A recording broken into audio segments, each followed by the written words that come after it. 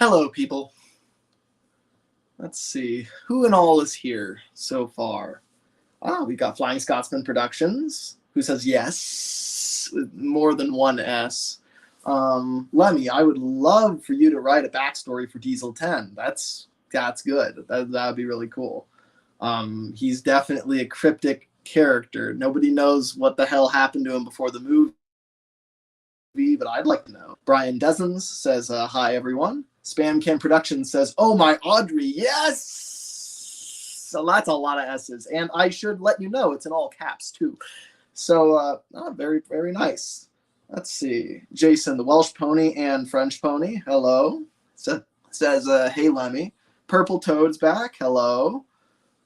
I'm saying hello, but also they're saying hello. So I'm just kind of combining them into one macro hello. J88 Production says, write a story about Thomas trying to shield Percy about the truth about their faces. That's interesting. I assume what you're saying there is Thomas knows what the nature of sentient trains is, but Percy doesn't, and Thomas doesn't want Percy to know because there's something morbid or grim about it. That's a really interesting idea. It would be cool for him to have a very dark backstory that turns him evil, says Flying Scotsman Productions. Of course, you're talking about the Diesel 10 pitch. Yeah, absolutely. Hey, what about a Tug story, says Sam. Insane Edward. Maybe. We'll see. It'll probably be a Thomas story to pander to the, general audience, because I'm sure most people here, everyone loves Tugs, but, everyone here is down for a Thomas story, I imagine. Let's see. Wow, this is going faster than I can read. Let's see. Will Thomas. Hey, Will, how's it going? I was thinking you should turn this story into an audio story once you're done. Dude, I haven't even written it yet. I am not making long-term plans, okay? But I appreciate that you have that much faith in the story that you're like, yeah, it should probably just become a whole video in and of itself. You're very sweet. So thank you, Will. Howdy, Lemmy, says Sudrian Shenanigans. Hello, howdy, partner. Fan of Hero says, it's very late for me, heading to bed soon, but just wanted to say hi. Hey, Fan of Hero, good to talk to you. Lemmy, it was a mistake letting suggest story ideas to you, says Adam, the Thomas theorist. Well, probably, yeah, but I've opened the floodgates now. So I'll keep getting suggestions here. William Politeski says, I was craving this live stream like I was pregnant. Whoa. Awesome. Glad you were craving it, Will. I hope I can provide. All right, let's see. Crane Productions 27. Please write a Harvey story. We need to develop my man more. Yeah, Harvey, there's a lot you could do with Harvey. He's really interesting. I'm going to try not to go on a whole Harvey tirade now because I should be writing the story, but I like him. Let's see. Hey there, bud, says Icicle Fazbear. Oh, how's it going? So I should probably explain what this is. I mean, I don't really need to. The title's kind of obvious, isn't it? But I want to write a story. I think I'll do it in script format because writing a story in novel format it looks nice when you're done with it, and it also feels like you don't have to do anything more with it. It's just a novel. You just read it and you're done, rather than producing it. But I write much faster in script format because when you're writing in novel format, you got to go, Thomas said this or Percy declared this, and you got to come up with all these synonyms for said and yelled and screamed and crooned and whatnot. All these, these verbs that really are just there so that you know what character's talking. And a script is literally just Thomas. Man, this whole thing is messed up.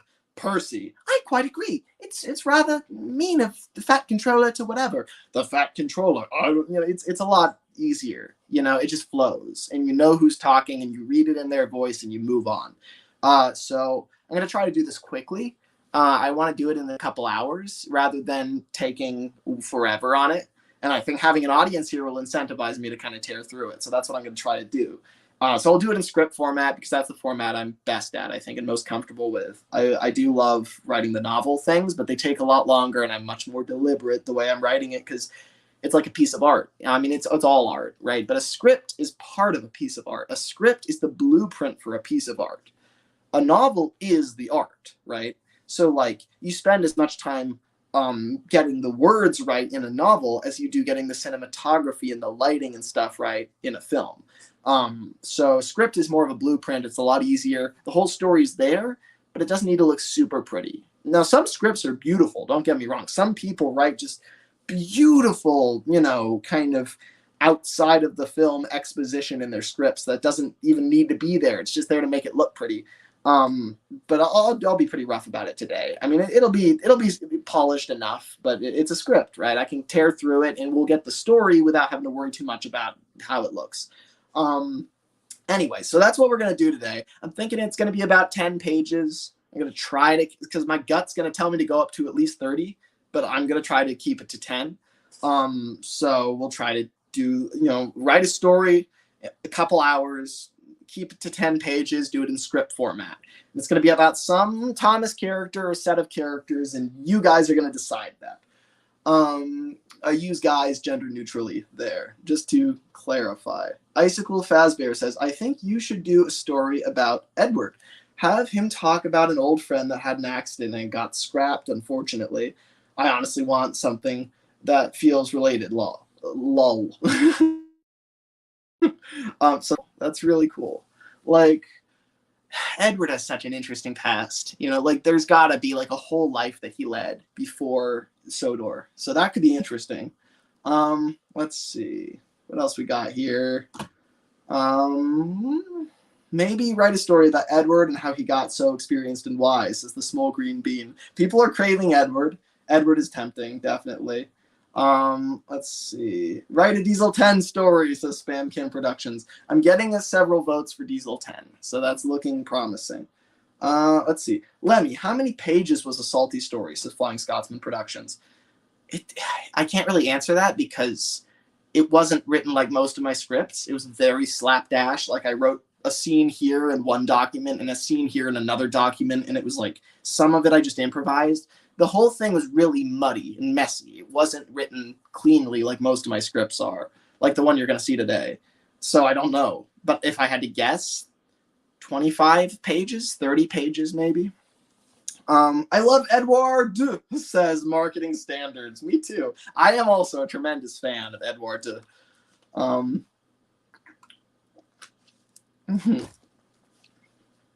Write a story where all the narrow gauge engines are there, says Useful Engine 11. Certainly could. Yeah, they're a great cast. They really are.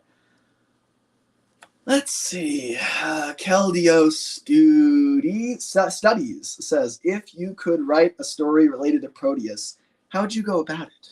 For me, it would be like Proteus is the actual Proteus from Greek myth and is the secret guardian of Sodor along with Lady. See, that's probably the approach I would take. Not that exactly, but like something mystical, right? A lot of people like to take a character like Lady or Proteus and turn them into like a very basic mining engine or something, and they retain the color and not much else. And to me, that's kind of, you could do that if you want, but I think the coolest thing about Lady and Proteus is that we get to explore the occult and the supernatural and magic. That's really cool to me. Some people don't want magic anywhere near Thomas. I love it. I really want to see magic near Thomas. I think that's really cool. I just don't like when it's used as a cheap explanation for things that don't need an explanation. Like, I don't think that you need magic in order to justify a franchise about talking trains. I think that's just a conceit. That's a basic conceit of the universe that you accept. But I think that, I like to see magic doing other things. Like, if there's a ghost train, that's cool. The fact that the ghost train can talk is just a rule of the universe. Nobody bats an eye at that. But the fact that it's a ghost train is cool, right? So I don't know. I think I like magic. Lemmy, I owe you music, says Jesse Ortiz. You owe me music. Do you owe me music? I owe you music. I don't remember what you're referencing here. Did you promise me music at some point? We'll talk. Anyway, so let's see. Lemmy, could you make it a Google Doc and give us viewing access so you don't have to share your screen? So I've got my screen right here. Can I do the thing? So here's my screen right here. I'm gonna do this while I'm writing it. However, that's actually an excellent idea. Yeah, because that a lot of people can follow along a lot easier. Because I was worried this was going to be too small. That is a very, very swell idea. All right. Let's see. Flying Scotsman Productions. If you don't mind sharing, what's your name? Like your proper, just your first name. Because I'm pretty sure I know which Flying Scotsman related person you are, and I'm familiar with you. But I just want to make sure. I also don't want to publicly name drop you if you're not cool with that. All right, let's see. Let me figure out how to do this. Share. Yes, I think I will share. Restricted. No, anyone with the link can be a viewer. That's right. Okay. Very nice. Very nice. Copy. Done. All right. Let's do this. So I got to pick a concept. Everybody, here's the link to the document itself. Yeah, my name is public. Seth. It is you, Seth. Okay. All right. Yeah, so I figured. I don't know how I tell all the Flying Scotsman people apart, but I guess I do. Exactly. I have so many ideas about Emily and the other GNR-related characters, says Malum. I love Emily and other GNR characters. I would love to do a story about the merger where you see how like maybe Emily meets Molly. I think that would be really cool. You know, it's like, oh, you know, you've got this really shy engine that's okay with the merging of the railways, and then this very regal grand queen who's been in charge of the GNR her whole life. And now all of a sudden the environment has changed in its entirety. And even tank engines don't respect her because they were built on another line. You know, it'd be rather interesting, I think, to see that play out. Let's see. Magic in Henry's Forest seems like it could be really interesting, says Truck of Fuel. Yeah, that could be interesting. Edward and Diesel 10 story where both are main characters, says Mr. W332. Yeah, that could be cool. So we're getting a lot of Harvey, we're getting a lot of Edward, we're getting a lot of Diesel 10. I think we could go somewhere with that. So we're gonna start the screen sharing stuff now, I think. There we are. All right, so where do we want to go with this? So I'm thinking that those are our characters. I'm thinking that we're going with Harvey, with Edward, and with Diesel 10. And I think that the goal here is going to be to explore Harvey's vulnerability, because that seems like the big thing about Harvey. And also to figure out why Diesel 10 has such a dark like disposition. You know, why does he hate steam engines? So I don't know. I think I'm gonna just go freestyle with this. I have my own theories about Diesel 10. I have a lot of different theories, but for today, let's just do something fun and different. You know, it's a bit like how I approach character gallery, where I don't necessarily like subscribe to every single idea we put out there, but I just kind of go with the flow and might end up making something better than what I already thought anyway. So how do we want to approach this?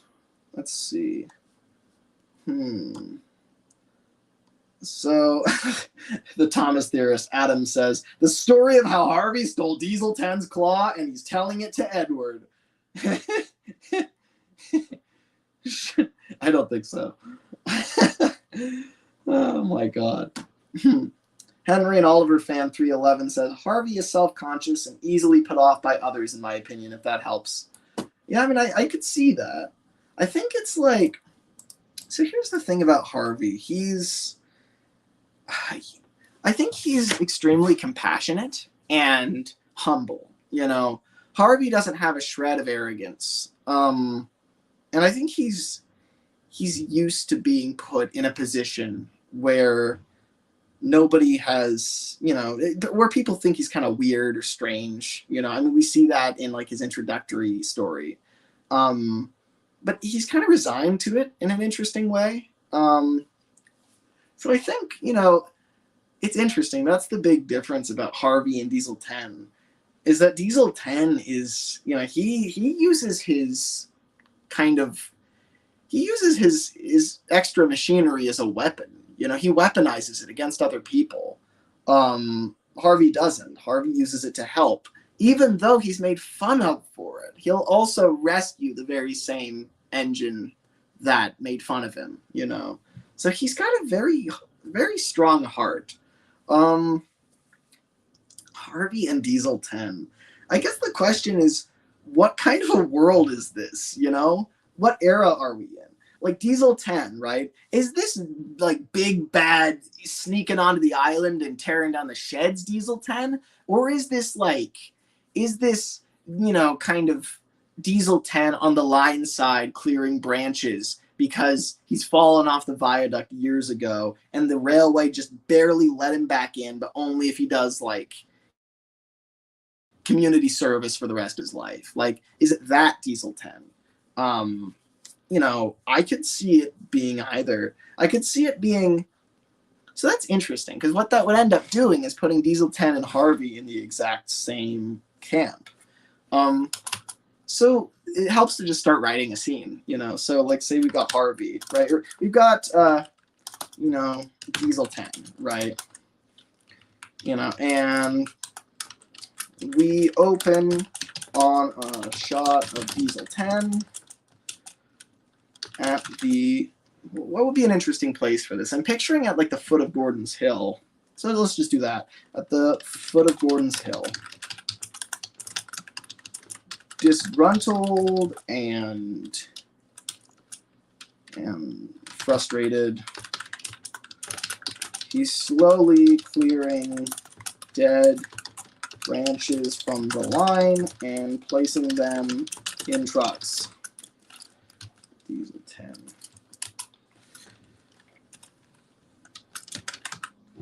Let's see, what kind of Diesel 10 do we have here? Because if it's a grand British Diesel 10, who has this sort of voice. Wretched, intolerable work. I can't stand it. Then I'll write him very differently. From this kind of Diesel 10. Oh God, this is a disaster. How did I get to be such a wimp? That I like that one better.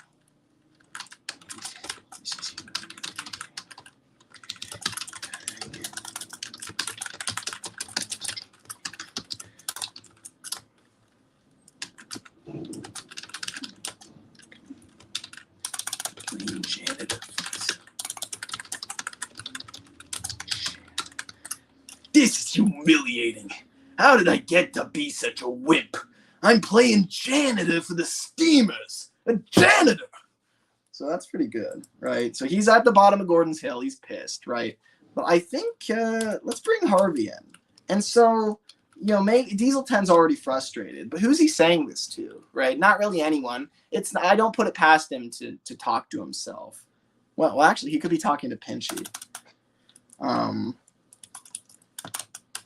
So, but I do think, what would be funny is if an engine roars by him, right?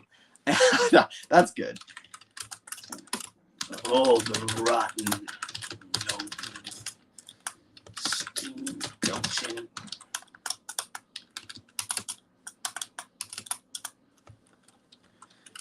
A few branches drop out his claw and onto the ground, right? He curses.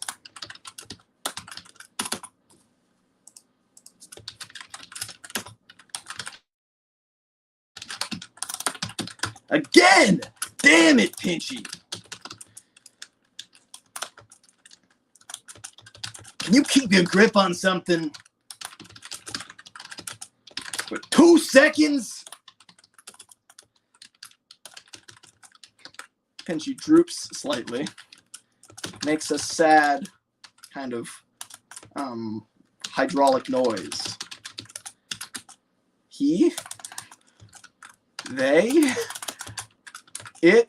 Pinchy almost seems to look at Diesel 10.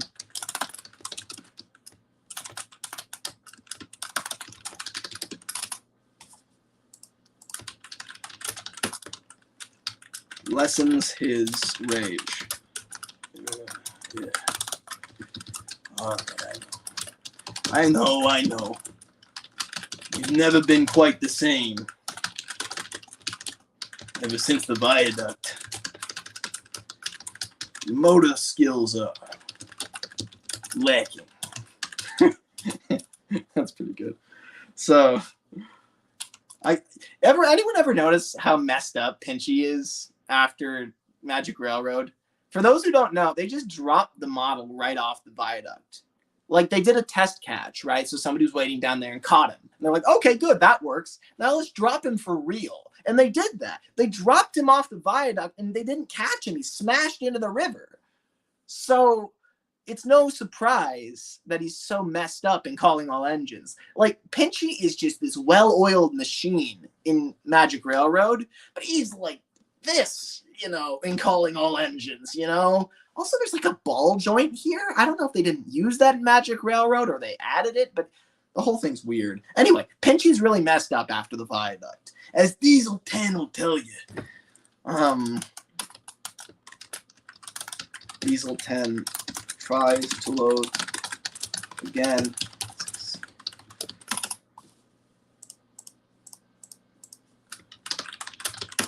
Aha! Finally! That does it. Now we can move on to... All of a sudden, Gordon roars past with the express, charging up the hill. Branches are swept out of the truck and into Diesel 10's face. He turns red with rage.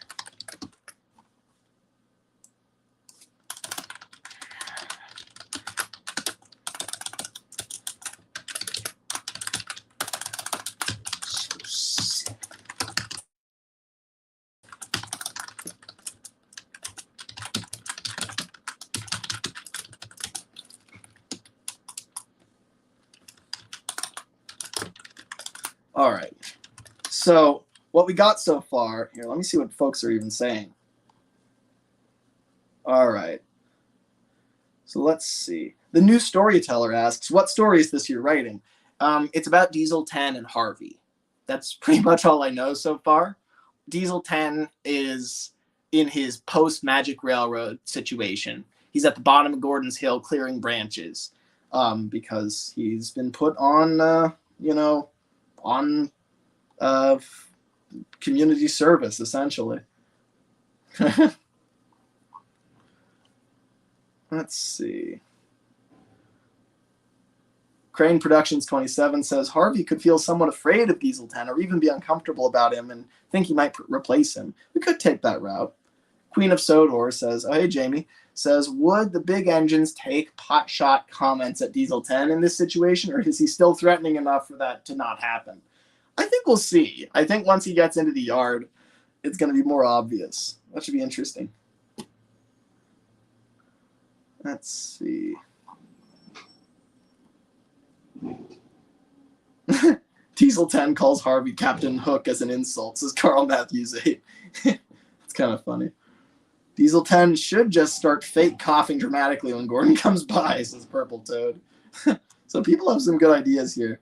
Lemmy, we need Pinchy to have eyes on the top of it, says the small green bean. No, we don't. We're not doing that. We're not doing that. It's such an interesting thing where Diesel 10 refers to Pinchy as something else. It's not part of him, but something else. He doesn't see Pinchy as part of him yet with him. Yeah, it is an interesting dynamic. Why, hello there, says Dustin, Rudy Productions. Hello, Dustin. So, God damn it. Fuck! Explain Diesel 10, says Will Thomas. God damn it, Will. So, yeah, we're doing good so far. Here, I'm going to read out what we got so far. So, this is our first scene it's looking like. So, we open on a shot of Diesel 10 at the foot of Gordon's Hill, disgruntled and frustrated. He's slowly clearing dead branches from the line and placing them in trucks. Of all the rotten, no good steam belching, and then a bunch of branches fall out of the claw, and he loses his grip. Again? Damn it, Pinchy. Can't you keep your grip on something for 2 seconds? And Pinchy just droops sadly. You know, he kind of makes a sad hydraulic noise. And then Diesel 10 feels bad. So he's like, ugh, all right, I know. You've never been quite the same ever since the viaduct. Your motor skills are lacking. And so he tries again, right? He picks up the branches and he finally gets them in the truck. Aha! Finally! That does it. Now we can move on to, but then all of a sudden, Gordon roars past with the express, charging up the hill, so the branches are swept out of the truck and into Diesel 10's face, right? And he just turns red with rage and he goes, I'm so sick of this gig. I can't take it anymore. How did I get to be such a wimp? I'm playing janitor for the steamers. The janitor. I think this is where Harvey comes in. And it's like, this is interesting. So,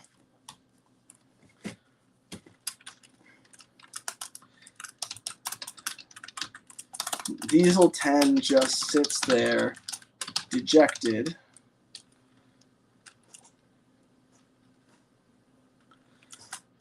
With his eyes closed and Pinchy lowered in shame. At this moment, Harvey slowly, at this moment, a steam engine approaches, slowly entering the frame. A large crane arm swings into view, and a metal hook grabs the branch that Diesel 10 has just dropped.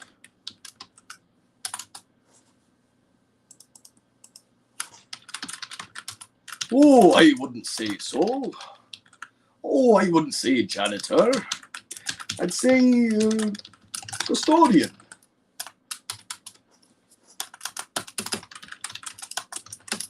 Eh? Diesel 10 looks up. There of him is Harvey. A strange-looking crane engine.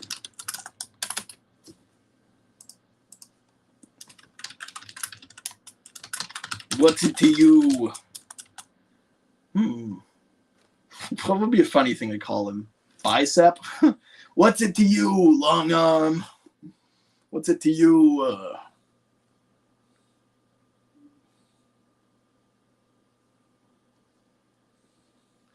Yeah, I don't know. He's got to have something.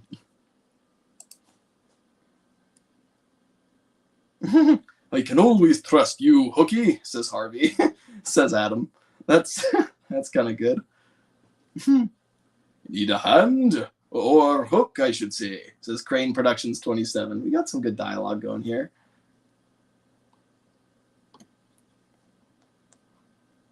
Fishing pole, says Brincey. Cranky poser, says Yogan O'Neill. Sorry for the mispronunciation, I'm sure. What's it to you, chain link? That's good, Purple Toad. I'm going to use that. Chain link.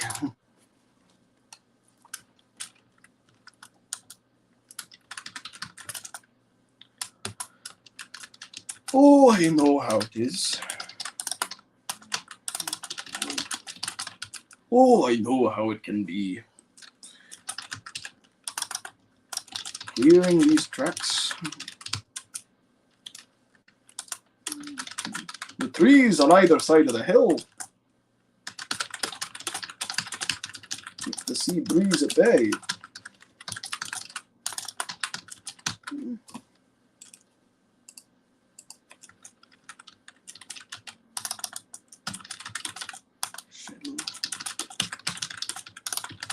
They should have a lot of branches too.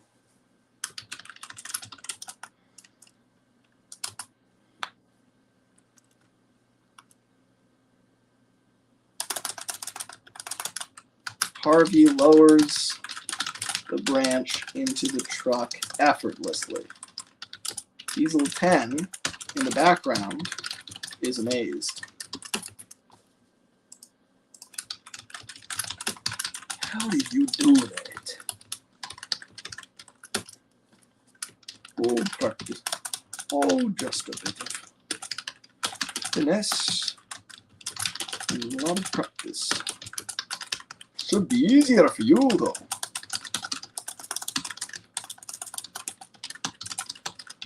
Oh, a cute pocket of yours.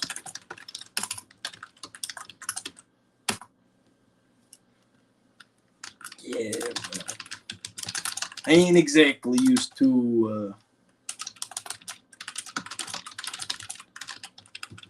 delicate work. This could be interesting. I think Harvey's showing Diesel 10 compassion. So maybe Harvey doesn't know anything about Diesel 10. Maybe he doesn't know what he's done. He just sees a frustrated Diesel at the bottom of the hill who he can relate to, right? And so maybe the other engines are going to warn Harvey about him in the next scene. I ain't exactly... So when he says, yeah, well, I ain't exactly used to doing delicate work. Oh? And what sort of work do you do then?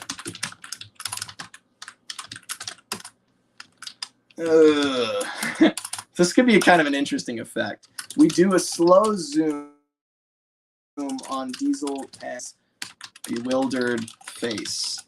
We slowly hear echoed sound effects of haunting screams and flickering flames.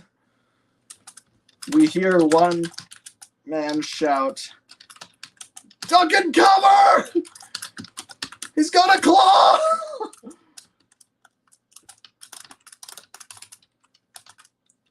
We cut back to normal. Diesel 10. Best effects stop. Diesel 10 grins awkwardly.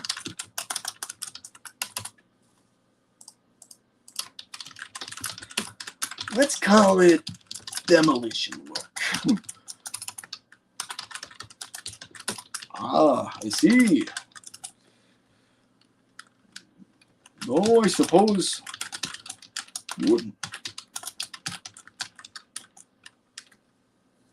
need my precision for that.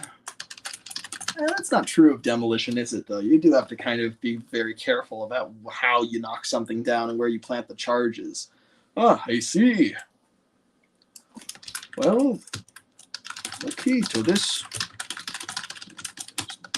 slowly and judge your movements carefully.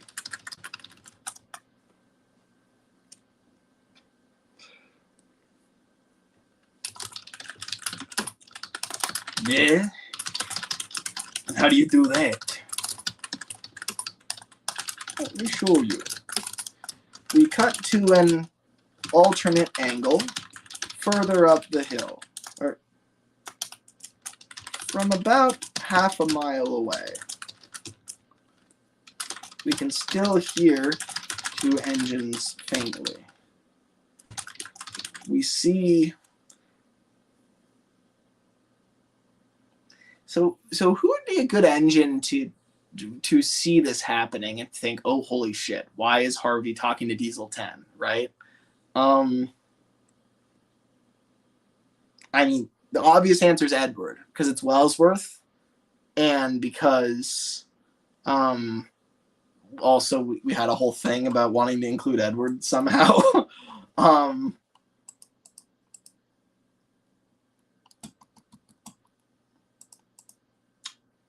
So let's go with Edward. But I don't know. I feel like there's somebody else more interesting that we could implement here. Like Edward, maybe Percy. Oh, says Mike Gorman. Oh, that's interesting. James is at the top of the hill, says Purple Toad. I did think about James. Boko, says Thomas Theorist. That does seem correct. Yeah, I think, like...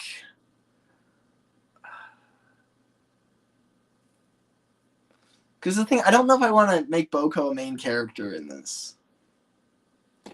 Because I feel like the judgmental nature of the sheds is going to come into play. And so I feel like it should be somebody higher in the hierarchy. Because Boko kind of has to, depending on the era, fight an uphill battle for being a diesel, which isn't really relevant here.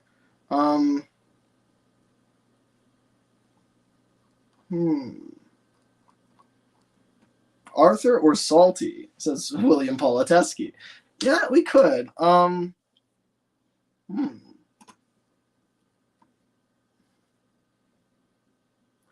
Salty does have a connection to Harvey already. No, because I'm thinking ahead. I'm starting to see the structure of the story. What happens here? So this is what happens from here on out in the story. So we've got Harvey encounters Diesel 10 at the bottom of the hill, and the two hit it off. And Diesel 10 seems like a nice guy. So Harvey, it gets spotted by one of the other engines, and when he comes back to say Tidmouth, he gets confronted by them. And they're like, "Were you talking to Diesel 10? Dude, why are you going anywhere near him? He's a villain, he's a threat to all of us." And Harvey's like, "Well, what makes you say that?" And they're like, "Well, he's dude, for fuck's sake, look at him. He's got this huge claw on his roof, he's a monster. He's tried to destroy us all countless times, all this stuff." And it just sounds kind of like too, like, very difficult to believe, right? And maybe what we need is okay, all right. So yeah, I think the thing is Harvey is not treated particularly well by the other engines, and it's because of his own crane arm. So he's kind of like, why you're just judging Diesel 10 based on that and nothing else, So he kind of takes a stand for him, and he's like, no, he didn't, you're just judging him based on how he looks, right? Is Harvey's perspective, and you kind of can't blame him because that's what they all do to him. And so it kind of forces Harvey to take a stand. That'd be kind of interesting.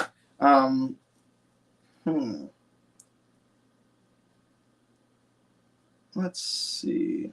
Oh yeah, that Bill and Ben, they'd gossip but be too afraid to say it in the moment, says Brendan Productions. Lemmy, I have a great idea for Diesel 10 for the reason why he's still here. He was basically sent to the scrapyard but was saved and given a second chance. Yeah, I mean that's Keldio's dude stuff. So Keldio. Apologies. Yeah, I mean I could definitely see something like that happening. But the thing about that is that's kind of assumed, right? Like, I mean, if he's here, right, then he has been given a second chance.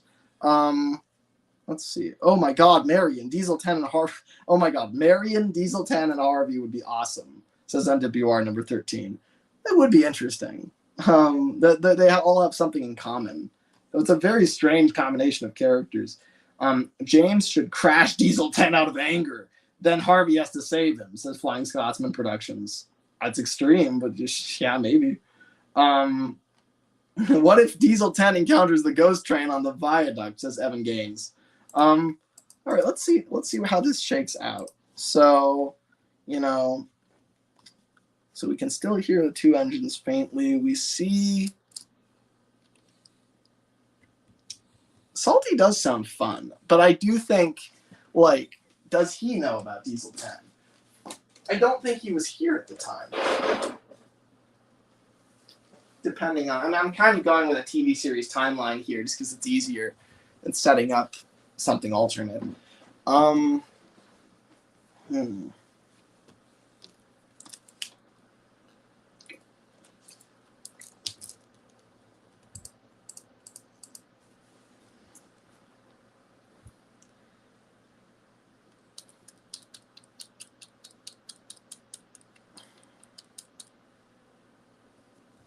Yeah, we'll just go with Edward for now, just because.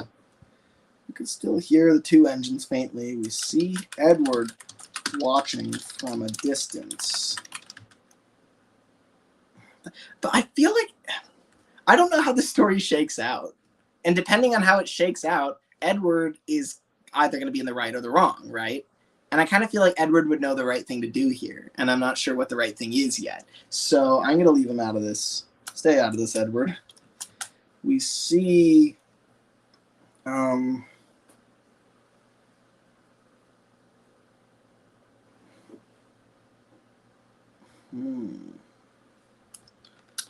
we see James. I think it has to be James.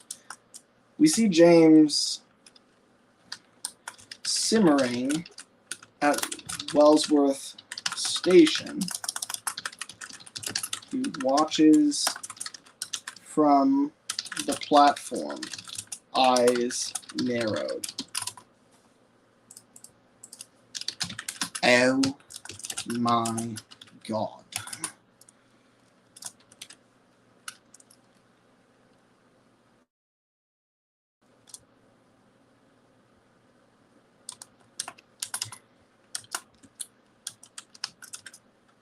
He backs into the station. He backs behind the station darkly, being eclipsed by the shadows.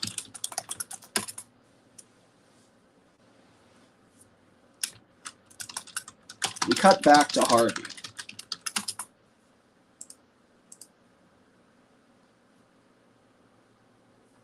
Here, I'm going to rapidly jump forward now. So, let's see. Harvey huffs into Tidmouth Yard. It's a busy and bustling place, and he looks a little intimidated.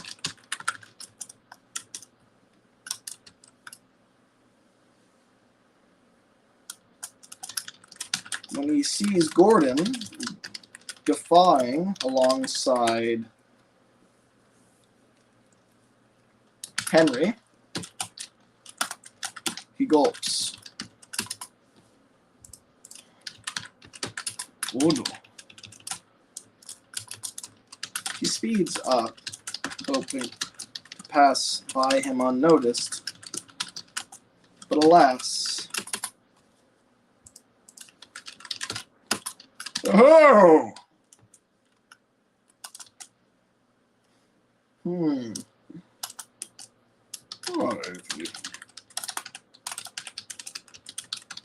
Why, if it isn't our little crane jokes is what we're making here. I mean, someone said fishing pole earlier. Oh, why, if it isn't our little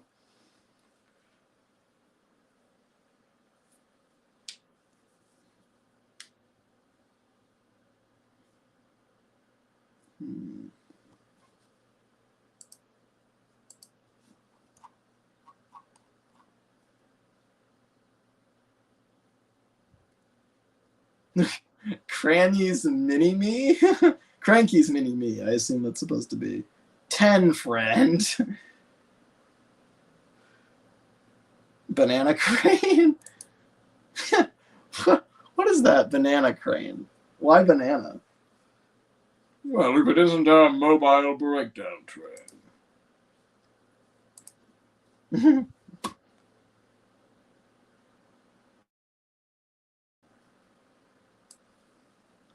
Let's see.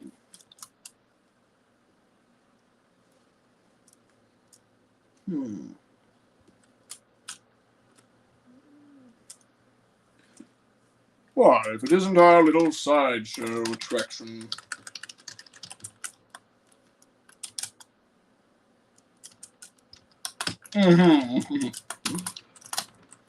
Both Henry and Gordon begin to chuckle.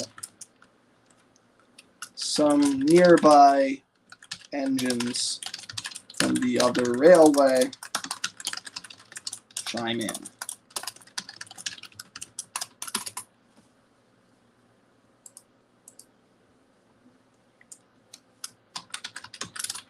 Awkwardly, laughs along with him.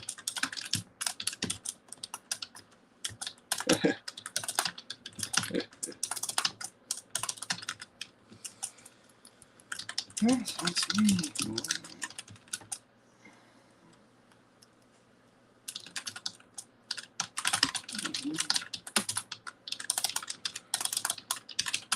You know, it is so generous. Oh, fat controller.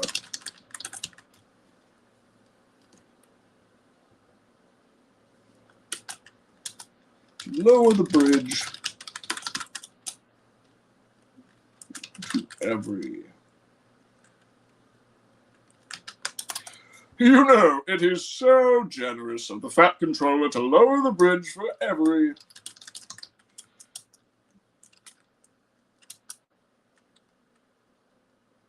Very desperate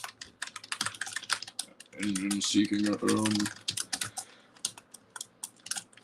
Well, I never realized what variety there is on the mainland. Did you? Other engines only chuckle and reaffirm it.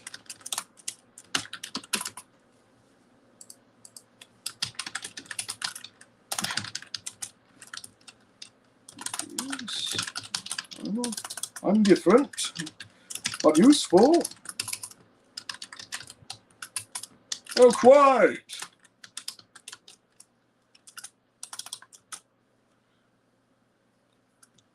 Speaking of which,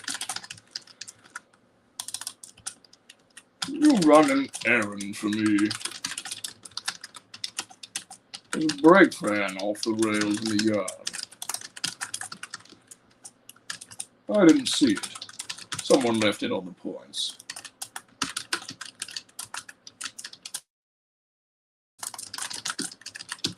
Could you?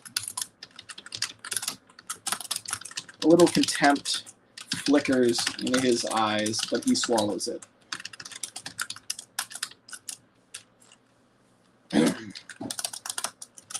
Sure. I'm on my way.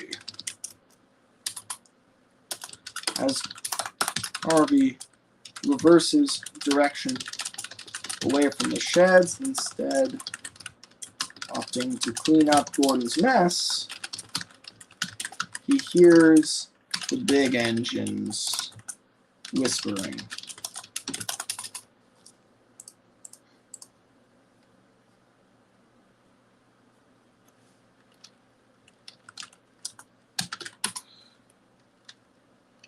He's an all right fellow.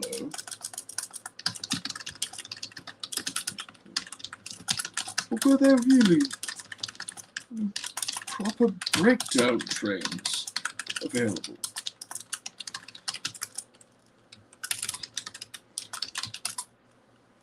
Who cares? He's good for a laugh.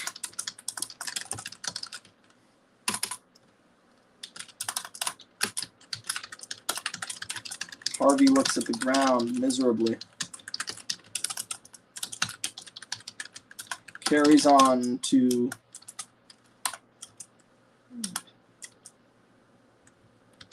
rescue the van. So that's sad. But I feel like we need to set that up.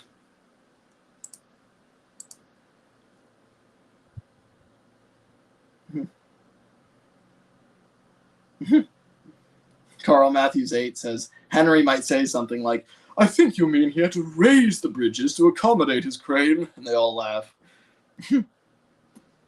That is good. That is good. I think what we have works, but that's good. Let's see. Caldeo Studies says, maybe Diesel 10 origin could be like Harvey's story, but more tragic and upset, and Ginty was Thomas, and Diesel 10 became the monster that the other engines wanted him to be, and Ginty leaves him. That's a lot. I mean, I'm sure that'd be great, but that's like a whole premise. J88 Productions. Harvey opens smokebox door, looks at Henry in the face. You say what, boy? You could just put him on the turntable. It's like right there. Carl Matthews 8 says, Lemmy, I've barely thought about Harvey for years and you're making me feel bad for him. Don't worry. Things will get better. Every desperate engine seeking a home. Oliver would be very offended, says NWR number 13. I think Gordon respects Oliver, but I do think also feels kind of good about himself. Like he thinks he's kind of doing these engines a favor by letting them on his island, when really he's just kind of like doing the bare minimum to keep them alive. So, you know, you'll see. You'll see how it goes. Oh, Jack's Trains. How's it going, Lemmy? It's good. It's quite good. We're watching a story right now. Let's see.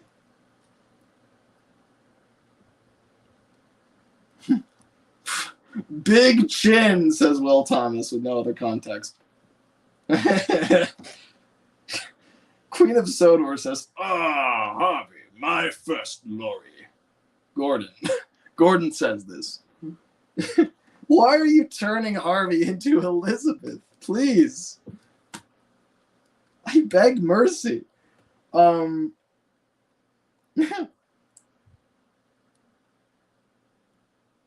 All right, so Harvey's not being treated very well.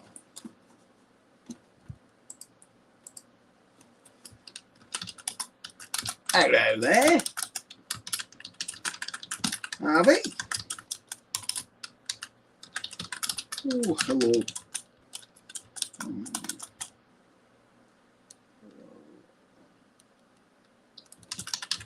It's like wood chocks, you know, like go under like a truck's wheels. Oh, hello, chocks.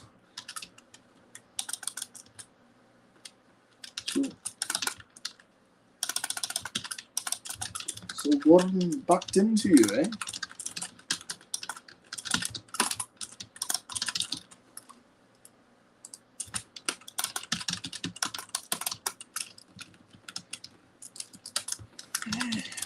Big bloke never looks where he's going.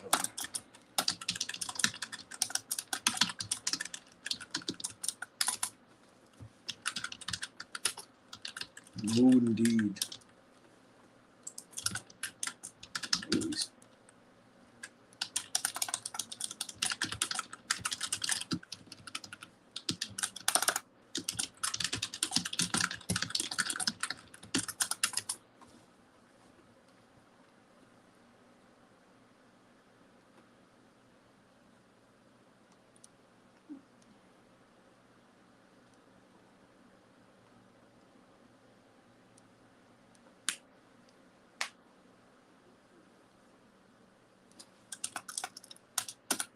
So I think that's a scene right there. I've been dividing scenes lately by doing like this. Just makes it easier for me to process.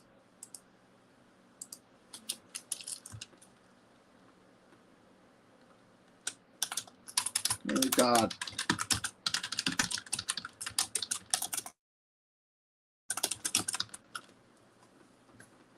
So there's that, and then there's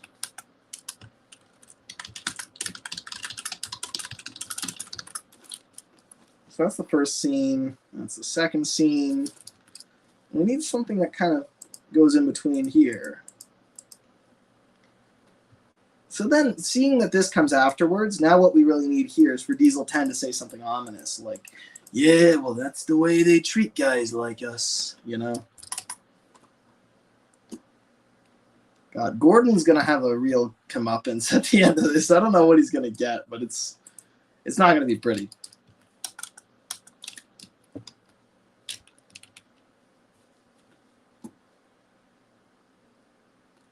Cut back to Harvey. Let's see.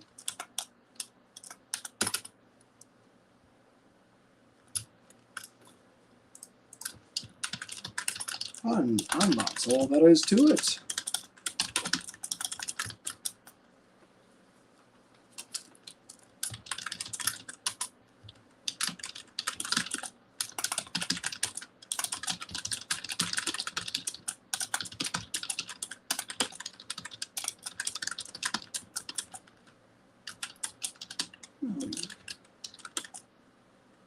You're pretty talented.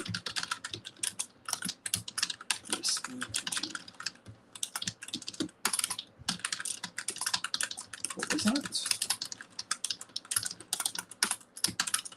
I said you're good at this.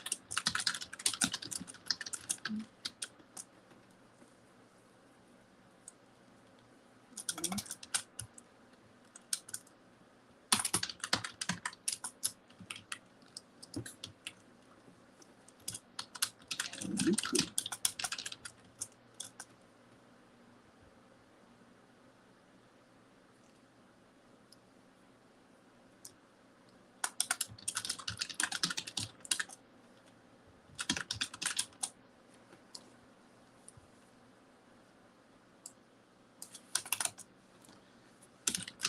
You must get a lot of respect. Oh, that's all there is to it. You know, you're pretty talented for a steam engine. What was that? I said you're good at this, bud. You must get a lot of respect for, well, your maintenance.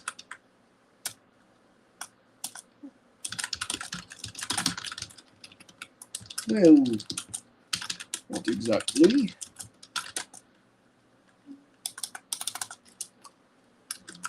Truth be told, a bit of a joke at the big station. A light bulb goes off in Diesel 10's cab. Goes on. Literally. So like the cab lights come on. The big station. They let you go to the big station.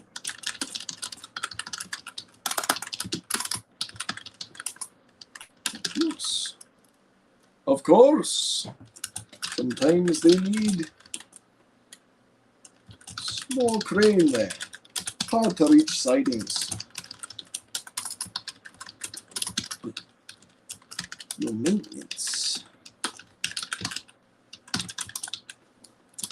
They don't let me anywhere near that place.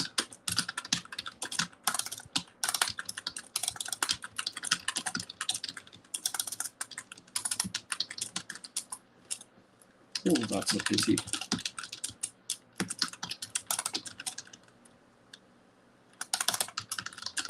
Maybe that's for the best.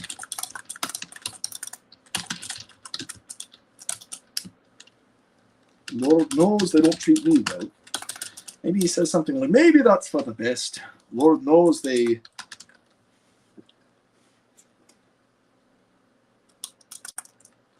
I don't fit in.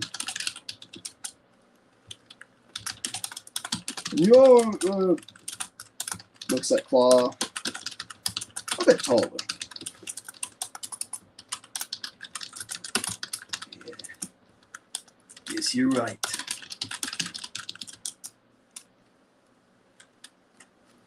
So I'm trying to figure out what direction this goes.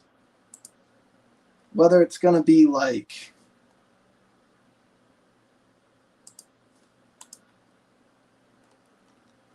Because there's a lot of directions we could go with this. Like, what's the main focus of this story? Is it that Harvey's going to, like, give Diesel 10, like, an in, and he's going to sneak him in, and then Diesel 10's going to cause havoc, and then he's going to realize the error of his ways? Or is it that, like, Diesel 10 is going to, like... I don't know. I'm trying to figure out, because I want to set it up.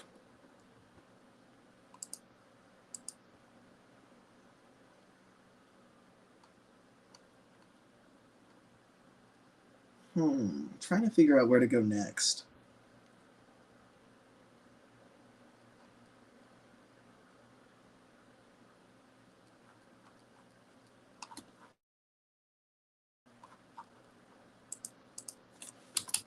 If we leap forward to another part of the story and then bridge it, you know, like we start with all this.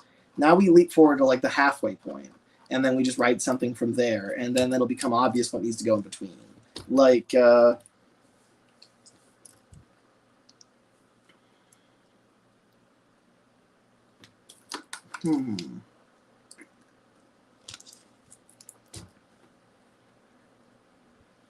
thinking, what could go down here?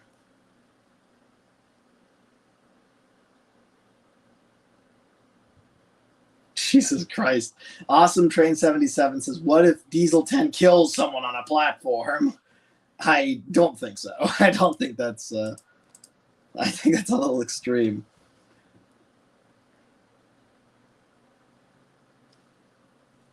I guess the question is how much of Diesel 10's past involves the claw?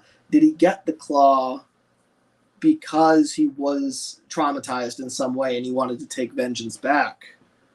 Or did he have the claw from day one and get made fun of for it? Perhaps one of those is Harvey's perspective and the other one isn't. I'm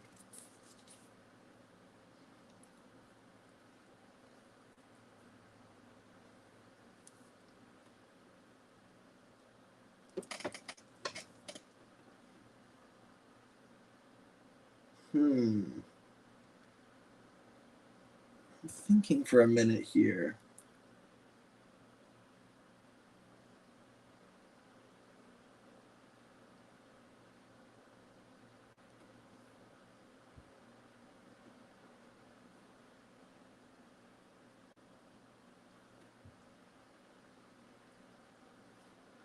Maybe the moral of the story is something like the claw doesn't make the man, man makes the claw, you know? Like Harvey is who he is because of his, his humility and his kindness and his courage, And Diesel 10 is who he is because he stuck a claw on his roof and thought he could control people that way. Like, it's interesting.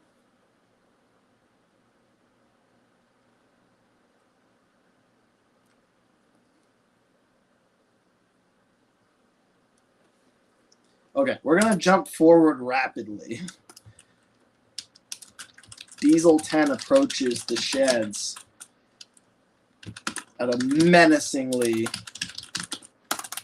slow but steady pace.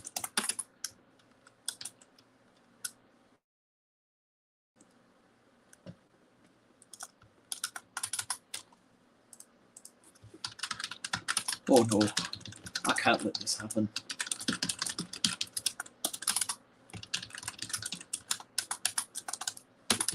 You punks thought you could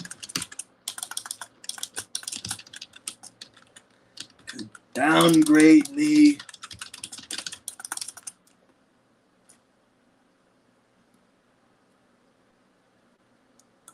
You punks thought you could downgrade me to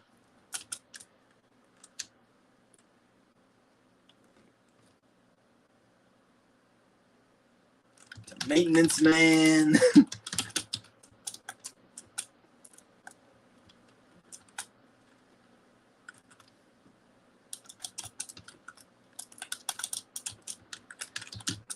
Think again.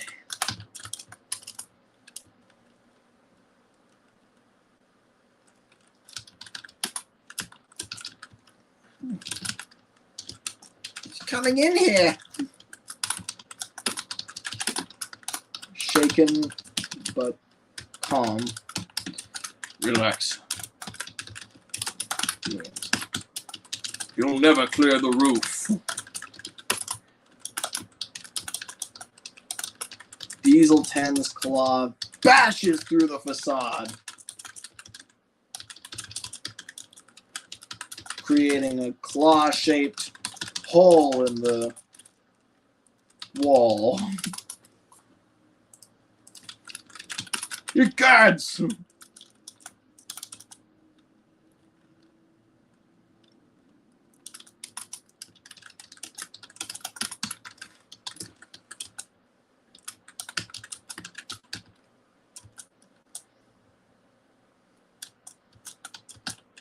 When I'm done here,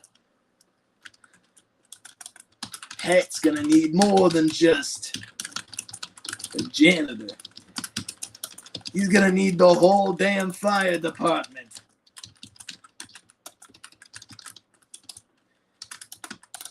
He swings his claw toward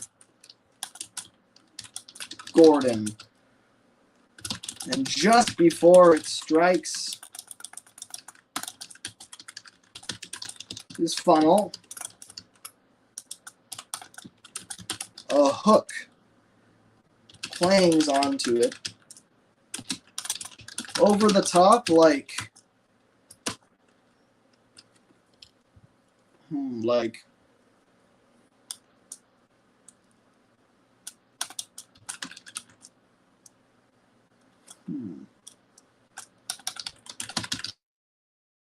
holds it open like a shark's mouth.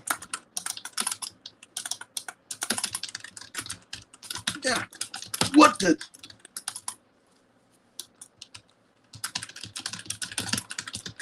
Spinning his wheels rapidly, trying to keep massive diesel back.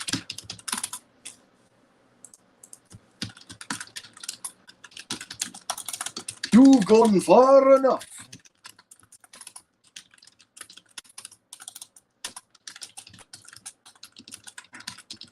Do this.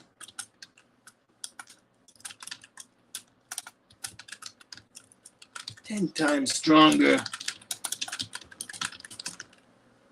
I'm 10 times stronger than you.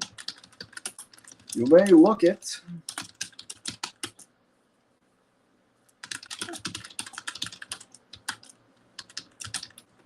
But that claw takes a lot of energy.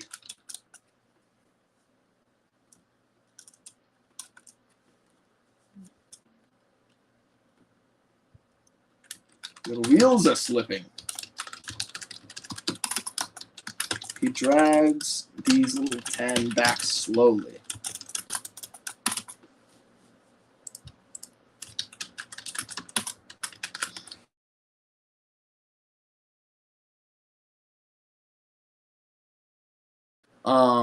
Okay. Wait!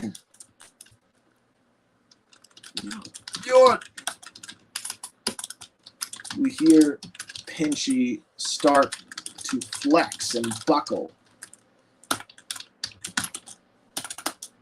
Bends in a strange way.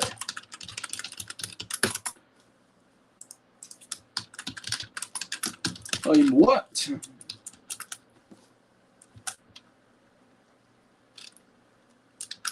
Twisting your arm.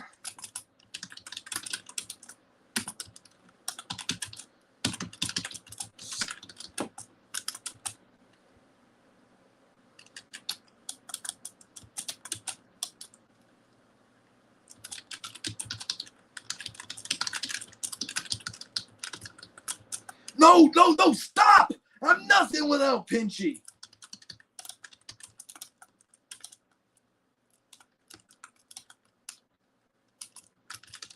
That's the difference between you and I.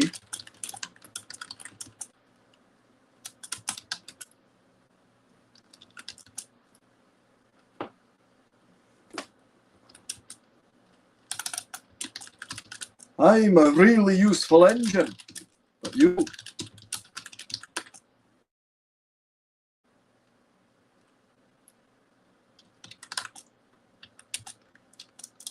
just a...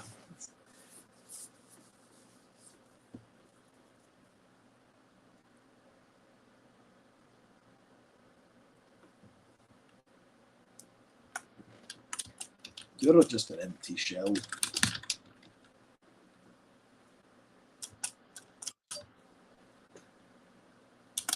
Hey.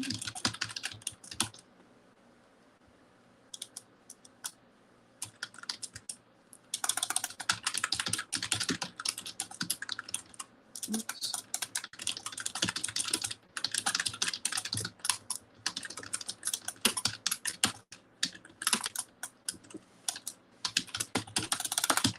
In a tremendous display of shooting hydraulic fluid and sparks, Pinchy breaks and is bent backward, horrendous angle. At last, poor Pinchy. It slumps over the side and drags on the ballast.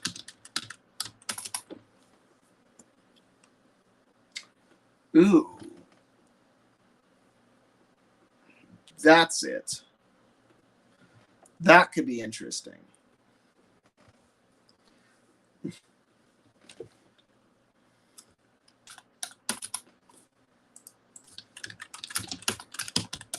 What if Diesel 10 and Pinchy have an abusive relationship?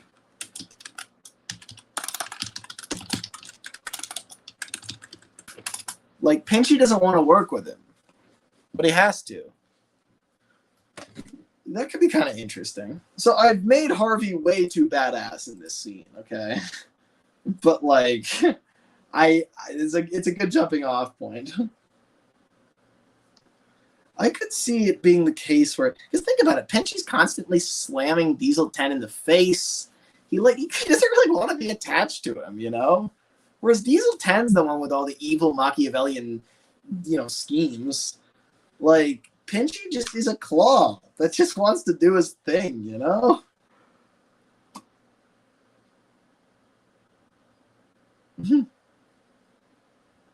Oh God, Caldio Diesel Studies says Diesel 10 says, "Stop! Don't hurt Pinchy. He's my only friend." That's true, but also he doesn't treat him very well at all.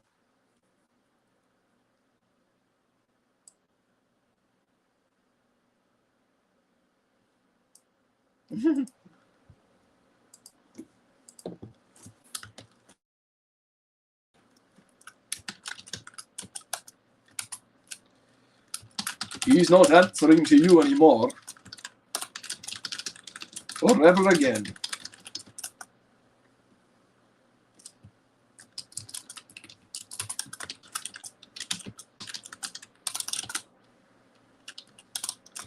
So I don't think I like the bigotry against Harvey angle. I don't know. I'm kind of sick of that. It's easy to write Gordon. Like, you need an asshole character. You put Gordon in there. It's so easy to do, right? But I don't know. It's not really fun to read. He's just kind of being a dick, and I don't like it. But I think what I'm starting to see is the structure of the story is Harvey meets Diesel 10. And then Harvey begins to recognize that the seemingly inanimate Pinchy is actually almost has a mind of his own. Harvey realizes Diesel 10 is sneaking out of the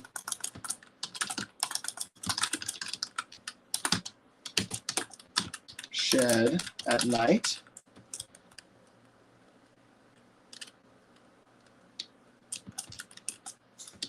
Pinchy, reluctant to help him,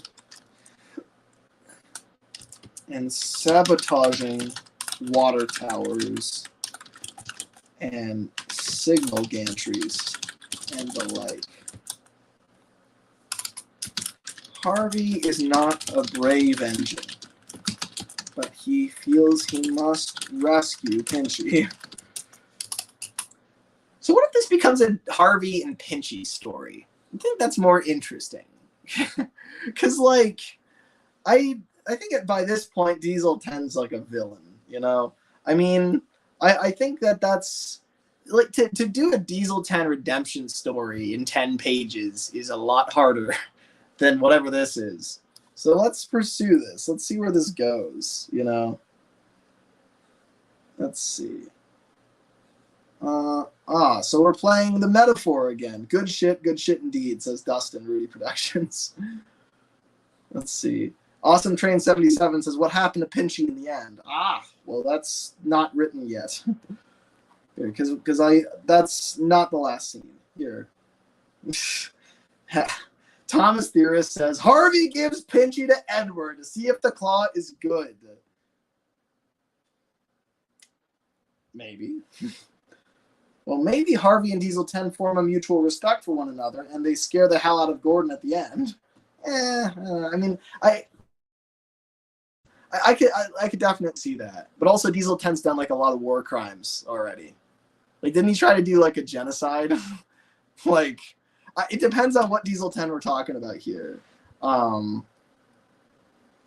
Yeah, I'm gonna say Diesel 10's a villain.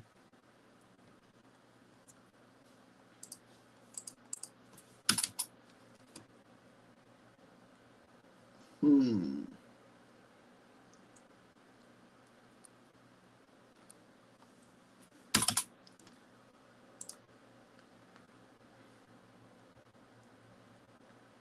What's the like central location for Works stuff? I feel like it's probably Wellsworth.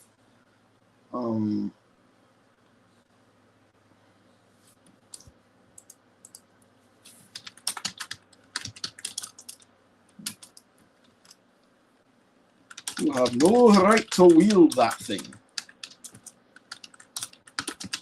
You have no right to wield that claw.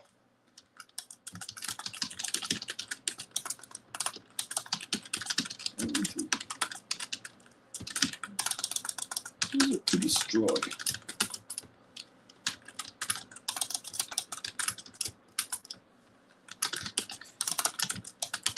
That's just what they told me.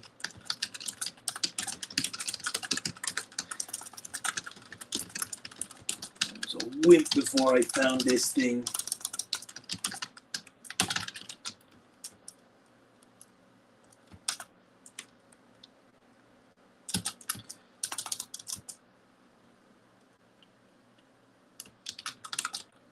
One slow loser in a sea of other diesels. And one day, I get sent up to this quarry.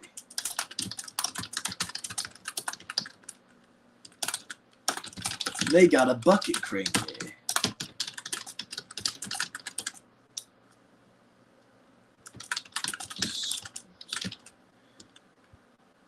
Okay, all right, we're going far back, folks. This is gonna get messy, all right? Everyone ready for this to get messy? It's gonna get really messy. All right.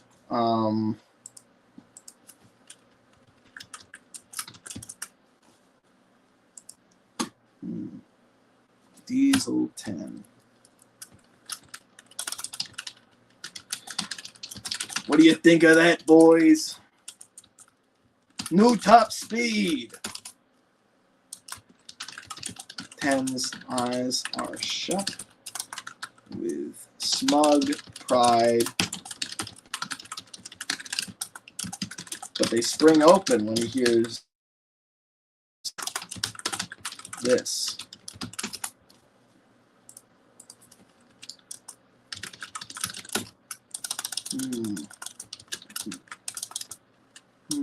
Warship 6, we'll say. Call him Pitbull. I know that's not the name of a warship, I don't think, but let's say other warship.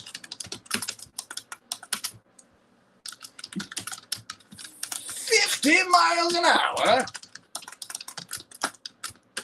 You take pride in that.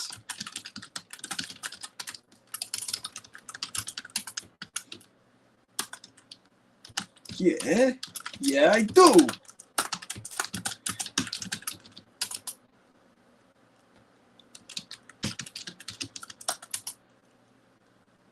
This could be very interesting indeed. All right, so we're back in the day, folks, okay? Back in the day. What do you think of that, boys? New top speed. So Diesel 10's eyes are shut with smug pride and self-satisfaction, but they spring open when he hears this. 50 miles an hour? You take pride in that? Yeah, I do.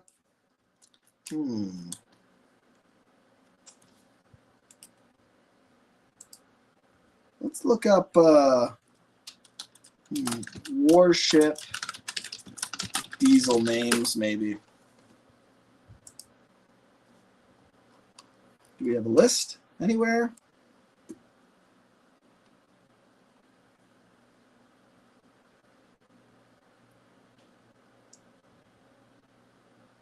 Zenith, High Flyer.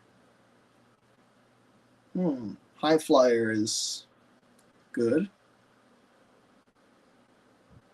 We're just grabbing random engines. I don't know of their significance or where they worked, but yeah. High Flyer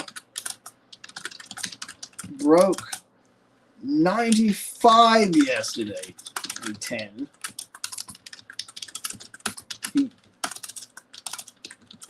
His face falls. What? There must be something wrong with your engine.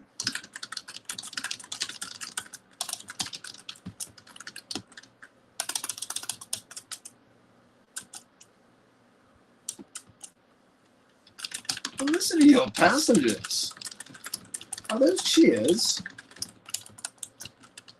Indeed, all the passengers are grumbling out of the carriages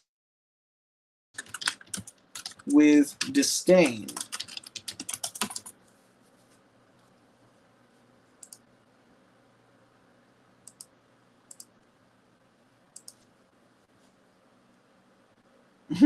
Rudy Productions says, I demand Onslaught make an appearance, lol.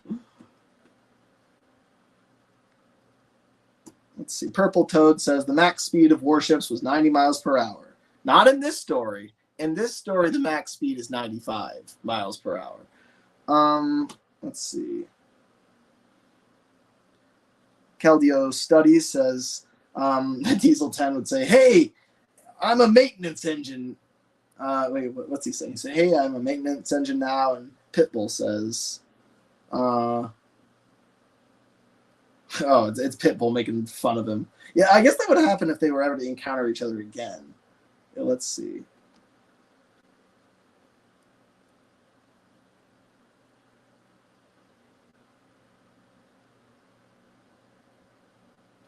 I remember Diesel 10 scaring me as a little kid, says Zemina and the Slashers. Yeah, me too. I think that's everybody.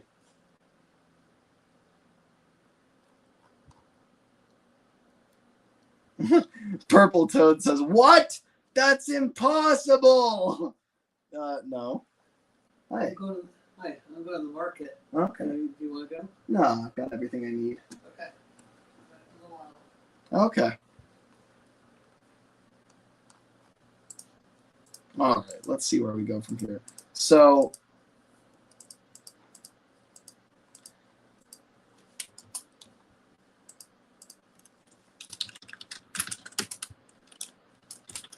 I had a pretty good clip.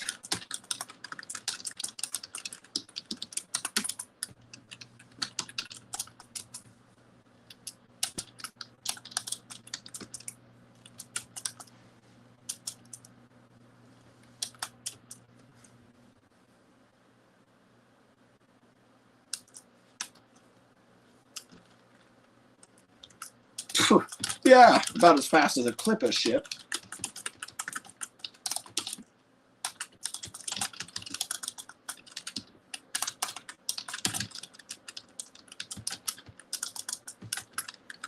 Well, you're only using wind power.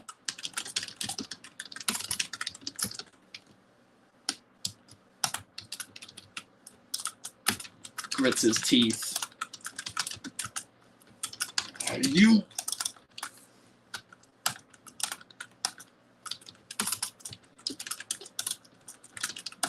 Pitbull pulls out of the station, and DM is seething.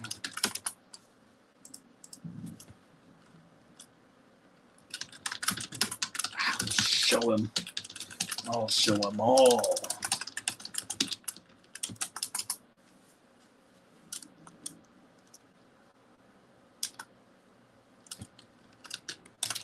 But he would never get his chance. Cut to the sheds with many different diesels, predominantly warships idling. The manager deals out jobs, and we see engines slowly exit until only Diesel 10 is left.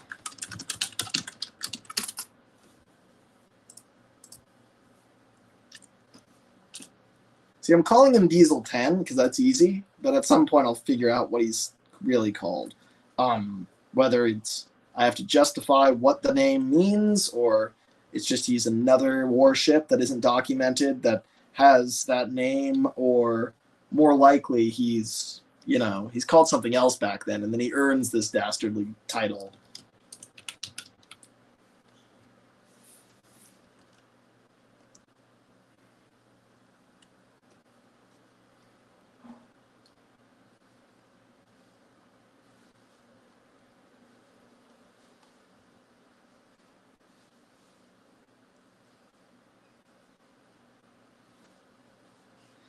I could see a scenario where he's trying to go faster on the main line, right? He's pushing 50, and you've got steam engines literally passing him, you know? Like, he's that slow. Like, he's just got some defect, right?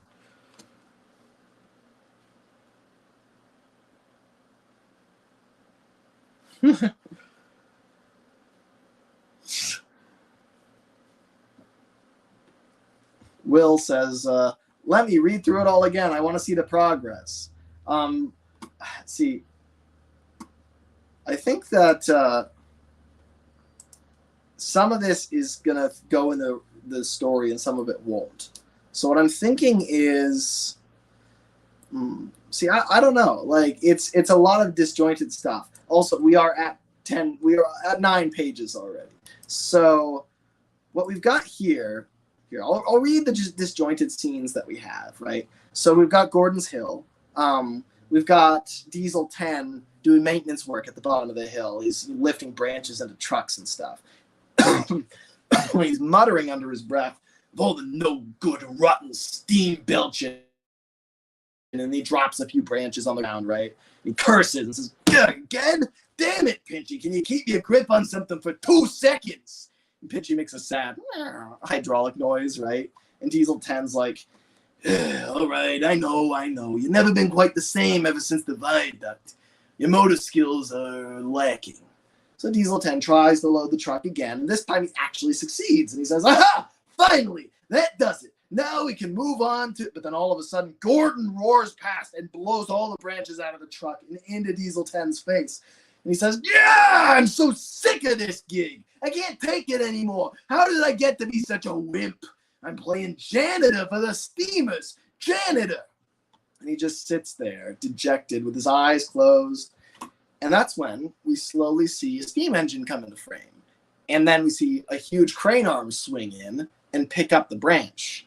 And it turns out to be Harvey. Oh, I wouldn't say janitor. I'd say custodian. Yeah? Diesel 10 looks up at him and he says, what's it to you, chain link?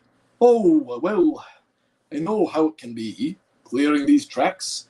The trees on either side of the hill keep the sea breeze at bay, but they shed a lot of branches too.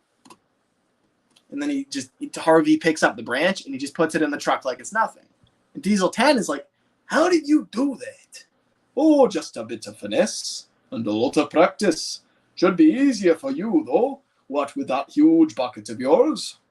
Yeah, well, I ain't exactly used to doing delicate work.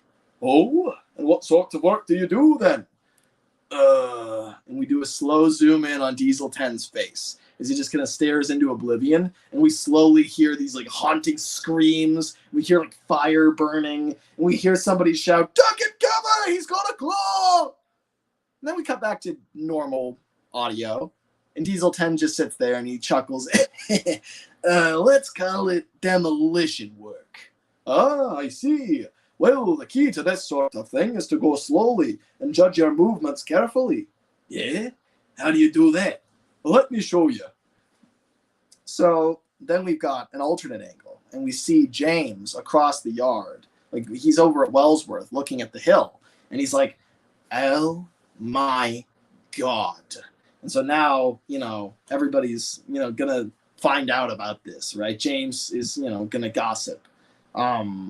So I think I want to get rid of the bigotry here. Take a good look, folks.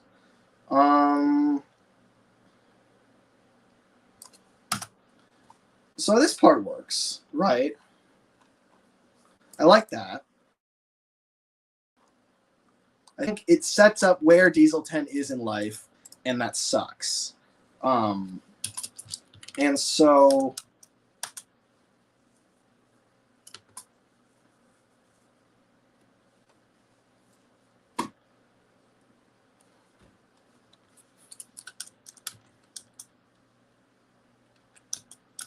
okay, so this is where we change trajectory. Diesel 10 almost gets the branch in the truck, but then it falls.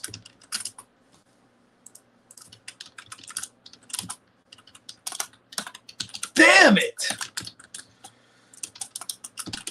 Can you hold steady?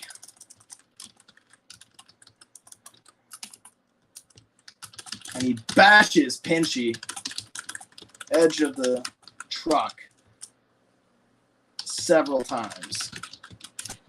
Harvey watches, a little disturbed,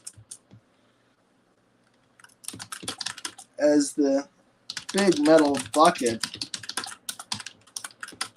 hits the, maybe not the truck, because the truck is going to be like, he's going to be reacting to this, right? So I think Harvey would feel worse for the truck than the bucket. Bashes Pinchy on into the bushes several times.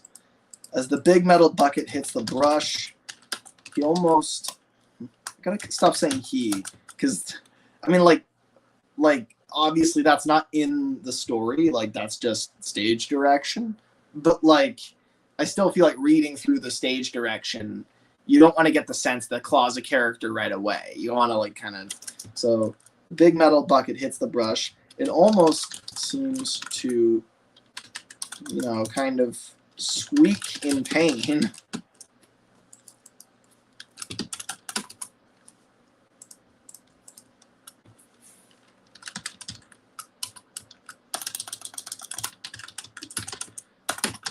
This ain't worth my time.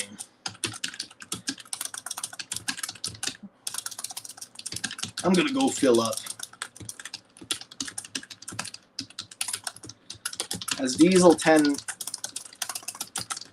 tries to leave, he finds that Pinchy is caught on the bushes.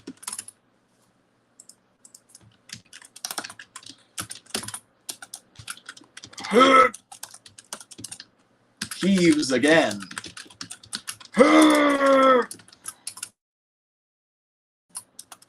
Tears Pinchy free, and the claw drags some bush with him.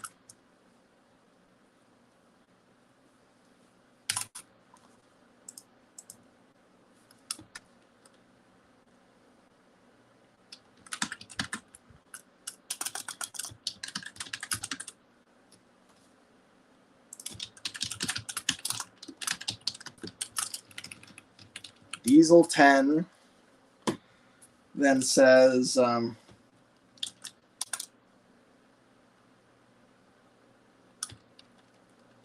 disobedient little bucket of bolts.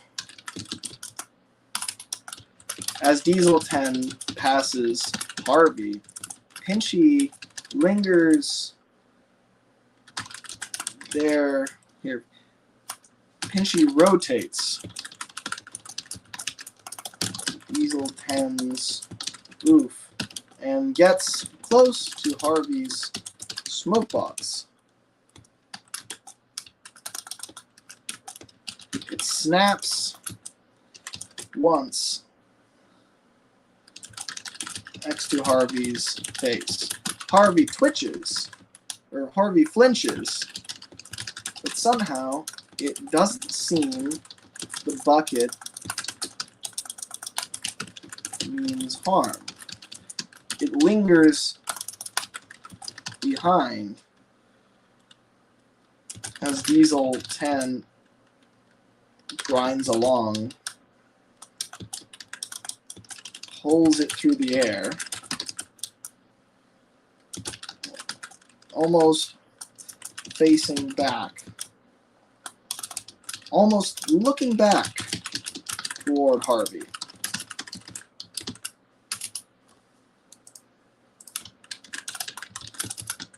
Stupid, defective thing. Harvey is left alone, looking rather conflicted.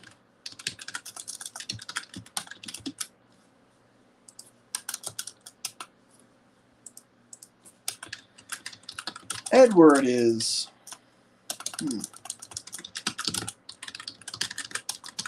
Resworth Station dead. Edward is idling at the platform,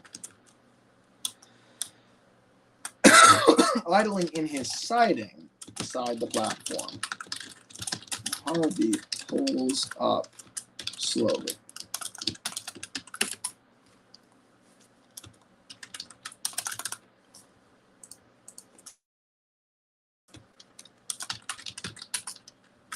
Edward.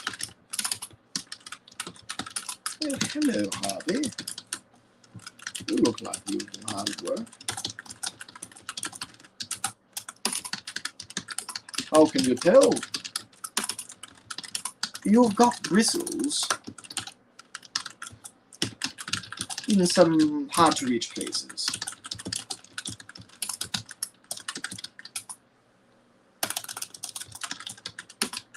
Oh, so I do.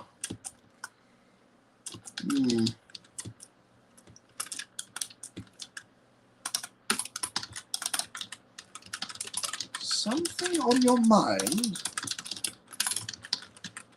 Well, Harvey looks across the yard.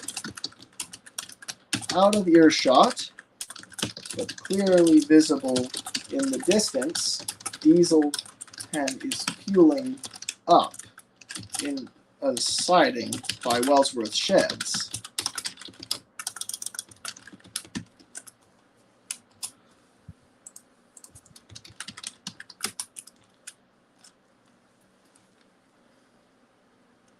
What do you know about...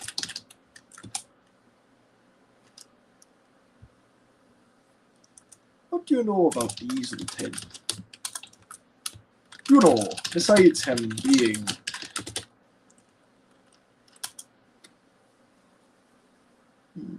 big, violent, steam engine hating diesel. I need to add a line in here.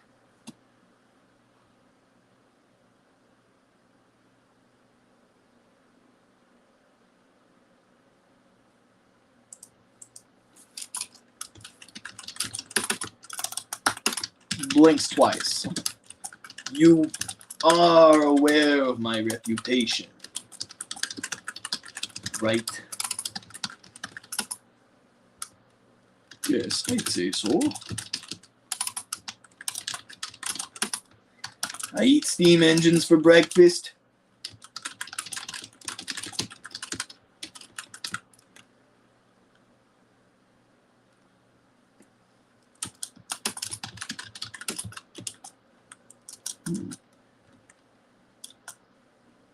And electric engines for dinner. And electric engines for dinner.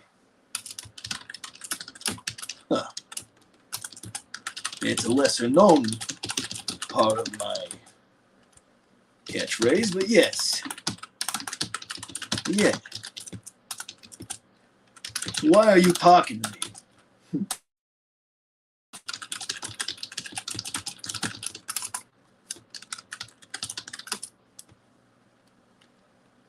You look to be struggling.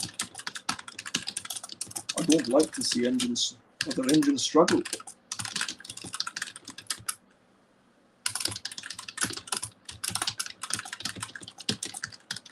In confusion. Weird. Harvey gets to work. So there we go. So this establishes that Harvey's aware that Diesel 10 is a dangerous, murderous character but he's just so incredibly tolerant that he just doesn't care. So let's see. All right.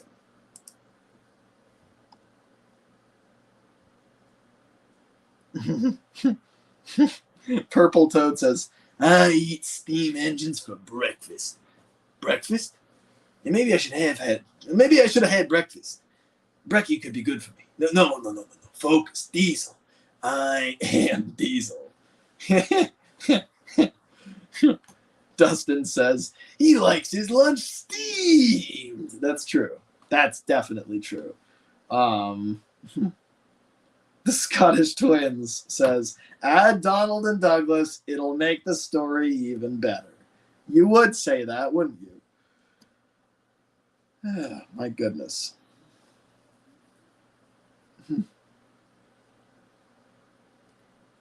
Zimina and the Slashers. I hope I'm saying that right. I'm saying the X is a Z because I don't know how else it would be pronounced. You're so damn good at these voice impressions. Well, thank you. I appreciate that. That's nice.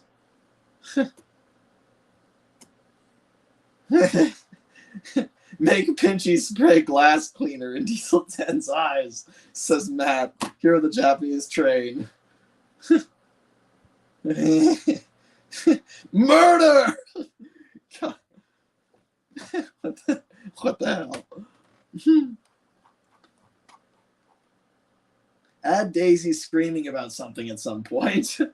Yeah, that could probably be done. A junction malfunction. All right. So then, so the way this whole thing works out then. Oh, I wouldn't say janitor. I'd say custodian. Eh? What's it to you, chain link? Oh, I know how it can be. Clearing these tracks, the trees on either side of the hill keep the sea breeze at bay, but they shed out of branches too. You are aware of my reputation, right? Yes, I'd say so. I eat steam engines for breakfast. And electric engines for dinner. Well, that's a lesser known part of my catchphrase, but yeah. So why are you talking to me then? You look to be struggling. I don't like other engines to struggle. Huh. Weird. But then Harvey lifts some branches perfectly into the truck, and Diesel 10 can't help but be amazed. And he says, how did you do that? Oh, just a bit of finesse. And a lot of practice. Should be easier for you, though. What with that huge bucket of yours? Yeah, well, I ain't used to doing delicate work. Oh? And what sort of work do you do, then? So this joke doesn't work anymore because I now am not making the story about Diesel 10 deceiving Harvey. So,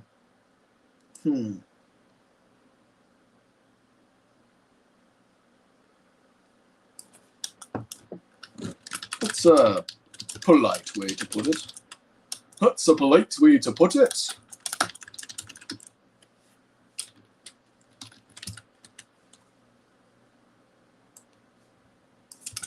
Delicate work. Too hard. Just go slowly and judge your movements carefully. yeah? And how do you do that? Well, let me show you. Diesel 10 almost gets the branch in the truck. Harvey lifts another branch. Successfully.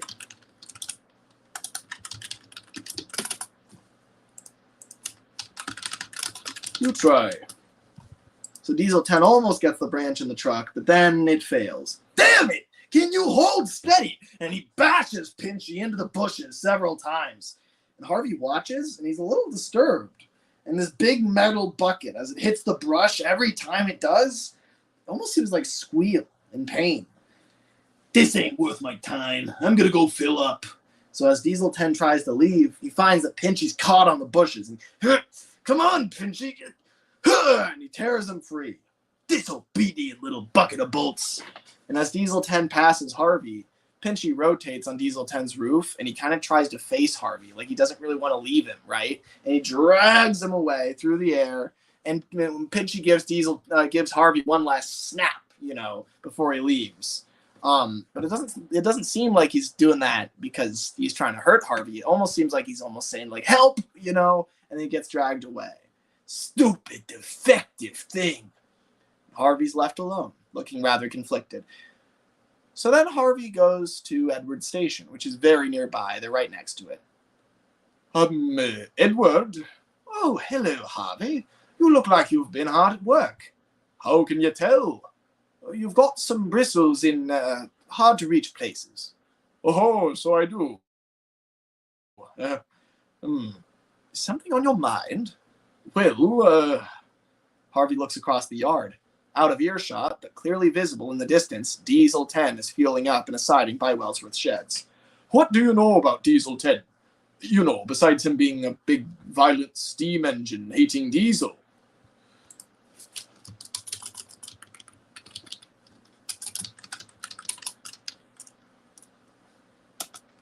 Oh, he's,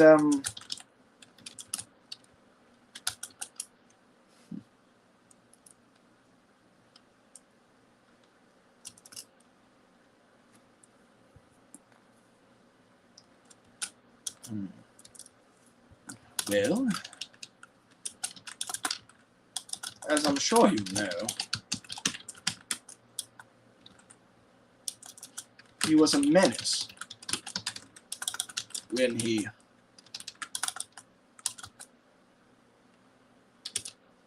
first arrived here. And even worse the second time.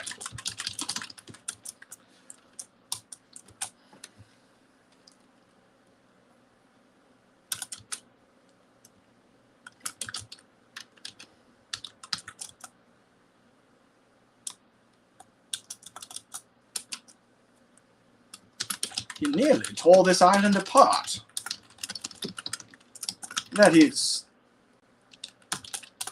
if not for Thomas dropping him off the viaduct. Oh my, holy hooks. Was that what happened? It was downplayed in the newspapers.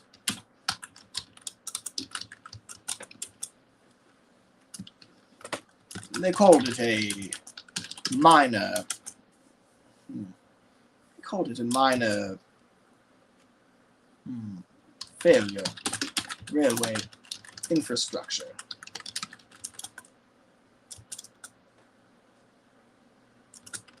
But in truth, it brought the whole viaduct down.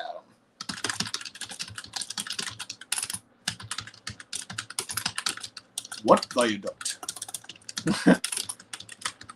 Exactly. There's a suspension bridge there now.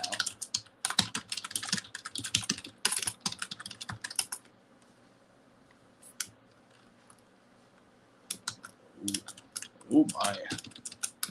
I knew Thomas was reckless, but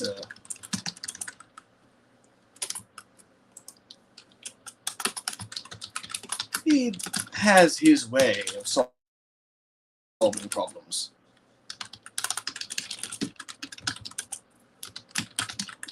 But when Diesel 10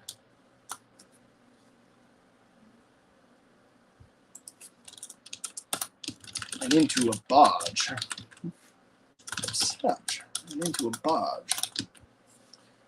he has his way of solving problems. And when Diesel 10 washed up on Sudrian shores again, I decided to suggest my way to the Fat Controller.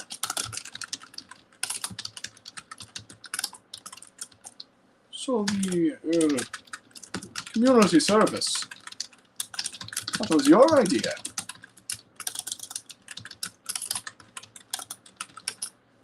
It's better we can keep an eye on him.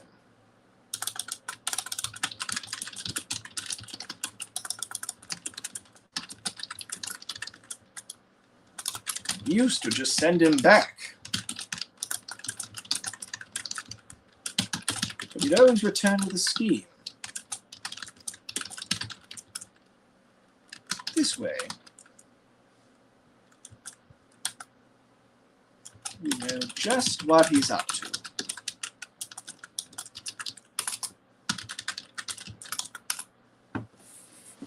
Right. If you don't mind, do you know what the claw is about? That I don't know.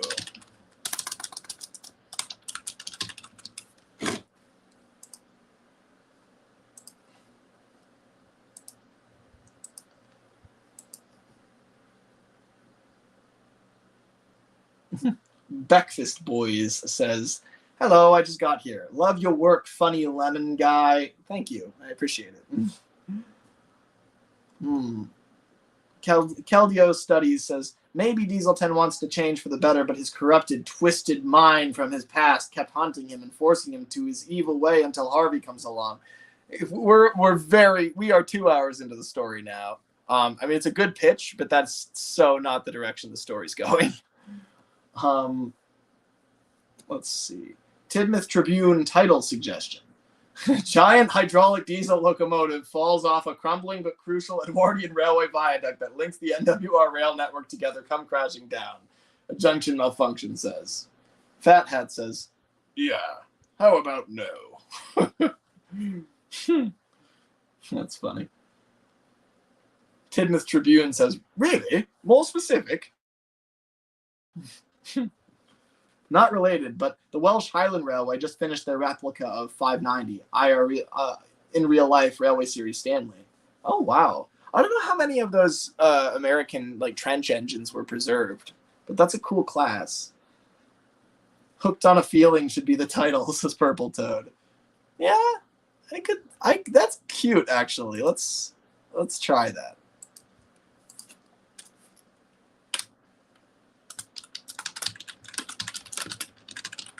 And the feeling Harvey has is that Pinchy is not as bad as the guy who operates him.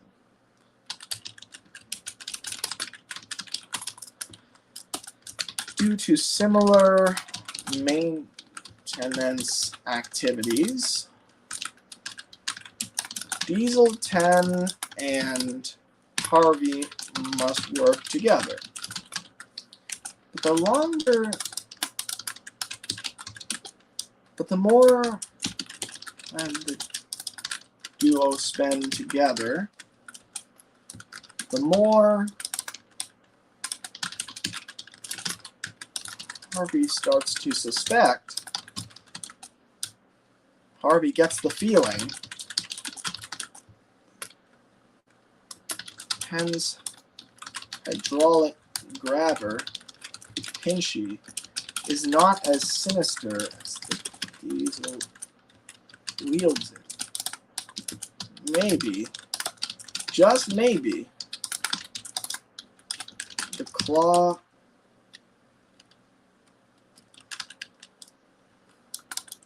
wants to be liberated. But is that even possible? So where I'm picturing the story ending up is several weeks later.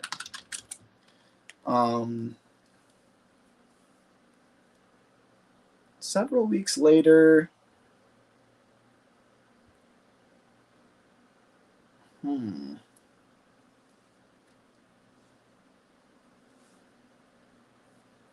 Croven's Gate works.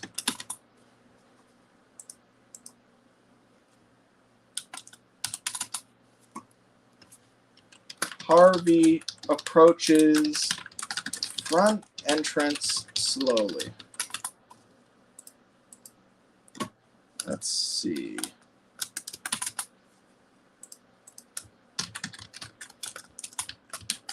Is he ready, Victor?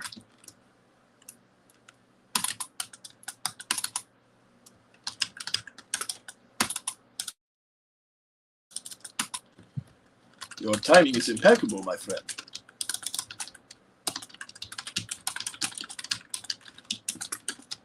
We just completed the conversion.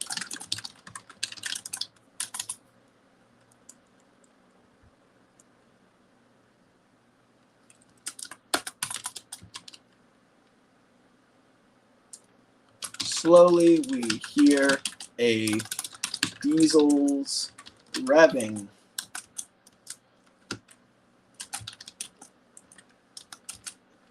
You see that the works diesel is coming into view. Behind him, we see a strange piece of railway equipment.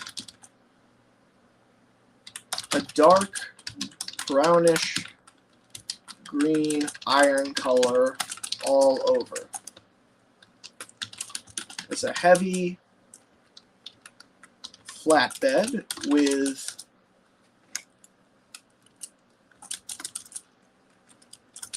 cables and all over it, and several fuel tanks.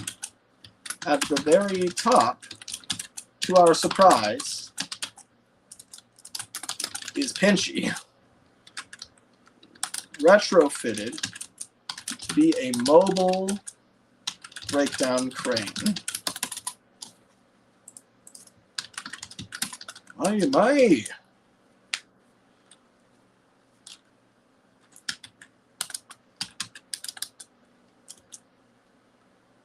I didn't believe. I admit, I doubted you could do it.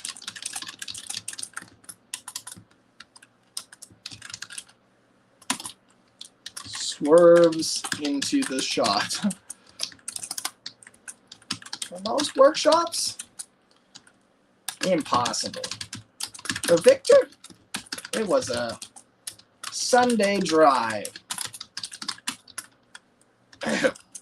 We did the best we could.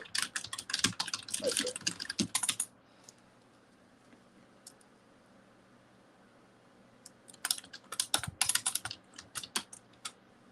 We see the workmen all gathering around the fierce-looking contraption. They look intimidated.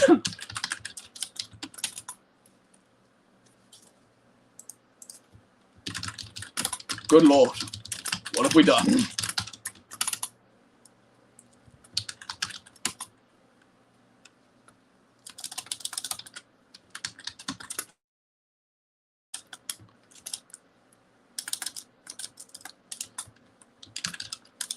Pinchy droops slightly, looking saddened.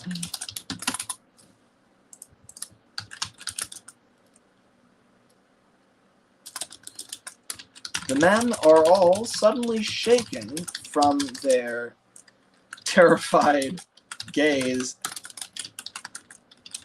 at the claw when they hear Kevin smash onto his side in the works. Ouch!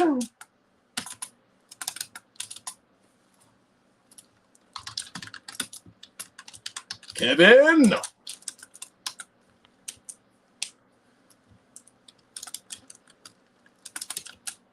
What's something funny he could say? It's like, Please tell me. Didn't drop the...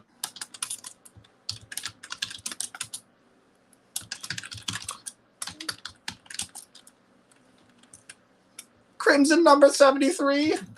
Yeah, all of it.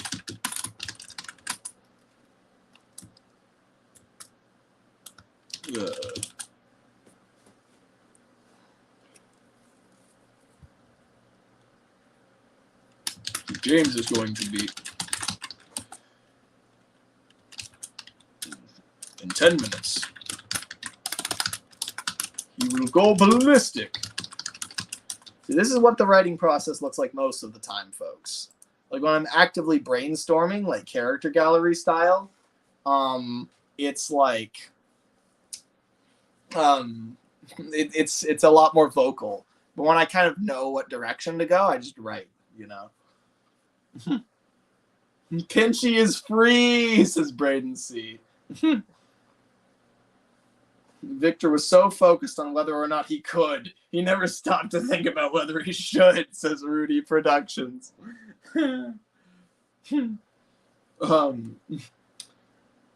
Let's see, someone said something interesting, but I've now lost it entirely. Oh, NWR Tank Engine said, is this canon to your world, Lemmy? I don't really write that way. I mean, it's like, I get you could make most things canon to each other, but like, I mean, I'd say no. I mean, I like my world's pretty important to me, right? So I only started this 2 hours ago. I need to spend a little longer on something than 2 hours to like totally change the direction of a major character like this. So no, but it is if you want it to be. Like, there's no reason you couldn't watch this and watch Salty's story and say they were canon to each other. You could. I wouldn't personally, but also like I don't even think of Salty's story being canon to like Pacific's or Iron Horse or all that. It's all kind of like the only stuff that's canon to each other are the things that are produced in the same style, right? Like if I had my way, I'd produce everything in the same style. But I just have my attention span is too short, so I end up changing things up. And sometimes the only way to free yourself of the responsibilities of an old style is to start a totally new one. And part of that is giving up on the stories of it and starting new stories. So, no, I wouldn't say this is canon to anything in particular. But it's quaint. It's a good illustration of how I write stories. You can see, for instance, that we've got the first scene and we've got what's probably the last scene here. I don't know what the whole fight scene is. That probably will get cut. The whole, the whole thing about like Harvey and Diesel 10 duking it out at Timna's sheds, that's a little too close to Red Rail invading. I like the idea of flashing back to Diesel 10 first meeting Pinchy. I think that's cool. So that'll probably go in there somewhere. Maybe at the end, Harvey gets his own claw and Pinchy is fully repaired. Gets his own claw! Oh my god.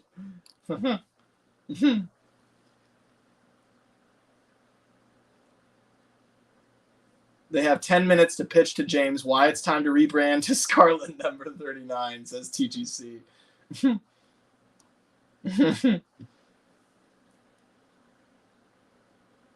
Kevin, oh, and I dropped the Crimson number 73 all over Daisy's makeup, says a junction malfunction. That's catastrophic. That's bad.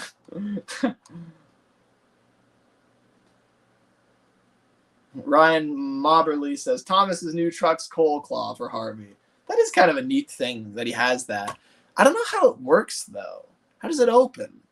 Like, is it? See, I could see maybe manually you open it, right? Like you have some chain or some rod that like several men get together and pull on or something.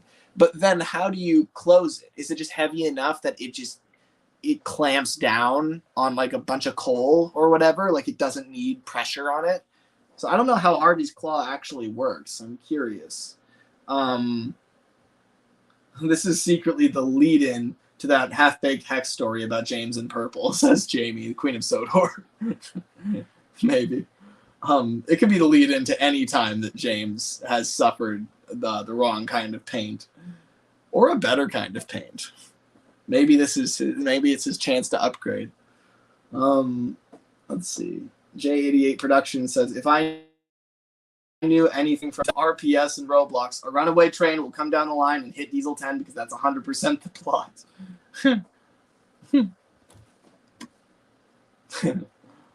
Oh my god.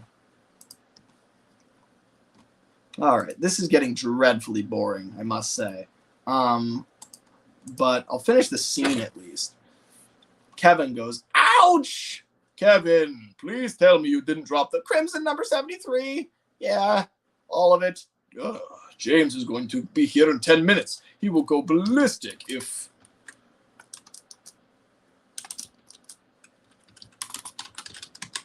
Well, I see an opportunity.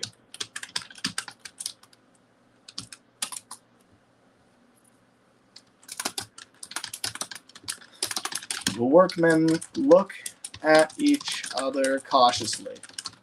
Then, one especially brave one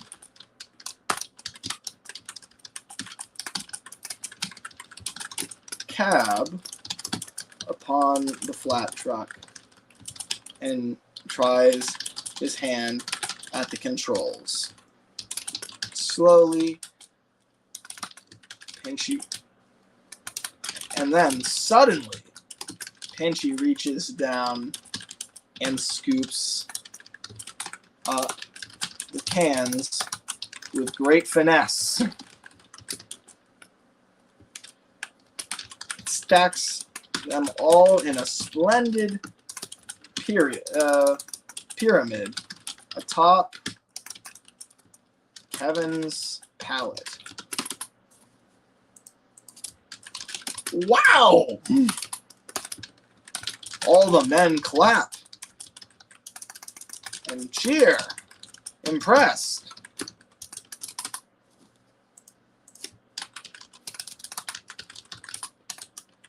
Well, that's more praise than Diesel 10 ever got. Hey, Pinchy.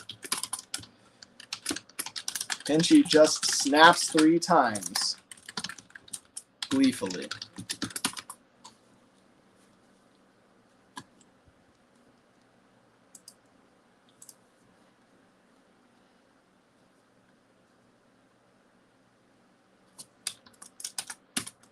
So this is like nuts, right?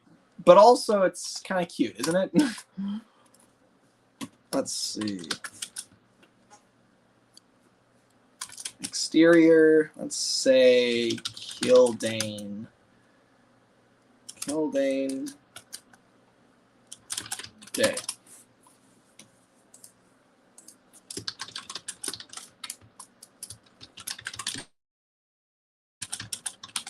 Shuffling slowly back and forth, shunting wagons in the sidings. I wasn't built for this. Just to be out there. I'm supposed to be out there giving the steamers a run for their money.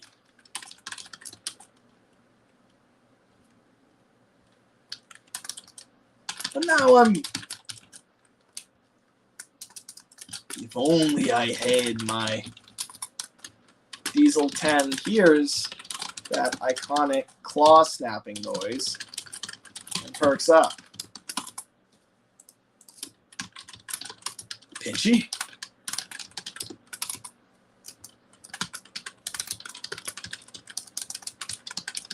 Harvey chops by with Pinchy on the flatbed. Pinchy! You traitor! You come back here!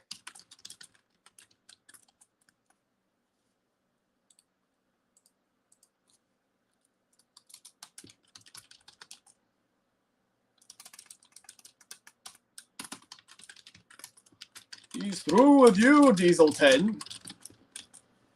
You can enjoy being a normal engine. No. I imagine that's some sort of callback to earlier in the story, a scene which doesn't exist yet, where, you know, maybe Diesel 10 reveals that, in fact, he doesn't have any solidarity with Harvey. Actually, he sees himself as a normal engine, and Harvey is the freak. And he's augmented himself, while Harvey was born weird, you know? And then, of course, Harvey wins in the end, and Diesel 10 gets screwed. You can enjoy being a normal engine now. No. Please. Pinchy! Pinchy just chatters mockingly at 10 and turns away. Diesel 10 is left alone in the goods yard.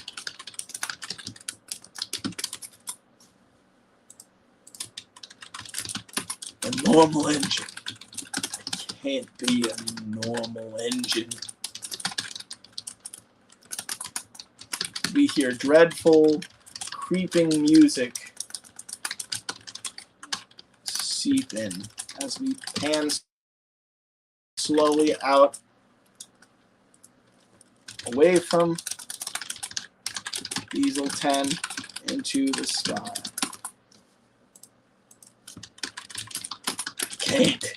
I can't!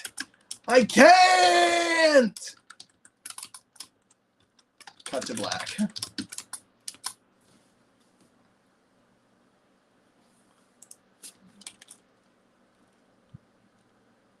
So that's probably half of the story right now, I want to say. That's the synopsis right there. Those are our characters. We don't need that anymore. So this is the story itself. First thing is we see Diesel 10 meet Harvey, and Harvey realizes Pinchy is being abused. And then we have Harvey talking to Edward. And Harvey says, "Do you know what the claw is about?" "That I don't know." "It's rather... I know I'm one to speak. I'm one to talk.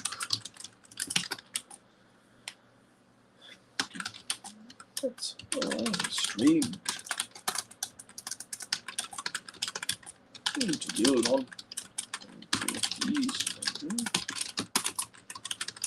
I don't believe he was.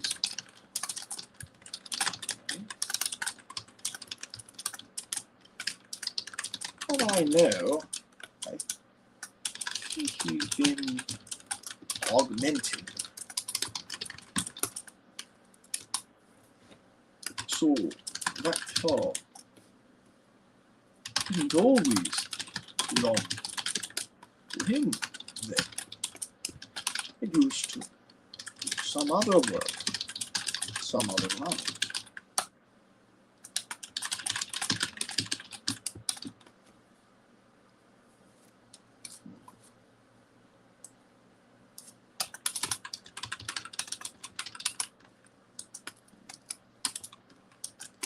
I suppose not. I scratched vicious brute like that. It's frightening.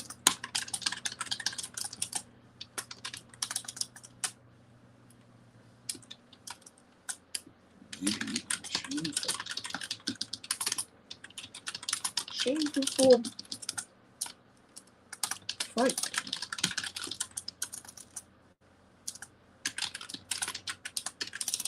For who?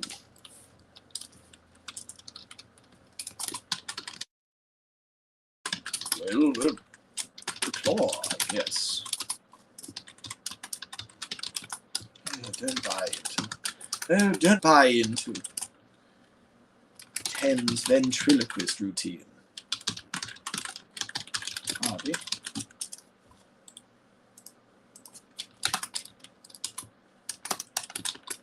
He's got a few screws loose.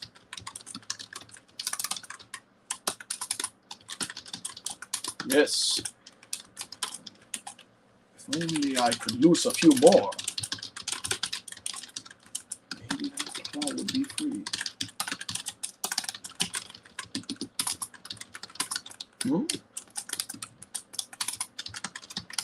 But I've got what to do, Edward. Cheerio. And yes. Good day, Harvey. Edward watches as Pinchy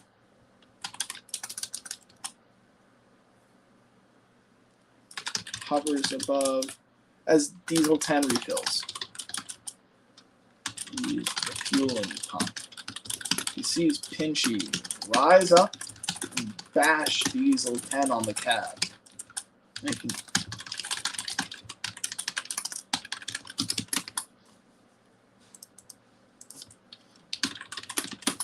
Damn it, Pinchy. Hate it when you do that.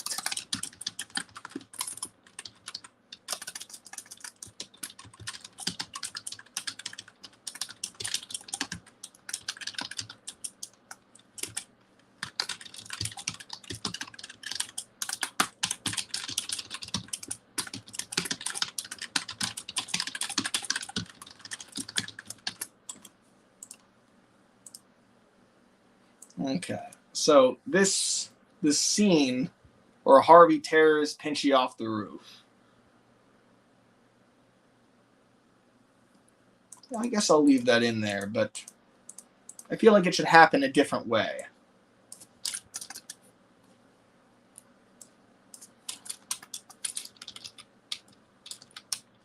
So this whole bit is a flashback here. Boring, folks. I apologize for the boringness of this. Some British station yard day.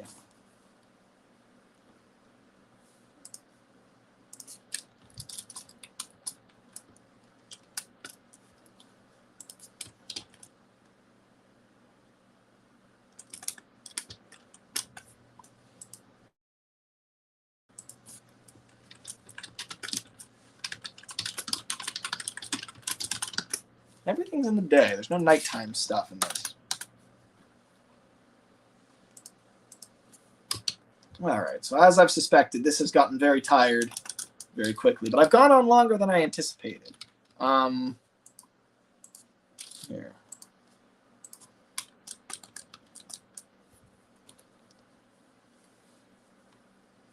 It's an alright story. If anyone wants to use any of this, feel free.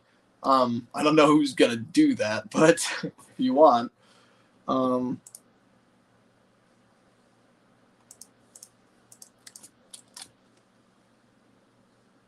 So the story's become about Diesel 10 liberating, or Harvey liberating Pinchy from Diesel 10. Because he doesn't relate to the Diesel, but he does relate to the Claw. And then Edward probably intervenes at some point and helps him because he realizes that, as crazy as it seems, maybe Pinchy does have a mind of his own and deserves to have a good life. So what scenes do we have here? We have Harvey meets Diesel 10. This is typically the way I structure scripts. Is I'll name the scenes just because it's a lot easier to keep track of them. Harvey confides in Edward.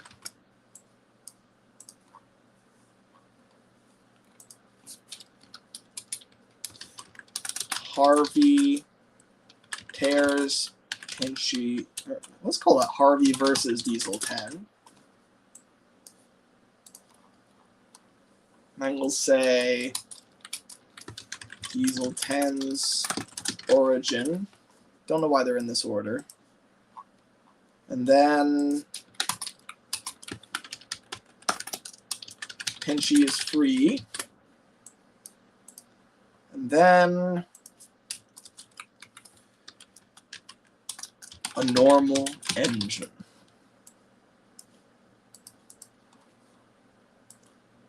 So that's 12 pages.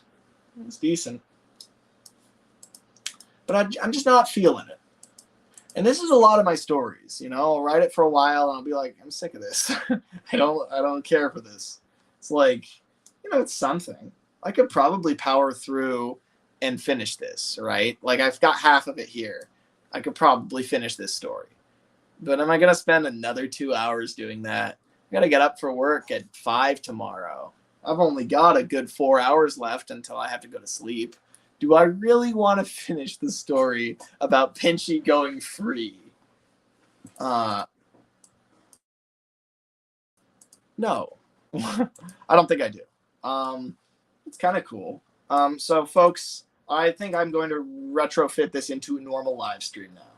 I'm not really interested in finishing this, which I figured would happen. But it got further than I anticipated. So do you want me to do a full read-through of this, or do you want to just go to normal live stream mode and have me bring people in?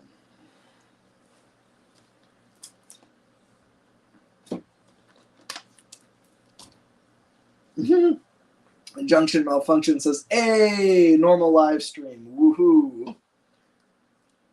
Anybody want a last read through? I'm indifferent to that. I mean, it's. I did not expect Harvey and Diesel 10 to go this far, says Purple Toad. Well, if you want to, sure, says Keldeo Studios. Studies. I keep saying studios. Calm and slow live stream rules. Damn, looks like Harvey's story was a bust. Yeah, well, it got up to 12 pages. And that's decent. Hooked on the claw, says Thomas Theorist.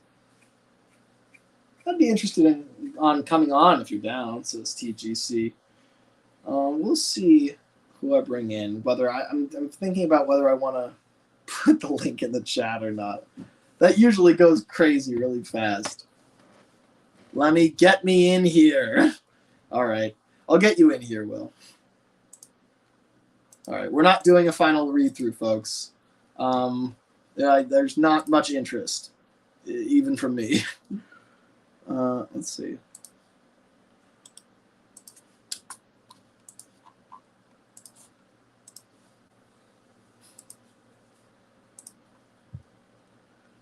All right. So that's something.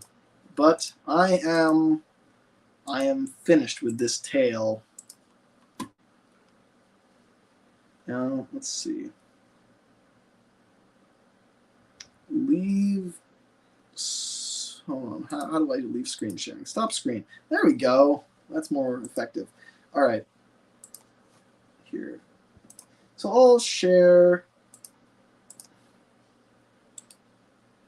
Put that on Twitter. If anybody's really interested, I'll reply to my tweet with this.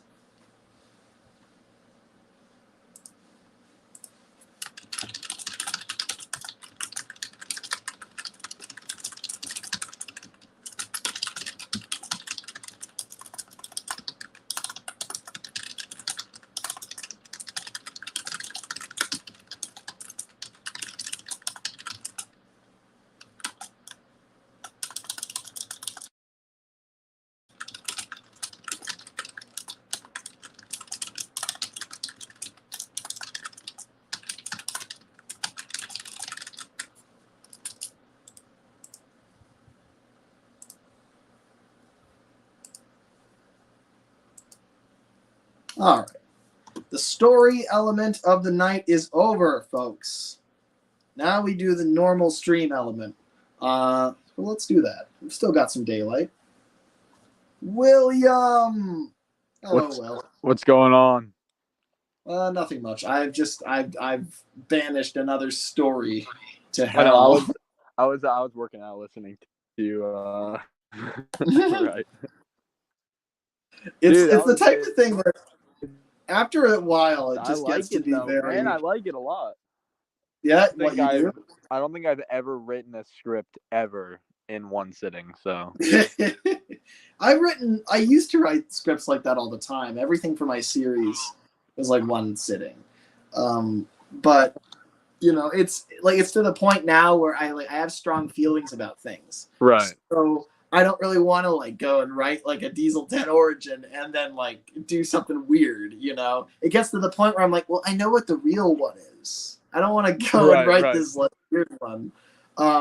So, but that's the thing. It's interesting. It gets quiet after a while. I get that. Mm-hmm. Yeah. Yeah. So, that's a look into my process, which is just sitting there staring at a screen. Pretty much. Oh my goodness. Yeah, dude, I was watching, and then I cut back to when you're writing Harvey yanking Diesel 10's claw, and I was like, what happened, man? Oh my god. I got really bored. It got to that place a lot of my stories get where it's like, all right, now everyone's racist. And I'm like, well shit, I don't want that part. I'm sick of I don't want to write the Gordon hates Harvey because he has a crane arm bit. I'm kind of over that, I'm kind of over racist Gordon. It is that I definitely agree. I feel like I feel like it's always nice to see when Gordon is the voice of reason in the sheds. I think that's a cool thing. Yeah, and I think too, in my head, it's kind of like after the 50s, I don't think he has any bigotry anymore. You know, like I feel like he was really bigoted towards tank engines and littler engines and anyone Right. who wasn't aggressive, and he thought he was better than them. And I think after the ditch, he finally realized that wasn't true. And so everything he does wrong after that is just about him thinking he's better than everyone in general. Not because of what he is, but because of who he is. Gordon, the big engine. And, he comes out of the whole ditch incident with, after he finally, Thomas sticks up for him and that whole thing gets fixed. He comes out of it with high self-esteem. And sometimes, he's arrogant and he's rude to other engines as a result. But I don't think he has any inherent bigotry after that. And I think after the 60s, he's even humble, you could even say, But I think the grandiosity is something that should never leave him. I think he definitely thinks very highly of himself. It's just that eventually he starts using it to build others up instead of tearing them down. But yeah, a story in one sitting. I'm sure you just got that call as well.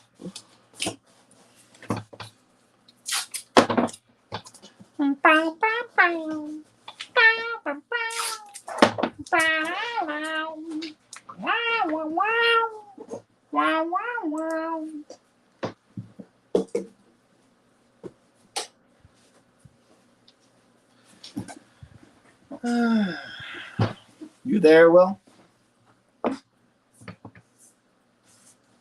We just got a call from a group that we're both in, so he probably entered it.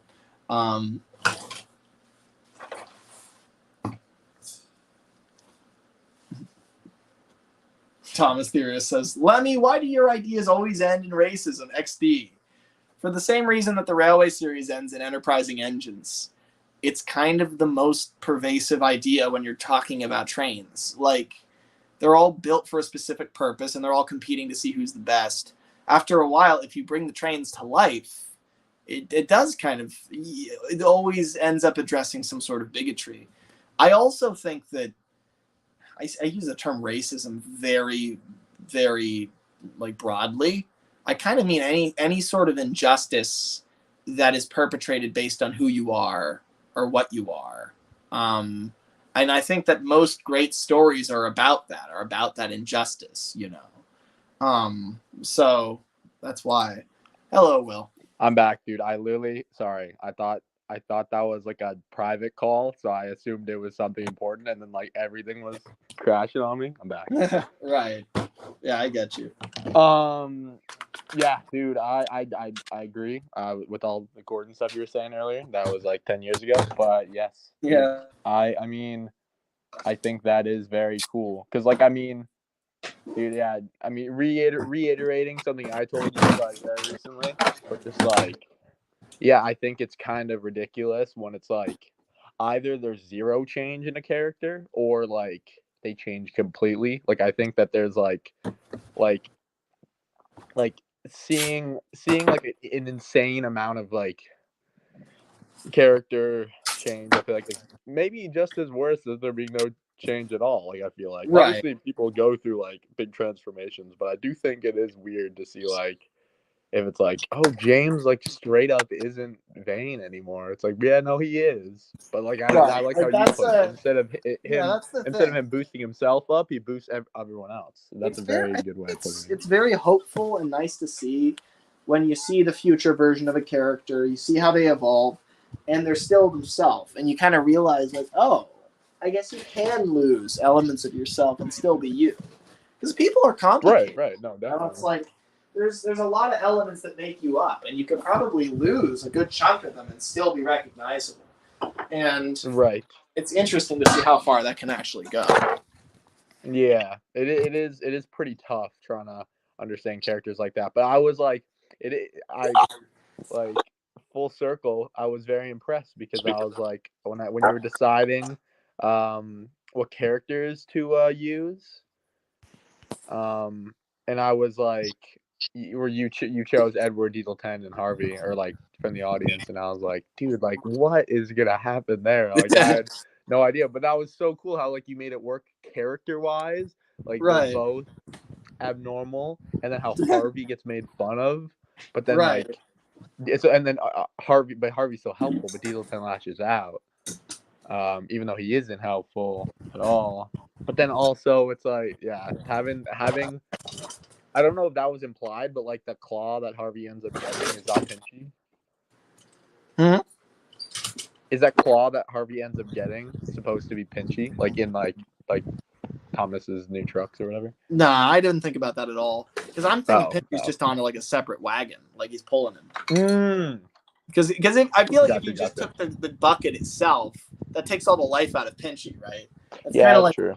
taking Good point. Thomas's funnel off and putting it on somebody else. It's like, right, well, and it's like at that point, like what is sentient, what isn't? Like, you know, Right. a metal bucket. Like, come on.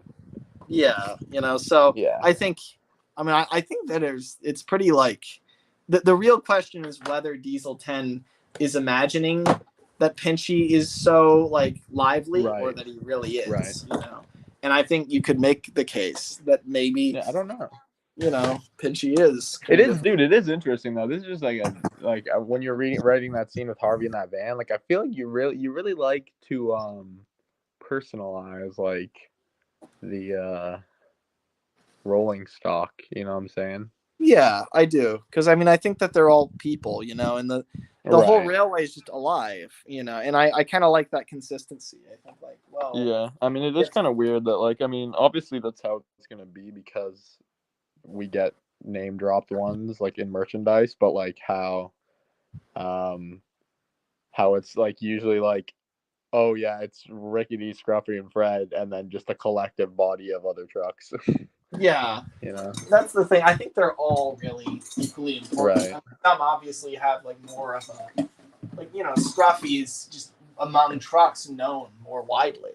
Right. But in the same way that Gordon is, that doesn't mean that all the other steam engines don't matter. It just means that Gordon is rather renowned.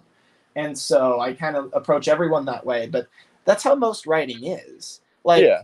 we're all kind of weird about bringing something to life. It's like a special act. It's like, oh, you brought that to life. And it's like, they're like extras, right? When you write like a movie about some guy in New York, you're not like, whoa, you brought that pizza shop owner to life. It's like, he's just a guy.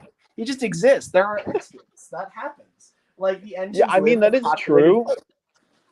That is true, but I do think that like it is weird because like I think there is an argument to be made for the other side of the trucks saying that they aren't like their own individuals, because when you like, not to get on some like Shed 17 BS, but like it becomes very morbid for the trucks at that point, because it's like, oh my gosh, they like, what is their motive? Like, do they ever make friends? Do they ever bother making friends? Because they wouldn't see each other like that often. Right. So yeah, like, I think it's just like things like that is like, I mean, there are definitely like avenues that are like untapped and interesting, but like that's a prime example of like, holy crap, I would never even dare write a story about that. That would be just scary. right. Like, it wouldn't even be fun. My biggest problem with the trucks is that the natural arc, like if we're treating them like people and they matter and they're all alive, we kind of have to like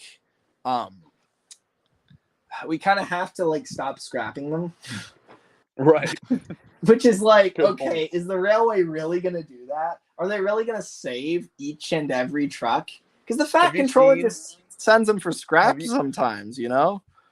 Have you seen that 10-10 Gordon in An Unhappy Christmas, where like he smashes into that van and Gordon's like feels so terrible, but then he's like, oh, I got rebelled like the next day. I think so, yeah. Yeah, it's kind of like that. I mean, like that is kind of like, I mean, I'm keeping it 100 P right here with you, but like I feel like you very much like if a character is some way, then it's like Sir Topham Hatt is like, you know, like he is like the good guy, but then like I feel like if you were to write him, it's like he's the fucking best, you know, like he is right. He's vouching for everyone. So it's like I could, you know, I like. I think It's it's the hard for me exact to like same thing visualize that in the real world. it's Like the thing that anyone. annoys. That's the thing that annoys Ted, but also that he respects about me. I think Right, right. Yeah. is that I make everyone like a just a total like the best at what they do, right? Like I Right. did a little bit of If that there's in like a that story. slider, if there's a slider about like every character trait, it would be up to 100 on every single one. Right. Like I have this one story I came up with once about there's a huge crash, maybe a real life crash, and they literally like they lay narrow gauge tracks around the site because it's so calamitous. And Victor's sent over there to like shuttle parts around and like drag engines to the right places, clear up the disaster effort, Right. And it's like I thought that's cool. It's like, okay, he's such a good fucking doctor that they're like, we need him now. And it's like, Right. but it's in Scotland. I don't care. We'll pay whatever it costs. Bring him over here. We need Victor. He's the best, Like Yeah. I think that's that's cool. The idea Right, that they're right. so good at something that Where you it's like, just yeah, like in real life, it would never be like, like there's no cost would it like ever justify that. right. The ends would never justify exactly. the means of that, but like, in this, But it's fun also, to suspend reality there. Even if you're writing about just regular old people, then what was I going to say? Is that even if you're writing a story about people, it's a big deal to kind of like treat them like they're that important. I mean, Right. most people they're lucky if they make any difference in their direct sphere, let alone the world. Yeah. But the thing is, I love superheroes, right? And my biggest Right. inspirations are DC Comics and Batman and Superman, and they're the world's finest. That's literally what that duo is called. And it's like, I love that. I think it's really Sodor's cool. finest. Okay. Oh, TCC they're right. reference. Yeah, Sorry. they ripped off.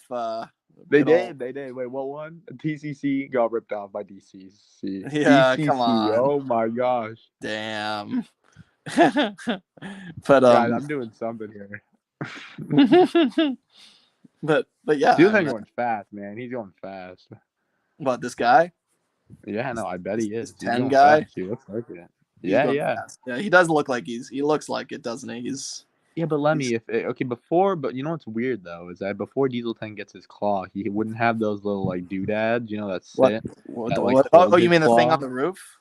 Yeah, Like no, like he has like 3 sets of them, and that's where like Pinchy's like arm lays in. But like, right. I feel like if those aren't there when Pinchy's not there, so I feel like he's like missing a piece of himself. I don't know. I think he's pretty normal. I mean, he's just a warship, But also, I drew stripes on him, so I mean, he's got stripes. I don't think. You know what? Good point. Thing would happen. Very good point. Yeah. I didn't think about that. Yeah, warships don't have those. Yeah, he's also, we don't know what color he is, but I assume he's mustard yellow here. Okay. You think he's mustard yellow before? No. I think he's. Do you think he was ever? I think this is a Diesel 10 that has the claw inside. I think that's what we're looking at here. Okay. I like that. Well, okay, but I really honestly like that idea. I like the idea that Diesel 10's claw is concealed. I think that's really cool. And then he just whips it out when he's monstrous. And maybe at some point it gets like in a battle or something, it gets damaged so badly that he can't put it back in again.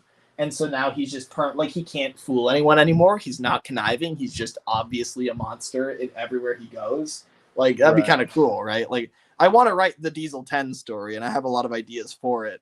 Dude, you have you've written a lot of content on Diesel 10. Like, would you say that like if there was like a I'm gonna guess. I'm gonna make the roster right now. You ready for this? Yeah, I'm ready. I'm gonna say the top 3 characters that you have like written like about. Because I feel like, do you think that you have a pretty you could name the top 3? Don't do it, but do you think you have a pretty good idea? I could do it. Well. Okay, wait, no, because I want to guess first. I want to see if I know. Well, I think you could probably guess as well. Okay, yeah, I think. Let me answer the question in my own head first before you try to guess. Okay. Because you're just as likely to bias me as I am you. Okay, I think, good point. Well, I know who one of them is for certain. Okay. I think it's kind of. Yeah, Don't throw some curveball in there. If there's a curveball, then I'm gonna get curved. Oh, are you? Yeah, I will. I bet you. Maybe I will. You don't know. Mm. You don't know. Okay, lock in your 3. You gotta lock it in though. Okay, hold on. Okay, you can change it after I've said one. That's not fair. All right. I'm gonna say. Oh God. You gotta. This doesn't have to be things that you've actually like, written to. This should just be like concepts and like what you like, what you think about. Like what, like, because definitely, like, for example, like let's just keep it 100p right now. I mean, by the like, I wouldn't say Miles has written nearly as many stories as you have, like not even close. Wow, But, really? or even like conceptualize them. But for him, it's 100%. He just defaults Thomas Percy Toby because he's right there. This is true. Yeah. Okay, I'm gonna say.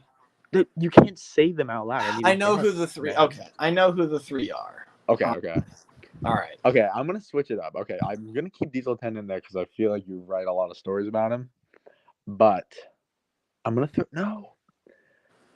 But do I dare go Diesel 10 and Diesel? Because I think Diesel is definitely the. But then also Gordon, okay? But Thomas. So I have 4. I got Diesel 10. I got Diesel. I got Gordon. I got Thomas. I got to kick one out of the crew. I'm gonna kick out. I think.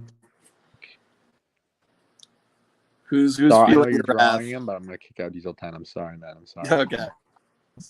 I think it's Gordon, Thomas, Diesel. Final Okay. answer. So I think if I really think about it, everything I've ever written, taking it all into account, and taking into account some things are like long series that have one character, right? Like I've spent way more time writing. Even the bean coal. Are we including a little bean coal? Sure. Yeah. You know it. So I think it's probably Thomas, Henry, and James. Oh my gosh! Okay, you're that wooden railway like carrying case weirdo. What is wrong with you? Well, here's the thing, right? Like Thomas, Henry, Thomas, you know why I've written so much for him for that particular series. But then there's that makes sense. That makes sense. Yeah. But then like Henry, was writing a whole movie about him, and I've written a lot of other stuff too. He finds his way into a lot of things that I write. He's kind of like the tortoise and the hare. He's like the tortoise, it's like you wouldn't think he would be that well used, but he's actually in a lot of things. And James, I write about a lot as well. I mean, think about just what I've published. James always worms his way in there, like he's very common. And strangely enough, Gordon, you do just like the big engine, like the big 3 engines, though, I would say that you do just write a lot about the big 3, or even not right. Like I do, yeah. Which is you would think then that Gordon would be in there somewhere. I don't know. I think he's when I write something about Gordon, it's very charged, and I care a lot about it. But I don't know if I necessarily write a lot about him. I just the things I do write exactly like are quality over quantity type deal. Right. No, exactly. Yeah. So I mean, it's those 3. It's within the principal team of engines. Definitely, it's the first 6. Right. But I'd say that if we're gonna like kind of tally up all my best stories, and you make a list of all of those, then that would probably be Diesel 10 or Diesel, or maybe even Duck is in there somewhere or whatever. See, I was gonna say Duck. I don't know why, but I felt Duck somewhere deep inside. Yeah, well, he's part of a lot of the important ones that don't exist. God, this is such an esoteric conversation right here. Like, people. This is your teasing. You're being a little. I say stories, and people are like, "Hey, well, I don't remember any stories about Duck," and it's like, well, because I didn't publish them. No, dude. No more secrets. You got to tell them all. Oh, do I? I got to. Oh, wow. I guess I'll tell them all. What can I say? No. Look, don't do that. I really got it. The other day, I put. I took every story I've ever written that's I could produce, to like a 30-minute runtime. And I put them all in one of those spinners, the really cheesy ones that's like blue, green, and red and yellow, and it goes,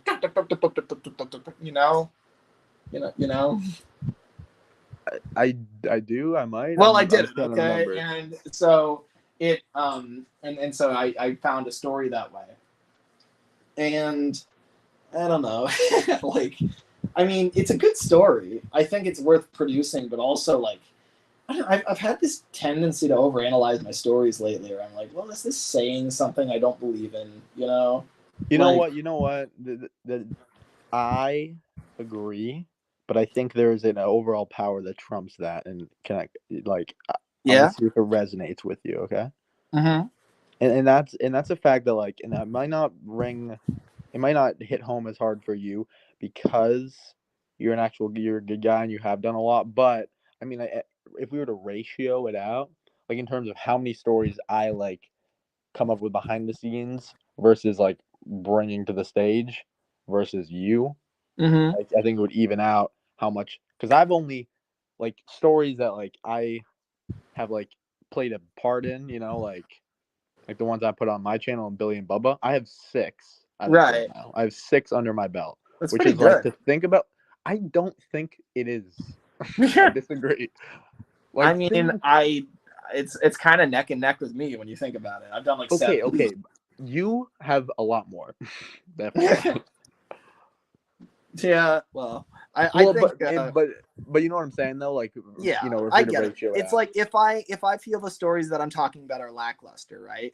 Well, right? I've written like 100 of them. So if I've got 50 lame stories and I'm trying to choose from the lame ones because they're the easier to produce ones, Right. well, I'm still going to top 10% of the lame ones, which are going to be okay and probably better than Right. average. So, And that's the it's thing fine. is that like when I'm like thinking, I'm like, like do I even want to post? Like, is this what I want to say? It's like I have so much I want to say, but is this Right. really what I want to do next? Is what I want to put my time into right now? But it's like, dude, I have 6 stories out. Like, I just like I like you can only like quality and quantity like is not black and white. Like it is a slider, and I think I'm too far trying to go too far on the quality side. I need to go a bit over to quantity. Like I need to just get the production, you know, the what am I looking for? Like how fast I can get it out needs to go faster. Like that's what I need to do. Yeah, I And I think get you you. too, man. Like and like that's just like from a me standpoint, how I feel about my stuff, but even like way more from like a viewer standpoint. Because above Right. all, I think I'm definitely a viewer. Like I love watching content, and like so it's just like anyone watching, anyone in the we're gonna talk to the audience now. Anyone in the audience, guys, Everyone listen. We're talking to everyone you. listening. We're exactly yes that you just post stuff, man. Like I think because there needs to be more stuff out there for me to watch because I like to watch a lot of stuff. So it's like anytime Miles is like, "Oh, like I'm playing video games," I'm like, "Dude, freaking post a story," or like, "Dude, like you, man, like you gotta post more," you know? Right. Yeah, that's the thing. Like it is always better to create rather than not to create. And that's not to say Right, anyone has an obligation to. Of course they don't. right, But if you are doubting whether your thing is worth it, it's worth it. Like right. there's no question. Just put it out Yeah, there. yeah, And that's the that's the thing. thing. You're right. Because like a lot of the time, it's like, because like bottom line, make content for yourself. Like because if you're happy with it, yeah, that's what it should be about.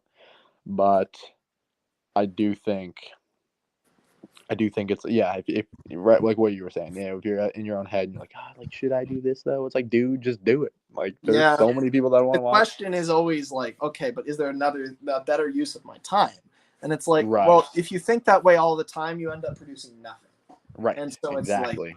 you just have to do something.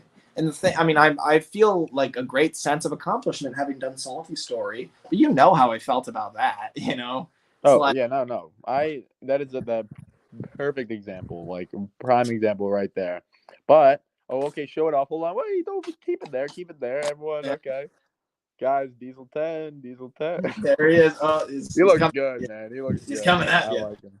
Yeah, Dude, I told you he's going fast. I do like him a lot. yeah, he's going. You're right. I didn't know it at the beginning. I really like how you added the detail on the side like that too. I like doing that sometimes with my art, like giving it a title. Yeah, no, it makes it like like maybe 50% more classy all of a sudden. It feels more I like a agree. piece. Like this goes in Yeah, my no, it portfolio. feels like exactly. Couldn't have put it better. Here, No, Will, but okay. you are gonna have to entertain the audience for 30 seconds. I have to go to the bathroom. Oh my gosh, 30 seconds, guys. Oh wait, okay, I'm gonna have to hold on. I don't know if I can read the chat at the same time. I'm gonna try. If I open YouTube, is this gonna hurt?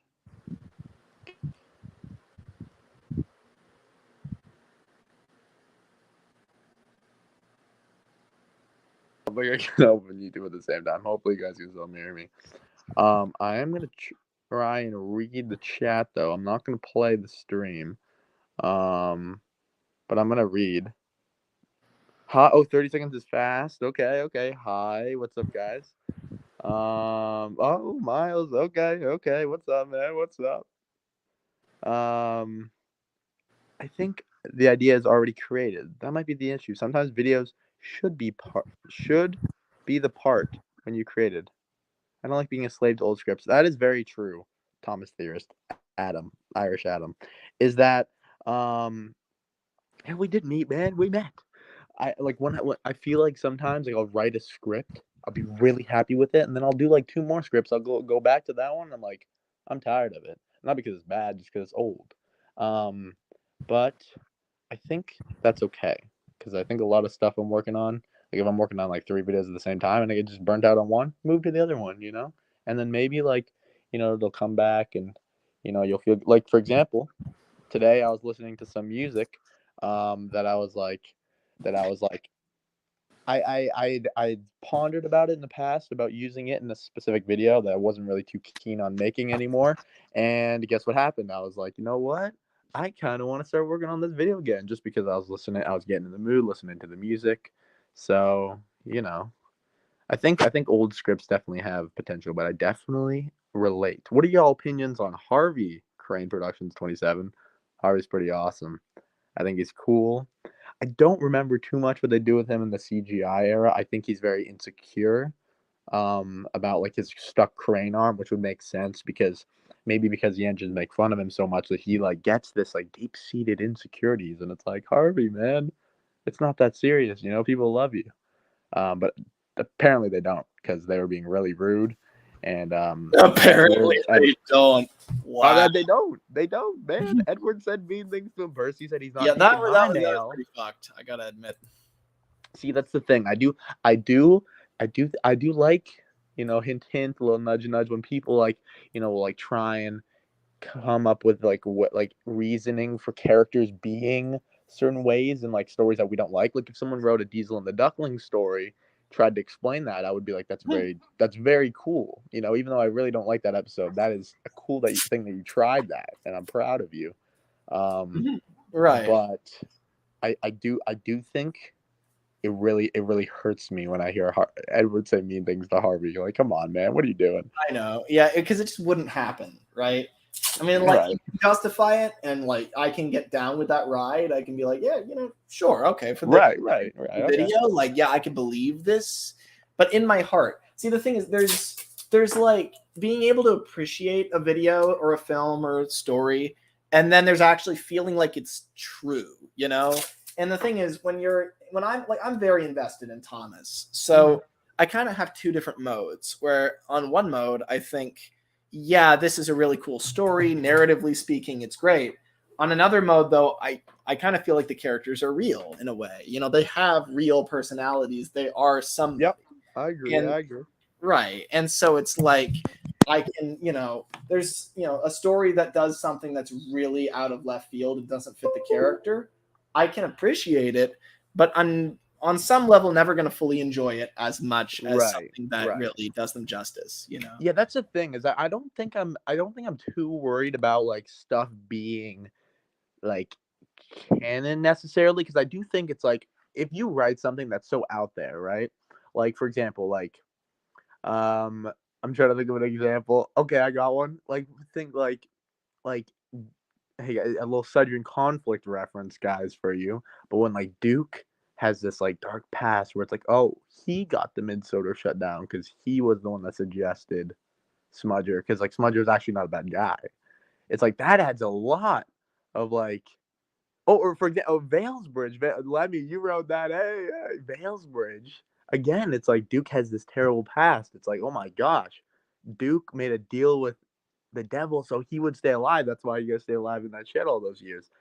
I think that does crazy amount for like lore and inspiration for people, and it's like an avenue of Duke that we've never seen. It doesn't even have to be accurate, but the fact that you're just like fleshing out a character like that is cool, and I mess with it. You know? You hear what I'm saying? Hello, Lemmy. You're muted, Lemmy. Are you muted on us? It says you're muted. Maybe you aren't. Maybe you are. Am I good now? I can hear you. I can hear you. Yeah, my microphone did the thing. That is okay. But yeah, I mean, I think that it's cool to kind of take a character in a direction that isn't just wrong. Right. It's like, oh wow, I could see why this works, and I hate it. Like I think because that's what pushes the medium forward. Is like doing things that people would never really want to think about, but then they're kind of like, right, yeah, that actually makes sense for the character. Like they could feasibly be this person, and I'm don't like you. That. Yeah, hey, that's the thing. It's like I like pushing the boundaries, to a new and that's another thing. It is cool too because it's like it's not even pushing the boundaries in a way where it's like there was something there, like on the map, like an area that we've never, like a story on some location, what is it, like something Bridge Street? What station's that? Right. But like that would be cool. But it's like even then it's like you came up with that in your mind. You made this whole new avenue with the character. It's like, oh my gosh, nobody would have ever thought that to be the case. And there's something satisfying about that, I agree. When you do something totally new, and maybe people even kind of piggyback off of it, Right.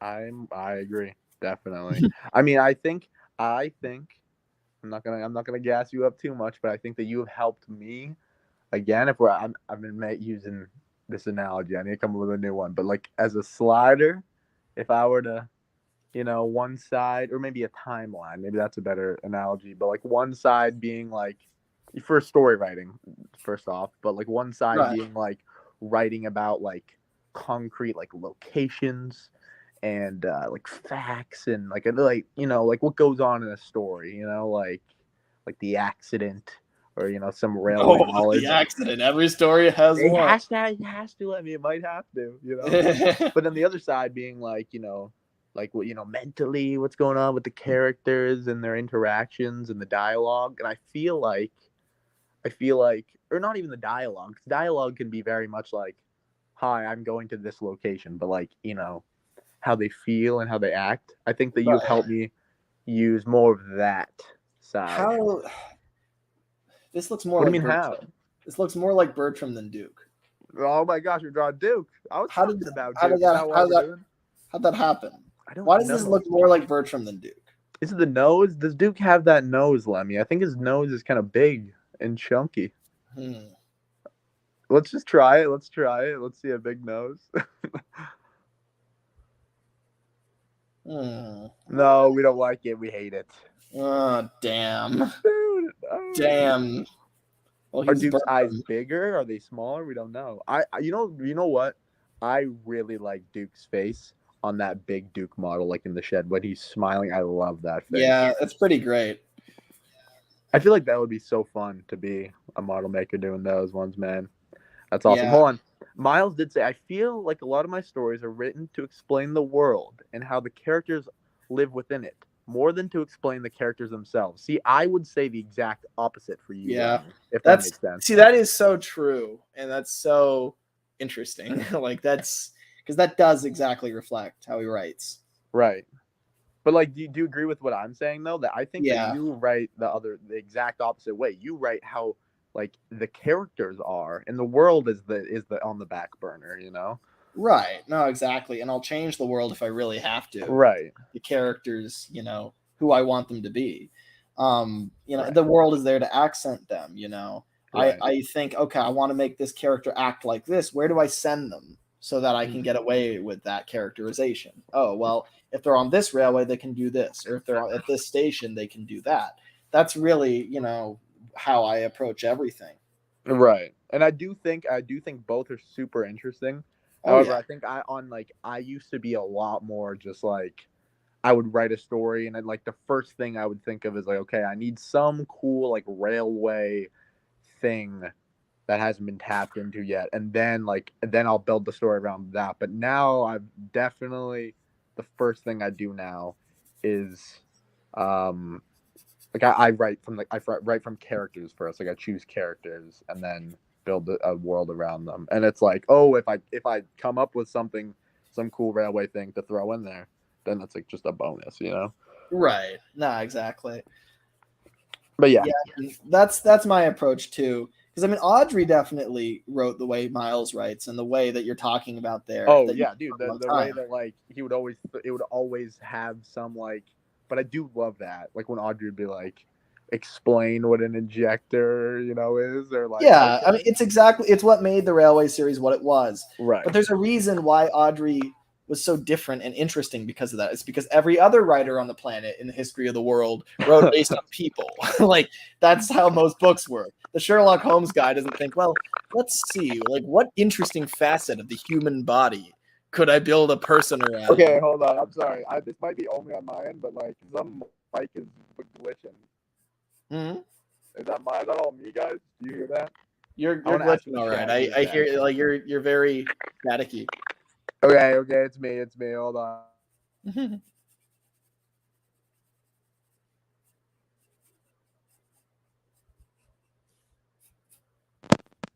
Am I still glitching? Am I still glitching?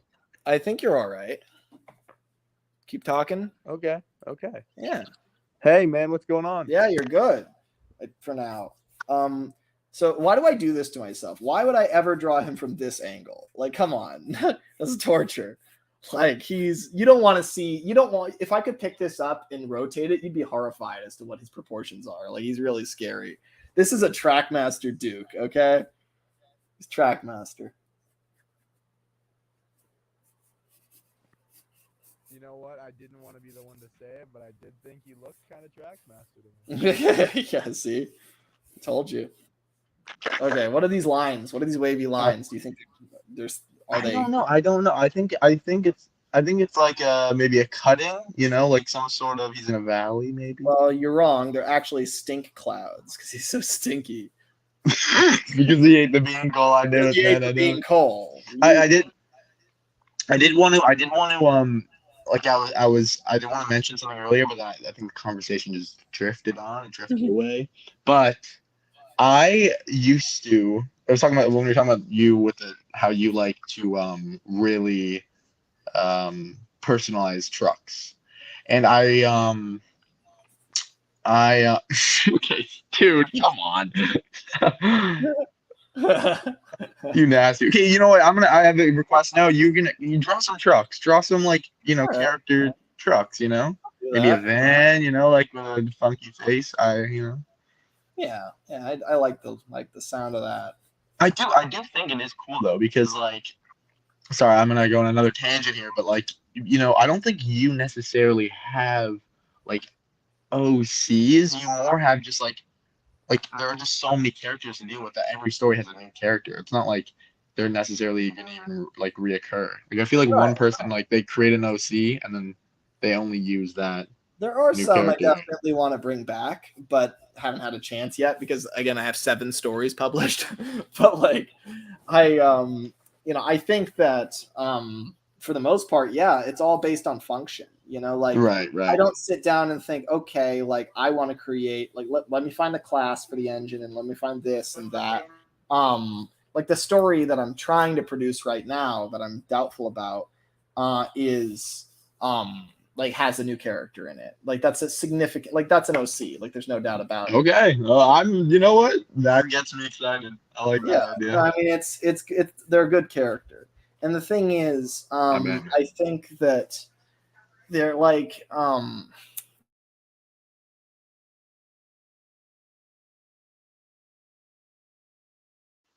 Lemmy, I hate to break it to you. I think you went on mute. I think your Lemmy screen muted. I see a little mute beside it. I'm devastated. I know, I know. You were saying is a good character. They are, and I think, and then you muted. So, they're a good character. The thing is, like, I wasn't, actively thinking about the class until I realized that that was relevant to other characters and how they related to other characters. And so then I'm like, okay, well, I need a class of engine that works in this period of time on this railway, etc. And I found something that worked. But truth be told, I would have found that anywhere. It could have been any railway, it could have been any period, and I was just looking for something that fit. So it's like everything is built to purpose, with me. I don't just kind of make a character on its own because I think they're a neat idea. I mean, that's cool if you want to do that, but it just doesn't appeal to me because I'm like, well, what do I do with them? Even as a kid, like the toys I would get from the toy store, I would only buy, like, if there was like I don't know, like say a lost and found hero, I would Right. I wanted nothing to do with that because the hero's already been found. So I can't use that when I'm like telling stories with my children. Like, Right. unless I'm going to do like a flashback or something. But that was a little too novel for me. I was kind of like, well, I don't know. I don't do flashbacks. It's playtime. It's not like a film. It's like what's happening is happening, right? Like the way I played, everything took place in modern day, like today, So I was kind of like, I didn't want to use anything that was from 40 years ago. I'm like, this hero he hasn't looked like this in 60 years. I'm not going to play with this. Right. I think I was similar way about like characters that had like different expressions. I was always like that was weird because like Right. I'm gonna make them have whatever expression I think in my mind. So Right. Yeah, exactly. It was very functional kind of approach rather than just kind of liking the look of the thing and getting it. I always thought about, well, what am I going to use it for? And so Right. that was always my approach. No, I did want to say though, because I remember when I first was writing, like started like writing proper stories to put on my YouTube channel, like I always thought to myself that I was gonna have some sort of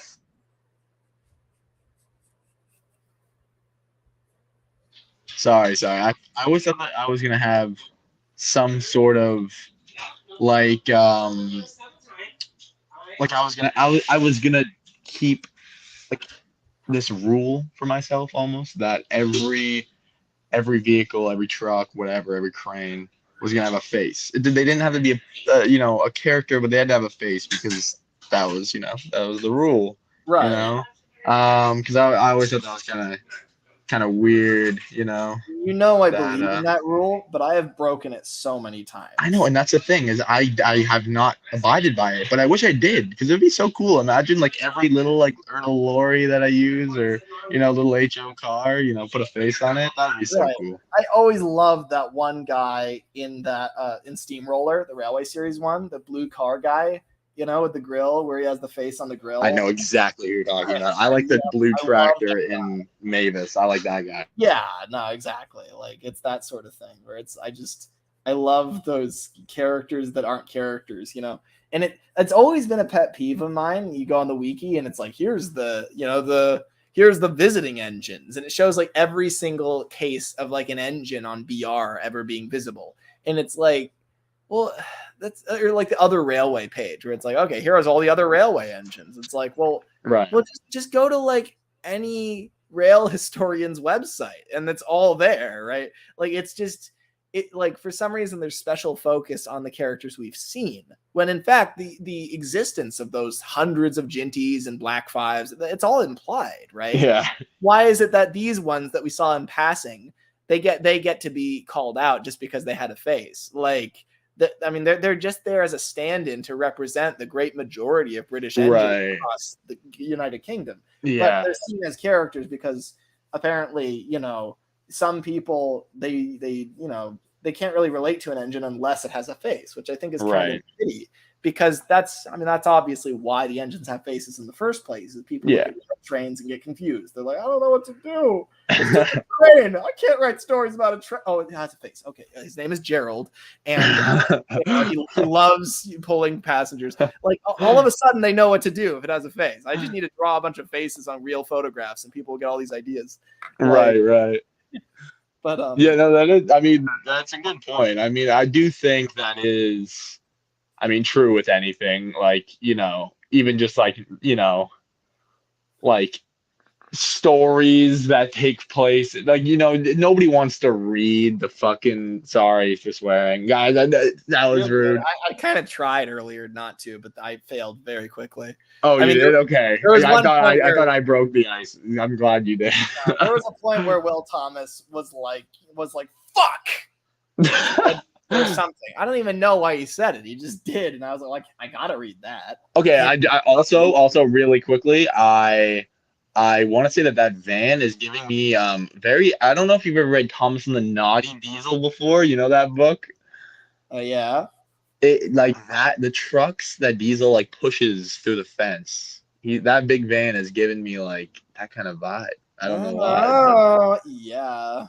I don't know. I was obsessed with those trucks as a kid. That illustration. Dude, I remember that book, like I had to get another one because my first copy, like it ripped, like one of the pages ripped, and my mom, like painstakingly, like, cause like imagine like it's like a page, and then there's like a big white, like, like the paper on the top of the page like tore, so there's like a big like gash in the middle. And I remember she with a pen, she like went back and drew in every like detail and like made it look like good again. And I remember being so unhappy like with the result, and like I was very unappreciative. And I looked back on that moment and I was like, that was mean. Like because now anytime I read the book, because I have the two now, I have the good one that she got me after and I declined her offer, and then the one that she fixed, and I much prefer reading that one because that's like the Lemmy, what are you drawing, man? Oh my gosh. You'll see. Dude, this kind of looks like I don't even know. Okay, I feel like I know now because you did that. You did that, right? You just had to wait for me to do that. I was thinking that it was gonna be like I don't even know. Like maybe a van of some sort, like really you know what? Van. Lemmy, like what do you think a dynamometer car would be like, Like they would probably like they'd obviously like going fast, but they'd probably have glasses, they're a bit like analytical. Oh yeah, definitely. Very precise, She'd be like, we're going exactly 107.798 miles per hour. That's cool.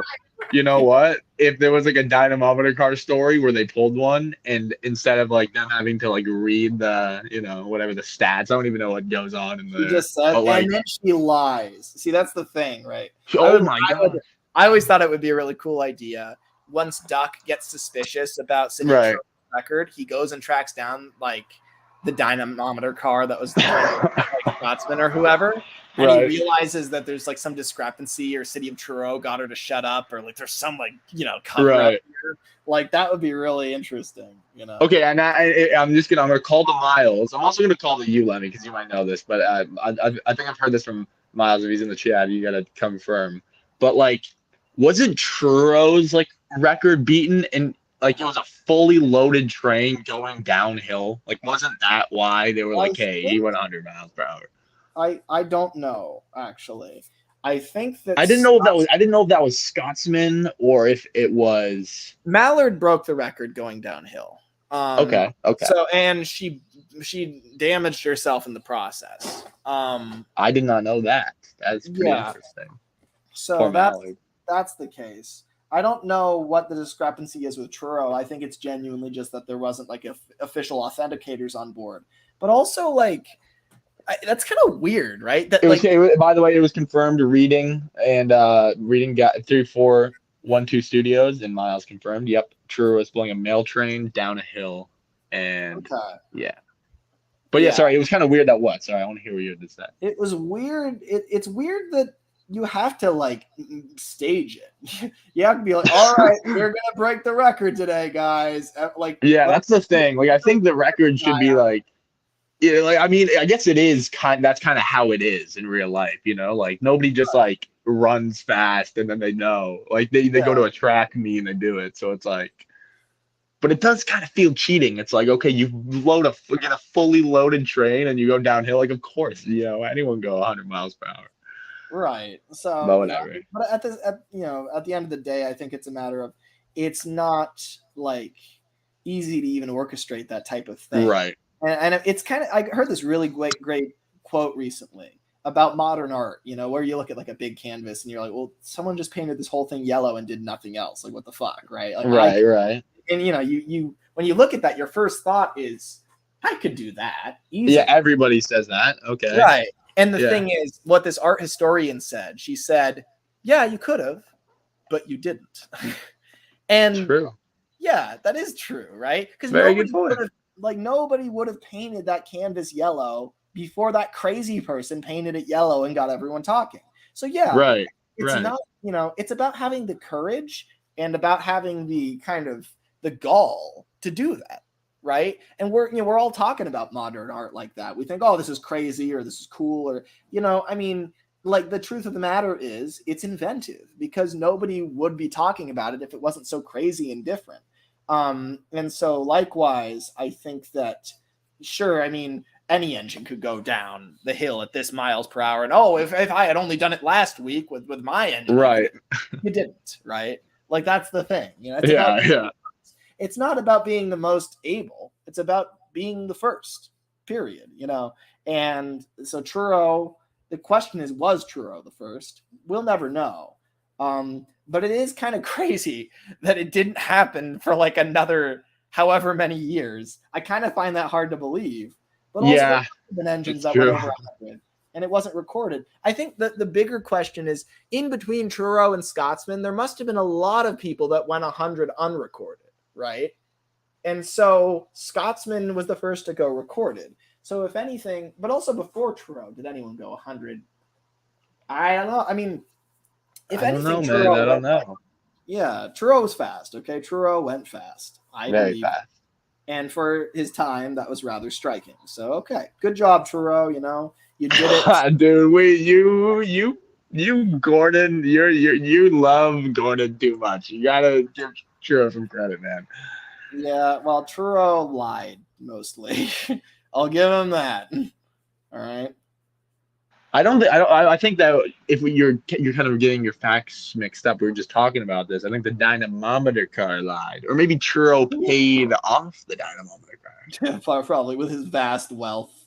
I go two ways on Truro. I think, see, it's like Duke, right? Like, oh wow, he's admired by everyone. Everyone loves him and thinks he can do no wrong. And I'm like, well, time to fuck up this man's whole career. Like, I kind of want to, like, Yeah, you have done that. Yeah, I see that as an opportunity to be like, well, no one's untouchable. Give me the mic, you know. I mean, that's why, right? I think that's really interesting and shocking when you do that. Do I actually think Truro would be a bad guy? No, but I don't know. I mean, you know, he lived a really long time. You know what, Lemmy? We gotta see you make a story where everyone hates Stanley. How would that happen, man? What, the Great Waterton Stanley? Yeah, no, everyone already hates other Stanley, man. Wait, what?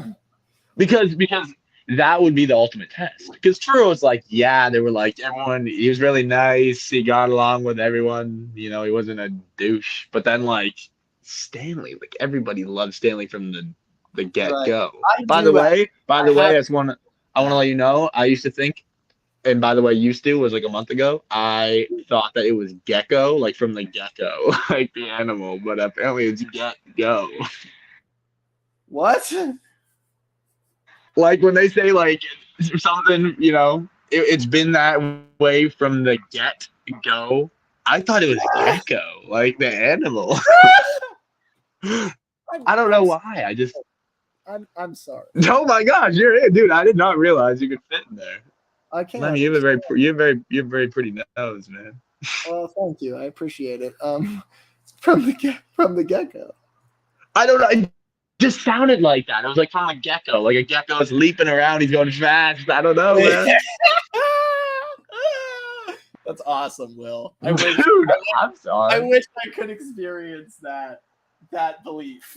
But they sound so similar that like I was never called an idiot. I was always like, yeah, let's from a gecko. But then it's like go from the get-go. You know what?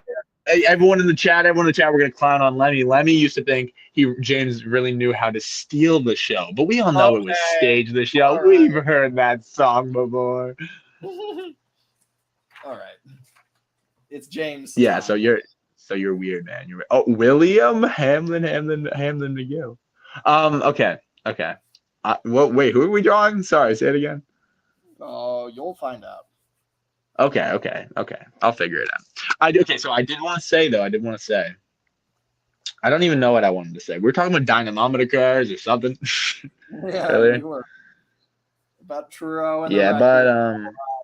but yes, Truro, very true. Have you written a story about Truro? Yes, well, kind of. He's played a role in a lot of them, but it's complicated. Right? I have very few scripts that are complete. I have a lot of ideas for Truro, Right. and I have a lot of scenes written that include him. Right. But I do have ideas.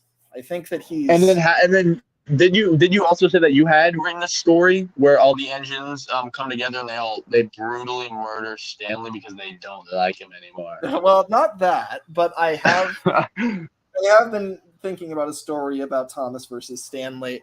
I really Whoa. I want to do Stanley in the 40s. To me, Stanley is like an alternative to the austerity tank. Like he's not like he replaces it. He doesn't replace it, but like he's like Whoa, we're doing stories in the 40s now, man? Like what? Like Yeah. like post 45, pre 45? What are we post thinking? 45. So I was like gonna say because I'm like, holy lord, we're stepping there.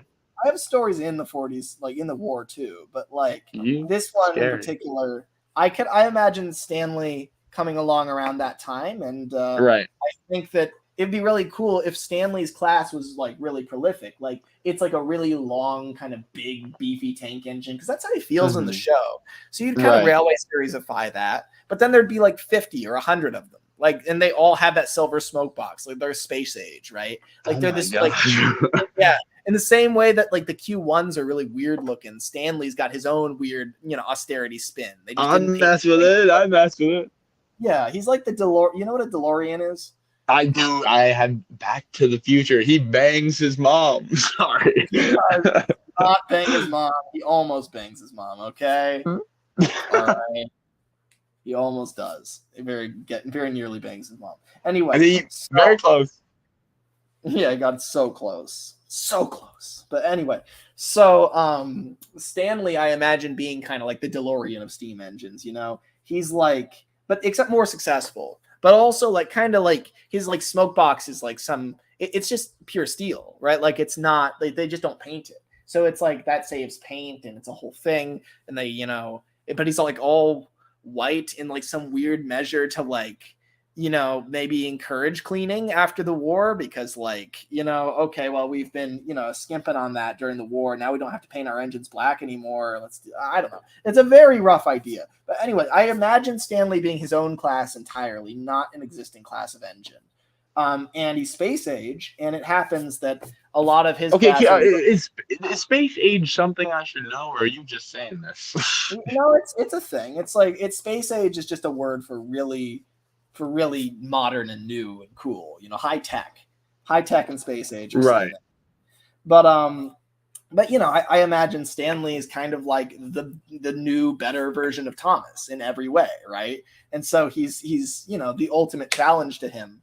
But I kind of picture Stanley being like, on the face of it, very charismatic and charming and friendly. But he is also he kind of wants to. He kind of would love a branch line of his own. And when he shows up on Thomas's, he's like, "Hey, how's it going there, Tommy? I've heard all about you. I'm very impressed." Dude, he calls him Tommy. Dude, that would be instant hands. Yeah, from any tank engine I know. Yeah, no, Thomas would be really pissed off. He's like, first off, I'm Thomas. Secondly, we've barely met. I haven't even introduced myself. Oh, I know who you are. No, I know everything about you, Thomas. I mean, you are famous. I mean, you realize during this war, and it's been a bloody war, let me tell you, but oh my gosh. Just drops shit like that, right? Like he just like he's really like a little, there's hello? something weirdly. I can't. Lemmy. Am I there? William. Lagging. Yeah, he must be lagging. William is lagging.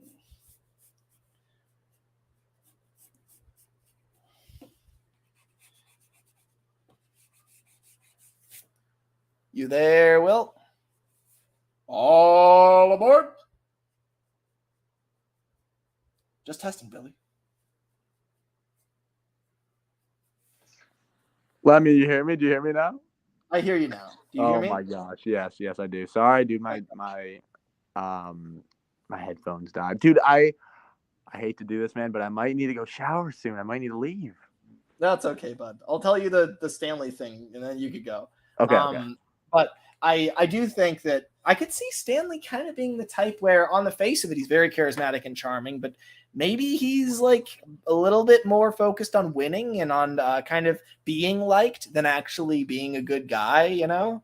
Like on the Right, face like he's not so concerned about like, okay, here we go. Little this helps me understand characters, like pitting them against another character. Like I feel like whereas Arthur doesn't really care about being liked. He can be if people don't like him. Tom's Percy, you're like join in on the fun. He's like, no, I don't even care if we're having fun. But Stanley's like, yeah, I'll have fun, but like I don't want to. But he doesn't necessarily care about his work as much as he cares about people liking him. Yeah, no, exactly. Is that what we're thinking? I think so, yeah. Okay, and I think it's not that he's a bad guy, but I do think he might be, if he's pushed, maybe a little cutthroat, Like he seems totally harmless, but Thomas is the most authentic guy you'll ever meet. And Stanley, it turns out, is full of shit. I could kind of see that being the case, right? You know what? I like it. I think I might totally disagree with you. Oh, whoa. Yeah, I can't pretend. I do like it though. You know what? I do. I think it's very cool. It's one of those things. I got some weird takes. You don't even want to know what I think about Connor. No, about who? The American Connor. Connor and Caitlin Connor. Well, you think that Connor can't fit through Henry's tunnel. I say Connor. You say how high. Okay, that's what I say. I don't even. That's not even part of it. You don't even know, man. I think no one will ever know. I think I'm scared. I think I also know that neck anywhere in that face. I think that's James you're drawing.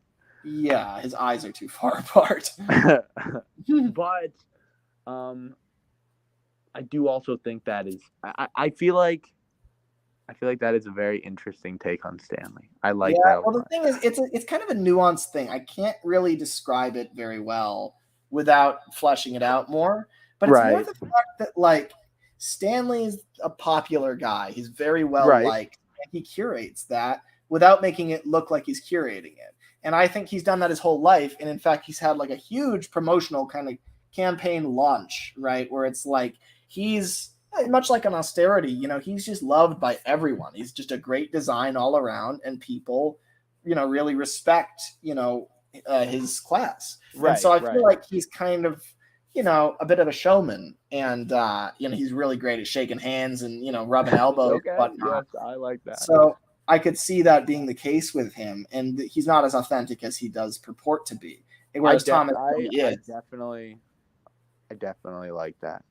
Yeah, I think eventually Thomas would learn something from him, but I don't know how that would go. But I know it's one of those that I've been holding on to for a while that I like, and I just don't know how to structure it yet.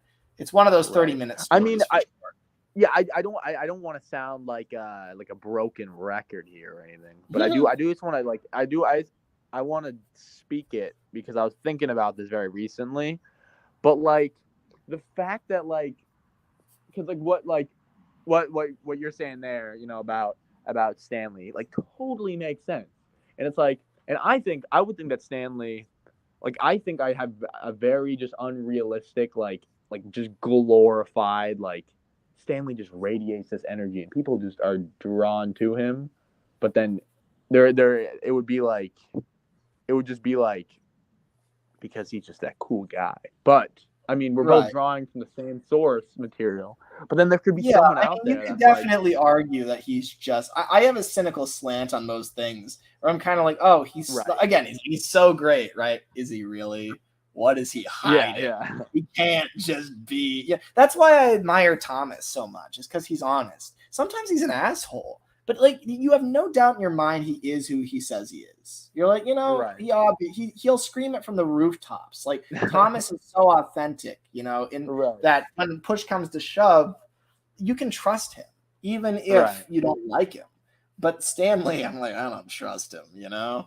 It's like, it's that sort of deal. And dude, that's the thing is I just like I was just thinking about this the other day because somebody again was saying some BS about some character having zero character, and it's like a character will have just as much character as you want it to have. Like Right. if because like of course yes there is like some characters have like a minuscule amount of you know like like some characters like Gordon who has like so much like I feel like so many angles have been explored with him in like actual canon stuff.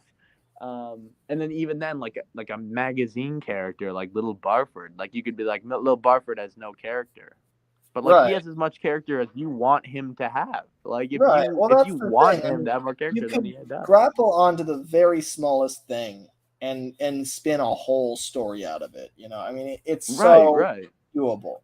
And so, it's just a matter of being willing to go for it. And I think a lot of the people who say this character has no character are the exact same people who say, you're overthinking it. Why are you thinking so hard? Right. You're overthinking. Yes. You're overthinking. I'm with you. I'm with you. Like those same people then be turn around and be surprised. They're like, oh, you Yeah, wrote like dude, a whole novel? it's not that deep, man. Like they're just trains. Like shut it, man, shut it. Yeah, like No, that's I do want to. You know what? I'm gonna turn it around. I'm gonna be like what like from what you're saying. I'm gonna shots fired here, shots fired. But I might say that people who say this character has no character really just are being like I just don't like this character. Like, and right. you don't have to like every character. If you don't like a character, that's fine. But like that doesn't mean they have no character. That's I mean, because it's like you just don't like them. People say like Flora has no character. What you mean is she's Dude, boring. Lemmy, I promise you on everything, the character I was thinking in my mind that I was like, what would be the one that I probably like the least? Flora. That's it, man. Yeah. Well, yeah, and it's obvious why, right? But of course, then with those characters, the best thing is to turn them into kind of a punching bag for other characters. Right. So then it's like, they're all like, Flora is the most boring, bland person I have ever had the displeasure of meeting. Right.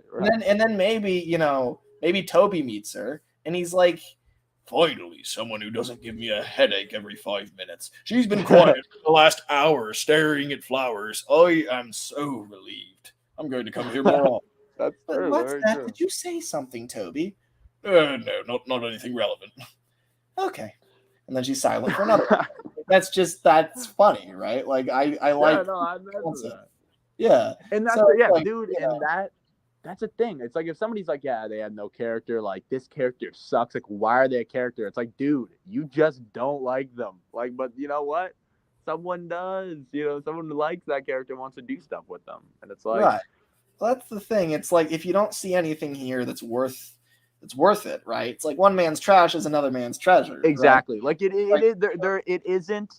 really isn't objective at all. Like it is totally subjective, like it's like right. You can't just look at a character and be like, well, you know what, well, I don't really like him, so it's like basically like this character's useless, why do people write with him? Like it's right. Weird. But it's like, dude, like we're just talking about with Duke. Like Duke isn't like Duke in the show isn't some crazy monster who made a deal with the devil and all this sort of nonsense, right? Went against this whole railway.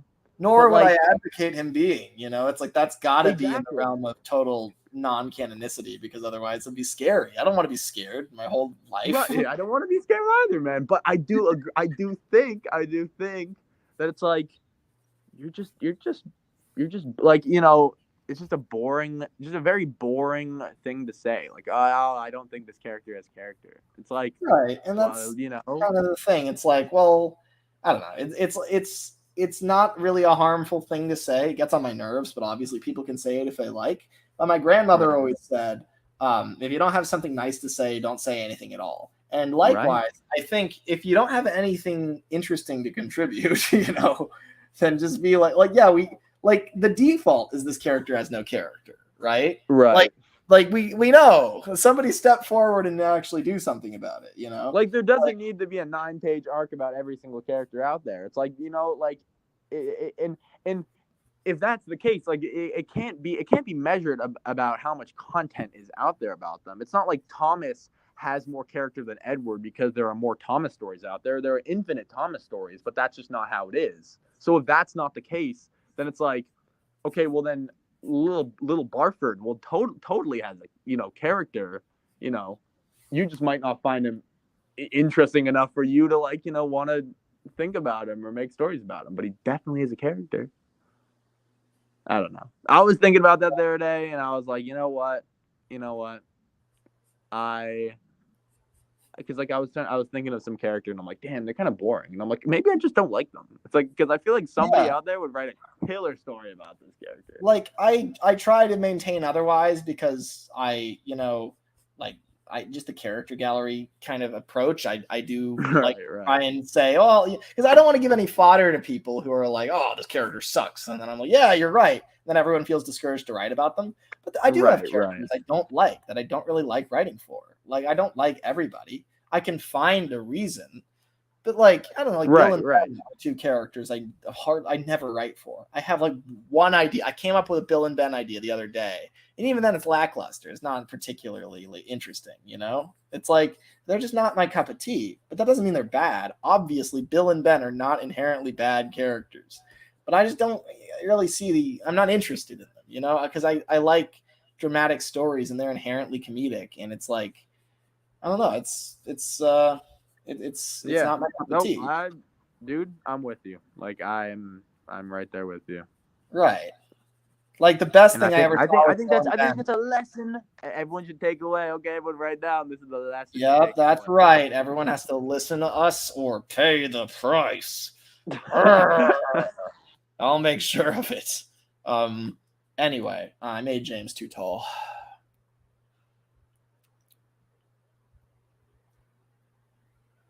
Out the wrong way. I wish they stretched them out upwards like that and not forwards. That's what I think. This is like the opposite of what people do when they model James and they make him really long. Right. It's like I took him and I just there we go. As much as the community at large dislikes Bash, Dash, and Ferdinand, including me, they do have genuine character. Yes, 100%. I agree. See, I'm with them. Yeah, that's the thing, right? Like they are, you know, probably easier to write for than a lot of other characters are. So yeah, they're all right, you know. Dude, Dustin, that's a bar. There is no such thing as bad characters, only bad writers. Boom, drop the mic. Okay. Oh, that is antagonistic though. I don't think it makes you a bad writer. Like if I you know what, if I were to write, if I'm like I'm not feeling so keen about writing a story about Flora, it doesn't make me a bad writer. I just don't really like that character, you know. Yeah, but I might get that tatted on my back, like, you know. You know, it's kind of a cool quote. Of course, yeah. It's going to be my graduation quote, maybe. It actually is. That wouldn't be a bad tattoo because I feel like people who aren't Thomas fans would totally understand the premise of that. Like, right. All right, yeah, that's James, true. Look, for what it's worth, okay, my angle of him was more like that. So I made it call, okay? It's the same premise as like when you're looking at like a stop sign on a road. And it's like I know exactly what you're saying. Yeah. It's hard to know. I didn't handle this clipboard enough. It's my burden to bear. Anyway. Okay, Lemmy, sorry, man. I gotta go shout. But dude, you know what? I'm gonna make way for another important engine to come through. Oh, okay, awesome. Well, I don't know. Are you having more guests on? I'm not gonna tell you. Yeah, I will. I will for a fee, of course. Okay. What am I paying you? No, you get it for free. You get the first one free. Yeah. If I won't get one free, I'm in Lemmy's live stream. That rhymed. All right. Well, thank you so much for having me on. It's been great. Dude, thanks for coming on. I love talking to you. All right. Talking to you, buddy. All right. Take care. Love you, boss. Bye-bye. Love you, Will. Bye, love you. He's a good kid. Anyway, so who's next? I'm aware. All right. I'm gonna get in here again. You're gonna have to see all of my pores. Sorry for that. I'm aware that I've had one guest on this stream. We've been going for 3 hours and 40 minutes, and that one guest has been on here for like 2 hours. But I really, in my defense, I really wanted to talk to Will. I know that doesn't justify anything, because I don't need to justify anything. It's my stream. Ho! I have all the power here. Not really. I do have some consideration for other people. I've pushed this whole thing out of the way. We're gonna bring somebody else in. Let's see. Who's coming in here? Come on.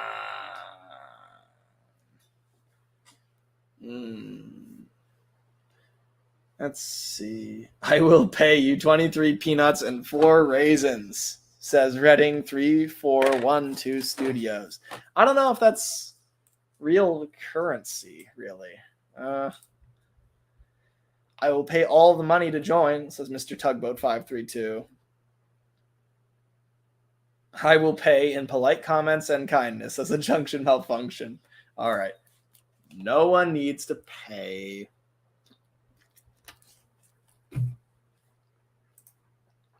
Let's see.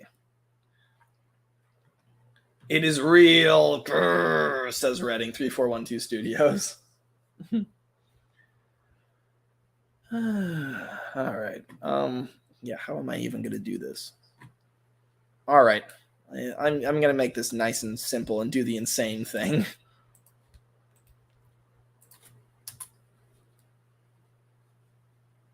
So I don't know if that link is going to work or not. But it should, in theory.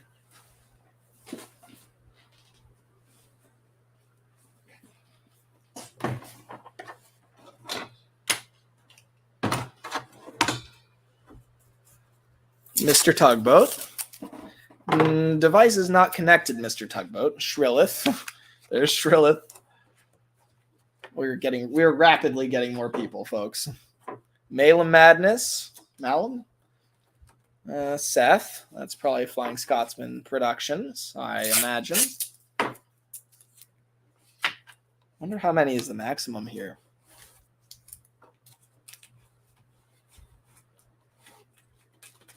I'm getting a lot of people in here. Oh, somebody dropped.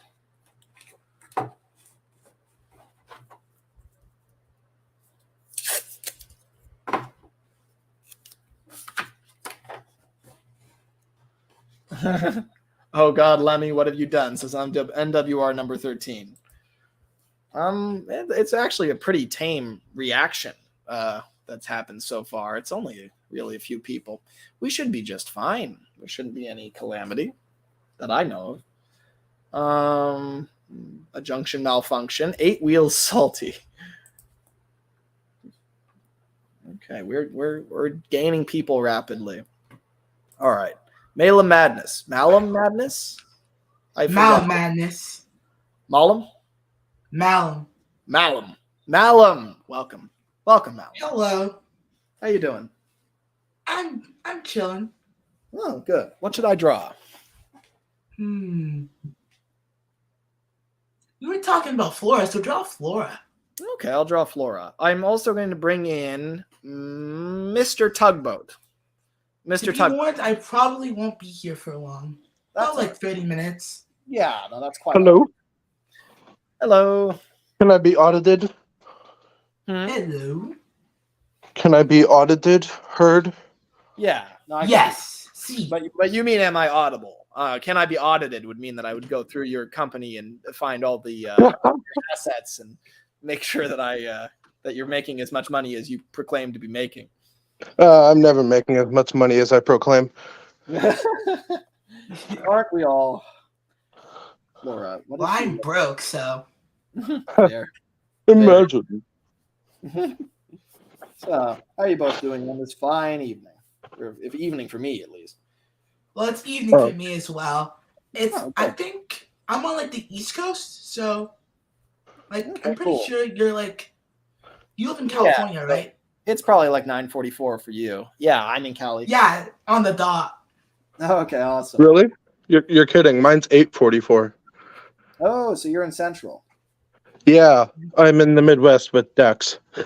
Okay, nice. With Dax. Is Dax there right now? No, but I see him rather frequently. So Oh, nice. Quite nice. Yeah, I miss Dax. I haven't talked to Dax in some time. yeah, you should. Mm-hmm. Yeah. He seems like a fun guy. Oh, yes. Quite a high energy fellow. Indeed. I Flora. was thinking about Flora recently. Yeah, what about her? Like, I feel like Flora, we don't know any where like any of the episodes of the show take place. I kind of imagine her arriving like maybe in like the 70s. I could see that. Because like she's like so old, and I feel like the way she behaves in the episode that she's introduced in, she seems like kind of like she's already been like chill and like content with like her life for a long time. Maybe Right. she was like retired and like put in like a preservation society or something. And like then she comes to Sodor, and then she has to deal with all these crazy like idiots. And then she's still like chill and pacifistic about it. It would be interesting to explore a character that doesn't really want to be back in service. Because the thing is, like, the Fat Controller's Railway is heralded for putting engines that would otherwise rot away in some siding. They get to actually go and, be useful. Which is nice until you think about, well, some engines are just don't care for that. Some engines would like to go and, just rest. Which isn't common. I think the vast majority of engines, they really want to be working. Like, I think engines would kind of hate museums personally. Like, they're especially like engines like Gordon. He'd hate it. He would resent that. He'd be the type of guy to say, The second I can't go under my own steam anymore, put me out to pasture. I'd never want that. Tell me. I think engines like Neville, because he had to do such hard work during the war, being a Q1. I think maybe he would enjoy museums because it's finally I get to rest. Yeah, I could see that. I could see that, but I could also see that Neville's kind of used to it. So he's used to being like a hardworking engine. Yeah, you could spin it the other way and say that he's restless. That he was born into war and to such heavy workloads that he really doesn't feel himself unless he's busy and bustling. So you could go away with that. It's interesting. Most things are like that, where you could take a character, and if they're bullied by another character, well, they either develop very low self-worth or very high self-worth. As kind of an attempt to combat against that, right? So they want to to prove that they're worth something. Somebody like Thomas, growing up at Vickerstown, where he's treated like just a common shunter and is underestimated constantly, he ends up being very combative, and he doesn't actually want to reaffirm what the big engines think about him, so he fights really hard to prove that he's valuable. Whereas somebody like Henry's told his whole early life, hey, you're worthless, nobody wants you, we're going to sell you for 5 quarters. Is that 5 quarters? Yo, I could go out and buy a Henry at the dollar store now. That's awesome. That's cool. Just a giant experimental locomotive at the dollar store. That's normal. Yeah. Well, that's the thing, though. I mean, I feel like he definitely would feel like he's worthless, and I think he buys into that. I don't think he combats against that. I don't think he tries to prove otherwise. I think he just kind of gives up, and he's like, no one wants me, And that's, I think every engine's different, and that's kind of the part that's up to who they are, So it's like, sure, you can throw somebody in difficult circumstances, but some people will fight hard to get out of them, and some people will accept them and they'll see them as a reflection of themselves. And you can justify any character through that metric. Lemmy, I know this is a bit off topic, but just because you brought up Henry, I find your take on Henry very interesting, because you tend to portray him as closer to the CGI variant than the model series or railway series even. It's sort of like a weird mix of the two, but it tends to lean closer to CGI than anything, and I find that interesting. The thing is, I think CGI hit something. It recognized something really key, which is that Henry is a vulnerable character inherently, and Yeah, he is. and I Because don't, yeah, he's like literally a white elephant. yeah, no, I mean, he really does feel, at least in his early years, like he's worthless, and he's also got a lot to be afraid of. Like, I mean, if you were at risk of your cylinders falling off at any point in the day, I mean, imagine that. Imagine you're built so poorly that if you try too hard, your cylinder might blow up, and you know, I mean, that would suck, right? So you would kind of be afraid of everything for good reason. But other engines wouldn't understand that. They'd characterize you as this kind of whiny, fearful character. A coward. Yeah, exactly. And Henry would, here's the thing. Here's what the CGI series gets dead wrong, is that Henry's response is not to exhibit that fear to everybody. It's to hide it at all costs, right? So there's a reason that he's more like dignified about it. Yeah, no, he absolutely is. You know, he would see the rain coming out and be like, "Oh my, God, my paint was it's going to be ruined. Perhaps we should find shelter, quickly, please." You know, he's freaking out on the inside, right? Because he's probably been left out in the rain countless times, and he rusted, and his parts contracted, and you know, he's in much worse shape because of it. And so, of course, he hates the rain. You know, I mean, an engine that's poorly built is going to respond to the elements way worse. And so, of course, he wants to get away from it. He has good reason to fear the rain, but then he fears it to an irrational level. But the key is he would hide that from other engines and come back to the sheds and say, "I did not hide in a tunnel because I was afraid of the rain. What a daft concept. You all like to joke about that. I hid in there because I'd had a fresh coat that morning because the Fat Controller thought I was a very important engine." You know, but then one of the workmen right next to him, as he's talking, sprays the hose on him, and he jumps backwards and says, Yeah. And then he's like, it also doesn't help that like all the other engines seem to not really care about Henry's problems. Like the first time when Henry like really vents to someone is like in Thomas in the guard, and Thomas is like, "You're just too fat, Henry. You need exercise." Yeah, no, it's so true, right? Is that like, you know, he's really not taken very seriously, and it's really not fair that they treat him that way. And so I can see why he feels the way he does. That's sort of why like Percy relates to him, is because like he's not really taken seriously either. Oh yeah, by a lot of the big engines. Yeah, like I really like that one scene where Gordon is talking about how like why does Henry need to have a good new shape? A shape good enough for me is good enough for him. And Percy's just like, I'm glad you come home, Henry. It's nice to see you again. It's really sweet. That's I like your whistle, you know? I mean, that's so sweet. He's the one thing, sometimes he's the one thing keeping everyone sane, you know? And also driving them insane. He keeps in equilibrium very well, you know? He, like, when Gordon's being... He's a neutral agent of chaos. Yeah, no, in a lot of ways he is. But I do think he cares a lot about everybody and knows when to chime in, though. So I don't think he's totally neutral. But I do think that, you know, that's a really great dynamic between Percy and Henry. Because, yeah, Percy's kind of got it all figured out, you know? Like, he doesn't have any of the self-loathing that Henry has, despite the big engines constantly making fun of him. He doesn't internalize it. It just pisses him off. But he doesn't internalize it. And so I think that's, you know, that really helps him to, you know, to kind of help Henry, you know? So whenever he gets the chance to talk to him, I imagine that Percy kind of helps Henry let his guard down a little bit. And he can see that this kind of big, pompous, important engine is actually kind of just a facade, right? It's all fake. Yeah. And the thing is, Henry is very sensitive, I think. But he's sensitive in the 20s, and that's not allowed back then. So he's got to put on a brave face and pretend that he's a well-established aristocrat like Gordon, right? Yeah.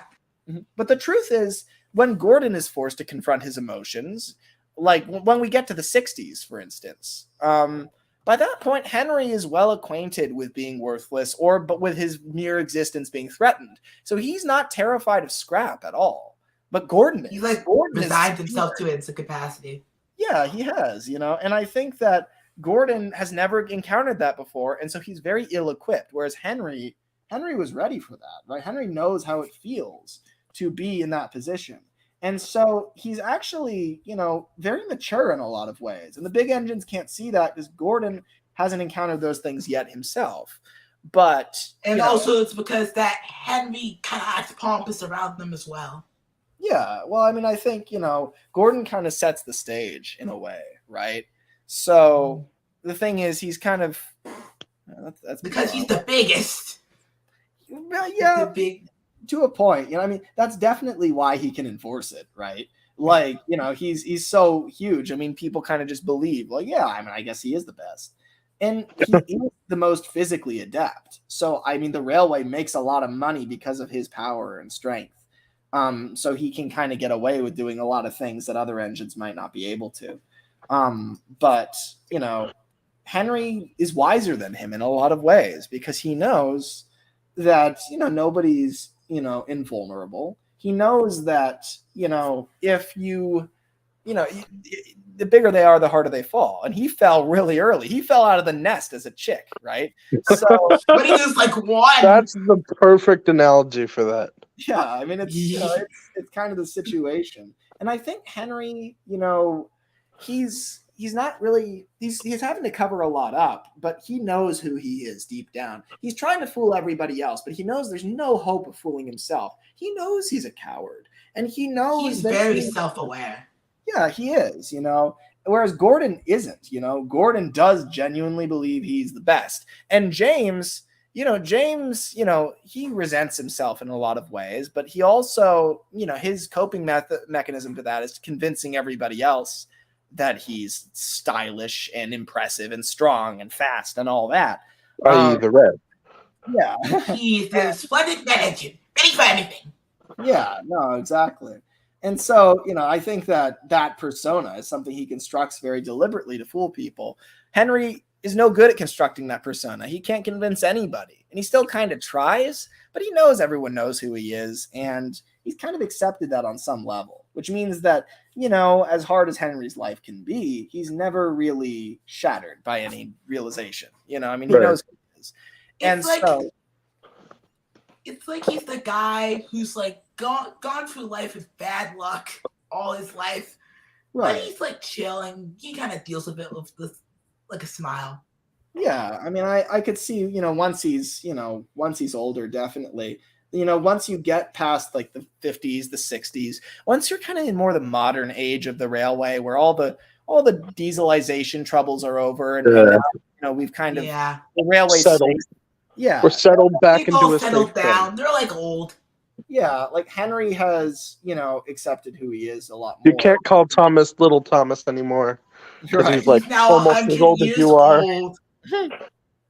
Yeah. I've always found Henry and Henry's facade, him pretending to be an aristocrat, as you put it, Lemmy, very interesting because what does Christopher Audrey do? He pairs him with James, of all characters. Right. Which strikes as interesting as it is because they have such a strong rivalry with each other, even though you'd think Henry would end up being more of a wiser sage to James. Because he knows exactly where he is. Because I imagine Henry and James, I imagine Henry can maybe not see to the black, but, he can see slightly past the red. It's a dirtier red.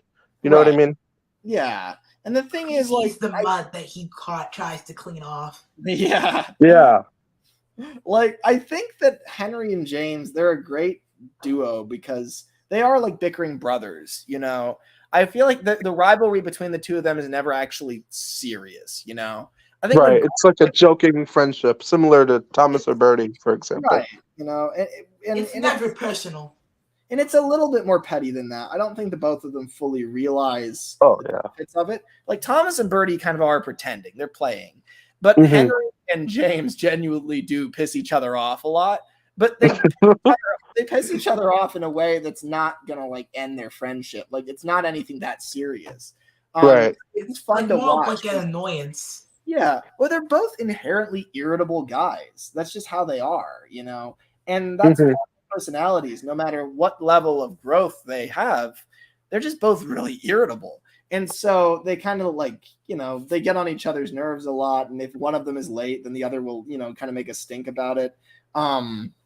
but it's just I don't know. They're also a lot of fun to watch together because like Henry knows who he is and James is terrified of who he is and doesn't really want to even confront it. And so that's to me what's so great about the two of them together is that Henry, like James kind of gravitates to that in a weird way. He's like, Henry is a loser and he knows he's a loser. James feels deep down he might be a loser, but is terrified to admit that. And he's, in a strange way, deep down, I think he kind of looks up to Henry because Henry is able to just admit it. And in a strange way, he's resigned himself to that kind of that disgrace instead of fighting it his whole life. James is exhausted by the performance he has to put up. Henry, though, is just, he's just disgruntled all the time. Mm-hmm. And I think He's that's a lot. honest. Yeah, he is. Not with other people, but with himself. And James desperately needs to be honest with himself, and maybe Henry can show him how to do it eventually. So, I don't know. It's cool. I think they could really have, a deeper relationship beyond just the rivalry. But of course, they are also very irritable, and so most of the time it manifests that way. But I just, I do love that element of them, because again, Gordon can't relate to either of them in that respect. Like Gordon himself is genuinely convinced of his value. He doesn't need to prove it to anybody. Right. He knows that it's true. It's an immovable fact of the universe. Whereas Henry and James, they either don't believe they're valuable or they're constantly trying to prove that they're valuable. And so they're more on the same even footing, Henry is a loser and James is the most average thing around, and they both desperately want to be bigger and better than Gordon. Right. Yeah. But I've called Henry a loser a lot of times, and to be fair, I don't think he's a loser. Like he does, right? Or at least he used to. I don't know. Talk to Henry. At least the society around him views him as a loser. Yeah. At the time, and he's aware of that, and he can't. What do you say to a guy like that? Where it's like he's kind of right, like he in that era, strength and speed matter, and he doesn't have either. But I think that Henry, I would go out on a limb and say, I think that he's like the strongest of the main characters. Not Emotionally. Yeah, because the thing is, like, he's really like with Thomas and Edward and others, like. I don't know. I feel like a lot of them have to either constantly be proving something, or they have to be kind of operating off of some delusion. Henry doesn't. Henry just is, and I think it's a very hard thing to do. But also, I mean, he spent the whole first decades of his life thinking he could be scrapped at any moment because, so he kind of knows. Yeah, the Grim Reaper's over his. And he had to cope with that. Yeah, he did, and he managed to. He managed to stay sane, despite the fact that he knew it might be over for him any time. I mean, that's something that just shakes Gordon to his core. But Henry is just, he's totally, he's accepted it. He knows the end might come at any time. And then he says that. He says, oh, it's dreadful. No one understands my case. That's his way of coping, is by vocalizing it to everybody. And they're all like, that's ridiculous, Henry. They're not going to scrap you. But then you hear the Fat Controller in hushed tones saying, I might need to get another engine instead of Henry. And it's like, well, Jesus, he's right, And they sent me this.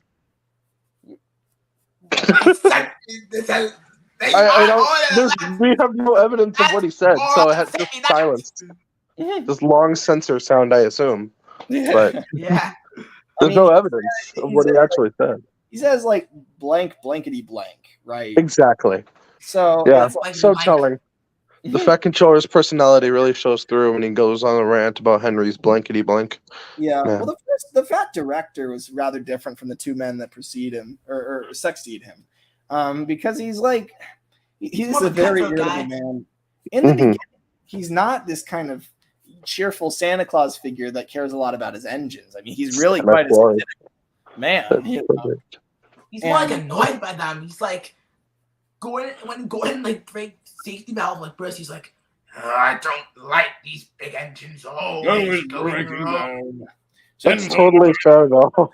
The two he has, one decided to trap himself in the tunnel, and the other is breaking down. Yeah, it's totally valid. And then all the rest are just rentals. Yeah, rentals. Like you can get them like a car dealership Or or they something. stowed away like Thomas. right. The only Yeah. sane one is Edward Yeah, in the he's- early days, at least. and even he's ancient. He can't do all that much, though he really tries. He's doing Right. half the work on the He's railway. like the even though old he's- man who's trying to keep the family together, but he's Yeah. too old. Yeah, no, exactly. I mean, he's too old for this. But And yet he keeps trying. That's Yeah. why we like Edward. no, of course, Yeah. you know, it's he's admirable. But he also needs to give himself a break. Yeah, He never would, but he needs to desperately. He needs to. He doesn't have a lot of self-worth. yeah, it's interesting with Edward because he's like, I do think he buys into the belief that he's old and he can't really accomplish all that much, even though he constantly one-ups the bigger engines. You know, I think Yeah. that he buy into He what makes Gordon. them look like idiots. Yeah, he does, you know. And it takes him a very long time. I think the 50s would be a really liberating period for Edward. You know, the point where he's getting old, he's starting to make rattling noises, and he's starting to think maybe the next overhaul isn't coming. Maybe this is it. I mean, I have been at this for 50 years. That's a really long time for a steam engine to, you know, that's a good career. He's kind of like, in the 20s, he's really kind of scared that he's going to be scrapped. Gotten too old. Because he's like just reaching that peak of, okay, now you're starting to get old. Right. And then it's like throughout the 30s and 40s, you get to the 50s. I think eventually he's like, kind of like, well, I've been expecting the end for about 20 years. You know, at this point, I wouldn't think it's unfair for me to go to the scrapyard. I'm ready, honestly. And it's like, that's a version of Edward I really love, is the point where he just doesn't give a fuck anymore. He's like, oh, Yeah. you know, everything here on out is a bonus. So let's do it, you know. I'll go save James. Sure, Edward, it might wear you out entirely. Oh, that's I'm fine. already worn out. Yeah, it's like, you know, I'm already old and weak. yeah, and that's the thing, right? It's an empowering statement at that point. Before then, it's, I'm too old to be of any use. But after that, it's, well, I'm so old. I mean, what have I got to lose? You know? Let's go out with a He's bet. finally able to live life to the fullest because he knows he's gonna die soon. Right. And then he doesn't. That's the awesome thing, right? Is like Right. the second Edward stopped caring is when he really became the most influential and capable of helping the railway. You know, I mean, you see him in Edward's exploit, and it's just like he just keeps on going. You know, he's not so concerned about preserving himself or taking care. He just goes for it, you know? He just, in a way, he acts with the same kind of indestructible kind of feeling that Gordon acts with, you know? Mhm. It's cool.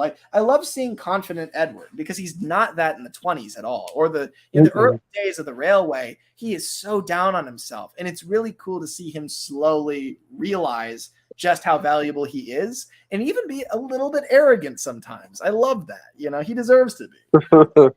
It's You know, like it's he's cool. feeling. It's like that old guy who's like ready to he's living like his last few years of life, and is feeling like young again. Right. But then, of course, he does. I mean, he's still around today, I presume, you know? And so Yeah. it's like he just lives forever. That's the weird thing about the Sodor engines, is that they were all kind of ready. That, like, I think when they were fighting for, you know, to be preserved in the 60s, they weren't really fighting for, like, you know, lasting forever, you know, being like in a museum. They were fighting saying, hey, we were doing our express, like Gordon was doing his express run perfectly yesterday. Now today Yeah. you say he has to be withdrawn? Like, what are you talking about? Like, he does his job fine. Why are we firing him? It doesn't make any sense. They're Fire- asking for a fair retirement or withdrawal, They as just opposed to want to just be suddenly, treated with okay, dignity well, and you're old, respect. get rid of you. Yeah, like in the 80s, that's fine. You know, it's like, okay, well, yep, it's our time. Let's go. But the thing Yeah. is that at that point, the engines are so famous and beloved that they just kind of That you can't kill them. Yeah, no, exactly. And that's just a really interesting new period for the island, is the engines are like, well, let's just keep going. Why stop? You know? And now they're just still They're around. famous now. it's It's cool. like, you think you're gonna scrap me? I got a bloody TV show about me. This reminds me, I read an article a couple weeks ago. Was it weeks ago? I don't know. Anyway, Disney, a small school played Lion King as like a movie day for a bunch of kindergartners or whatever. I don't know if it was kindergartners, I don't remember. And Disney tried to sue them for illegally, like, not that they were pirating it, but playing it without some sort of permission, right? Seriously. And then it got out to the public, and the public blew up, calling them ridiculous. Right. Now, if smartphones existed back in the 60s, and one of the engines were about to be scrapped, I feel it would play out the exact same way. Oh yeah, and even then it did. I mean, the Flying Scotsman had something very similar happen, where everybody was outraged that Scotsman wasn't going to be preserved, so they all got together. Yeah, and they gave like a whole lot of money to a joint fund to try and save him, and it didn't work, which is why Alan Pegler had to come in and do it. Wow, that almost could have been inspiring. Yeah, I mean it still was. So I think it was still a valiant effort, Yeah, but yeah, I mean that's the thing. It's like it really, I think that Sodor would totally face that same thing where it's like, if back in the 60s, I mean the people of Sodor adore their engines so much, they're not going to allow any harm to come to them. They're too much of a point of pride, like they're a symbol of the island.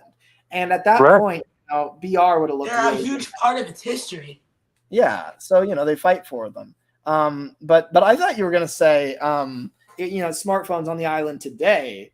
Would the railway get? Even still, that would play out the same way. Like they tried to, maybe like they delay an overhaul or something. I could easily see Tom's Twitter going after the Fat Controller for that. Right. I was gonna say what I was gonna say is smartphones today is that maybe Mattel would sue the railway for pull like a Brit Allcroft. Interesting story. Pull a Brit Allcroft. Go back. Yeah, it's the same deal, right? Like that. Yeah. That I read that story recently by Half Baked Hex. The Hogwarts Express. Yeah, that's saying that. Oh, I remember you talking about that in your last stream. Yeah, and it's like it brings that up as a throwaway line. Is that it's funny in that story.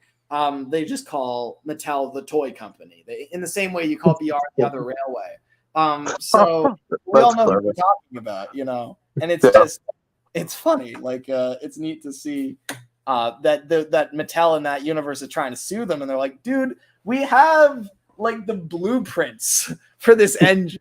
We built them in the 20s. You really think? Like, no. You copied it. Look at it. It's the same thing. You copied ours. It's absurd. But I also like to think about like, well, if people were to go to the island of Sodor, like say, fans like us, right? A great many of them, they'd go to Sodor and they'd see how Thomas looks and they'd be really disappointed. They'd be like, what is this? He's so long. He's so weirdly shaped. That is the only Thomas. Beefy. Long, regular E2 Thomas is the only Thomas. I mean, in that the world of the Railway series, it would be, obviously. Great many. Well, I like him more like a bit, like he's still an E2, but he's just a bit smaller. Yeah, see, that's exactly the type of thing that if you went to Sodor and told that to Thomas, he'd be very steamed. Thomas would be like, what are you talking about? Unless, of course, he was... Again, it depends on the universe.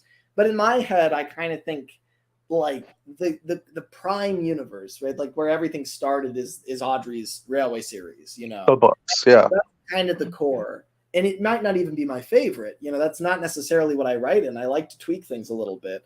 But I kind of think that is the core of everything. And I think that in that universe, Thomas is an E2, and I think that he looks just like an E2. I can't really justify why he would have been shortened.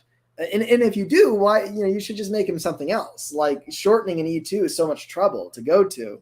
It's a lot easier to just choose a class that actually reflects him. Have either of you two seen? I don't remember if there was like a specific name for it, but there's this picture of like a gray tank engine. It kind of looks like a J50. It has like a shorter wheelbase, a taller bunker. It's gray. Am I just talking random words, or do you know what I'm talking about? I don't think is this a real engine or is this a model? Yeah, this is a real engine. It was an industrial tank. How do you know it's gray? Were they colored photos? Yeah, they were colored photos. It's preserved and everything. Huh. If I can find it, I will. Well, I don't know what I'll do with it because you don't look at Twitter, but Neither I mean, do I. Well, I don't have it's an short account. and it's like I mean, if I'm you were not. like I'm take a not, J50 and make it short. I'm not incapable of looking at Twitter. I'm not obsessed with it like most people are. If you tell Okay. me I've got to see this picture, then I'll look at Twitter for that purpose. Sure, I just don't look at it every 5 minutes. That's fair. Okay. Let me see if I can find it. I think I have a picture in my camera roll somewhere. Yeah, send it to me there because that'll illustrate better. That's But the only contact I have to send you anything.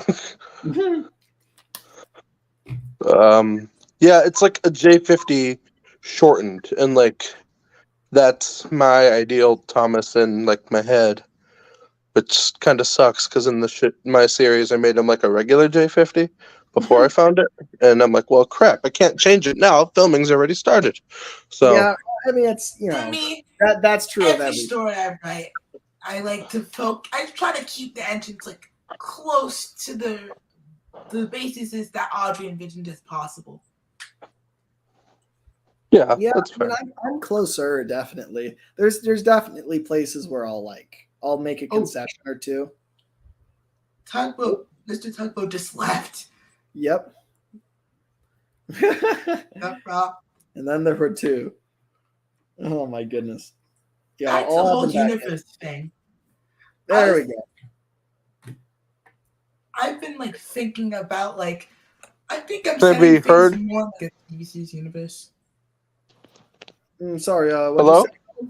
Yeah, I hear you, Mr. Tugboat. Yeah, we hear you loud and clear. I was saying that like I'm at the point in my life now where I'm willing to just set things in a more like TV series style universe, but with like very railway series like features. Because I feel like that's much more close to what I like envision Yeah. in my head. Yeah, it's really I used to shackle my creative kind of ideas a lot based on what I thought was really accurate. Hello? Canon. Yeah, and there's really no reason to do that. Yep. I mean, the Railway series doesn't need our defending. Oh, right? Yeah. You there? Yes. Yeah, we hear you, You Mr. have something Tugboat. to say, Mr. Tugboat? After Mr. Tugboat. Mr. Tugboat has gone. Mike hasn't gone silent, but Mr. Tugboat's no longer saying words.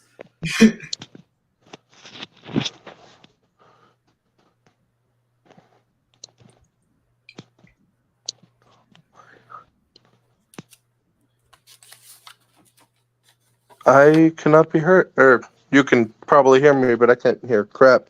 Okay. Oh, that's the trouble. That explains it. Well, we hear you. I'll write that in not chicken scratch. Chicken scratch. Like a chicken just scratched the paper.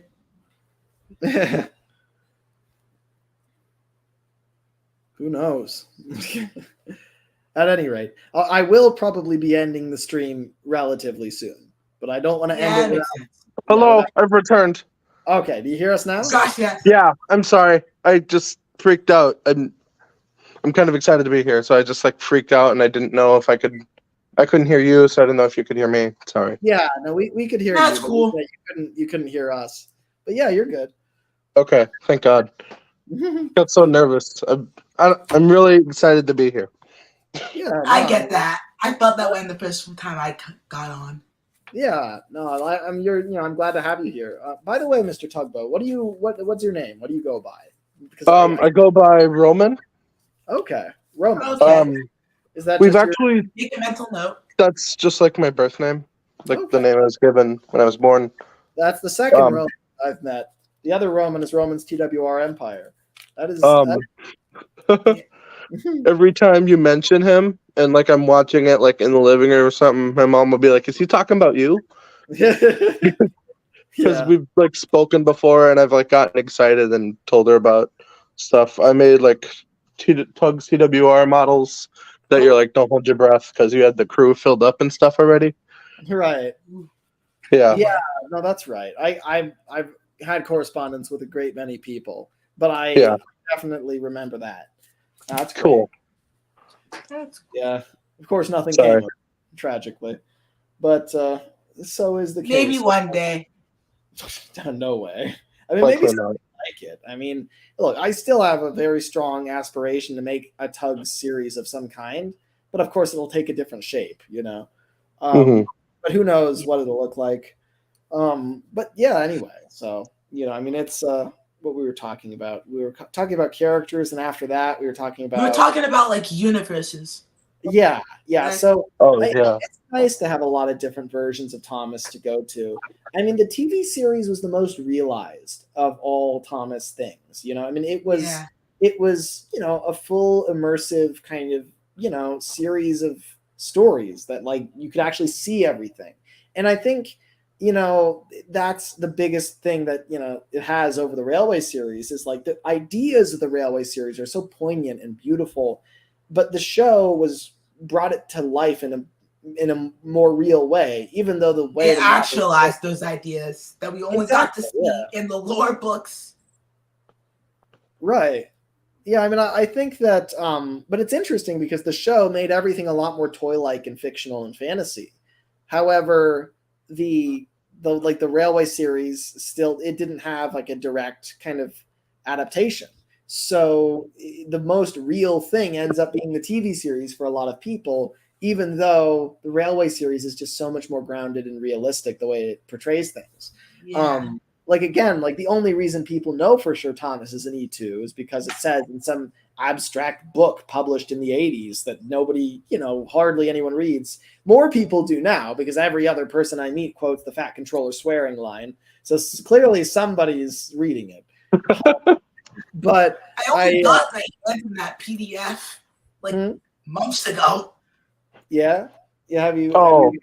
Yeah. I haven't read it fully, but I'm definitely planning to. Well, It's very neither have interesting. I. I really just control F it. I just at this point I've probably read a good chunk of it, but I use it as a reference guide. So if I need to learn about something, I go to the Mid Sodor and I see, okay, are there any ideas here? Typically there are. Especially if it's an abstract station like Kronk, it's like you don't get anything from really the books or the show about Kronk, but there's a beautiful description of what it's like in People, History, and Railways. So Great minds think alike. Great minds think alike. Yeah. I mean, I think it's really cool to to find descriptions of things in that book. Good for like story potential as well. Oh yeah, no, absolutely. I mean, that's how Audrey wrote all of his stories. Is he had a strong idea of what his world was like, and he just took inspiration from that. I mean that helped him a lot. Other people find it restrictive, but for him, having a very clear roadmap of what the island of Sodor and the world it occupied was like, is totally like that was crucial to him. So everyone has their own creative process, and for him, it was like fleshing out the world really helped. Yeah, I get that. But I also don't I tend to throw out some stuff that Audrey does in favor of like more of like a TV series feel. Like, for example, I've had Thomas like arrive like in 1923. Like, it's not far off from like when he arrives in Interesting. the book. Yeah, I mean that does imply. I mean, because you read the books, right? There's no mention of him in the 3 railway engines. Yeah. So it's like the idea of Thomas arriving in 1915 and building the railway is very much after the fact. But also he's number 1, so like that's kind of to justify why he's number 1. Well, the numbers don't exist in when I write things because I feel like that's more freeing. That's rather technically in the first book, the 3 railway engines. If he arrived in 1915, right? No engine had numbers. So well, he might have. True. I mean, the thing is, we see him with a number in the next book. Yeah. But maybe they were just like starting to implicate a numbering system, and they're just like took a random engine, put a 1 on him. Yeah, but like you could say that about any story concept, right? You could say, "Oh, this happened randomly." Yeah, but Yeah, that's that's not true. narratively satisfying. Like nothing happens by accident in a story. If it's fictional, then you Yeah, because you like, plot it all out. yeah. So it's like I like to think that there's some meaning behind it, and it's not just random. Though you could do that. I mean, that's definitely a way to approach it. But Or it's maybe it like, was just like a retired number. Like a coffee pot had it, and yeah, then Yeah. Thomas came along. They scrapped the coffee pot. It's like, well, we need a number one. Yeah, I I don't think, know. yeah. I You can mean, write a like, story on that. I could see Because it that. bothers me the fact that he has a number one when no one else has any number, and then he also. It feels weird for him to arrive so early, at least to me. yeah. It's I mean, that's because, like, I mean, it depends on what books you put emphasis on, right? Like for me, I really jive with the idea that Thomas was there in the beginning. I think I get the sense that Thomas and Edward have known each other a really long time. But I also like the Thomas the Tank Engine book itself is not like one of my favorites. Like I kind of like I don't know, I like Thomas as a character a lot. I don't necessarily I like. I mean, I don't know. Like, there's a lot of little things throughout the Railway series that just make me feel like it's awesome that Thomas is in E2, and if he's in E2, he has to be, from 1915.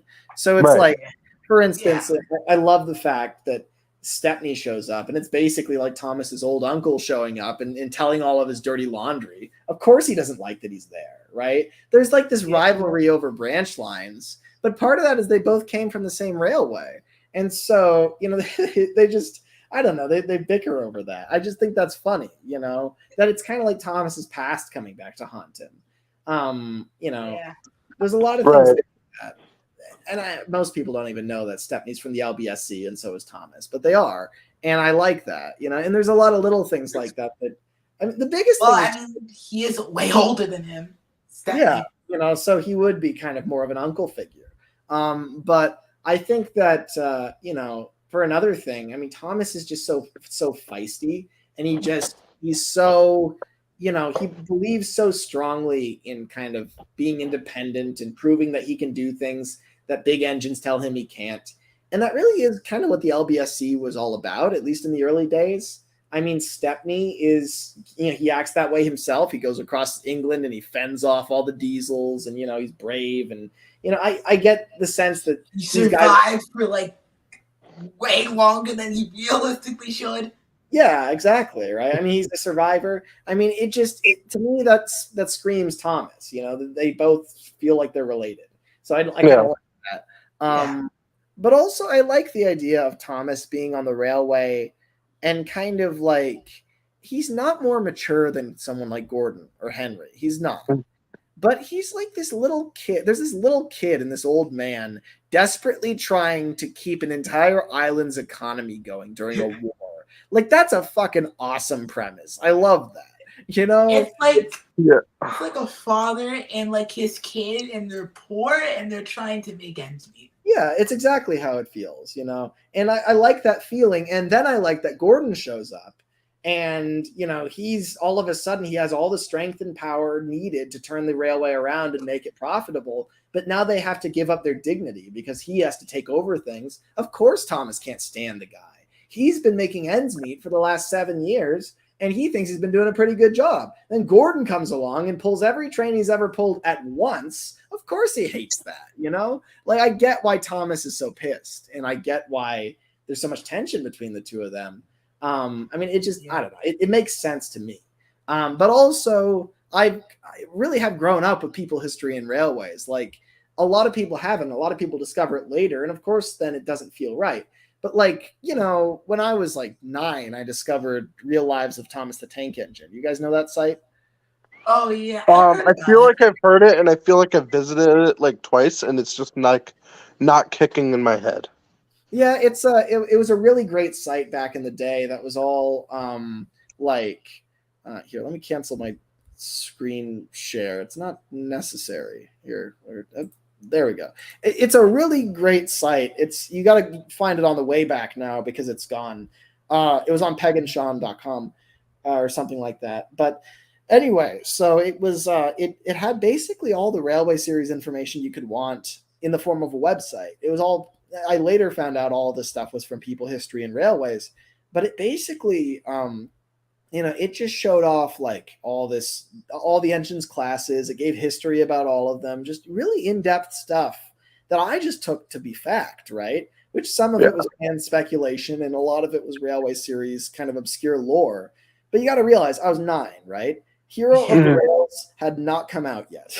When I was 9, so I Thomas, thought that like Thomas was the an reason that E2, Thomas was like, number 1 was because he was the first tank engine.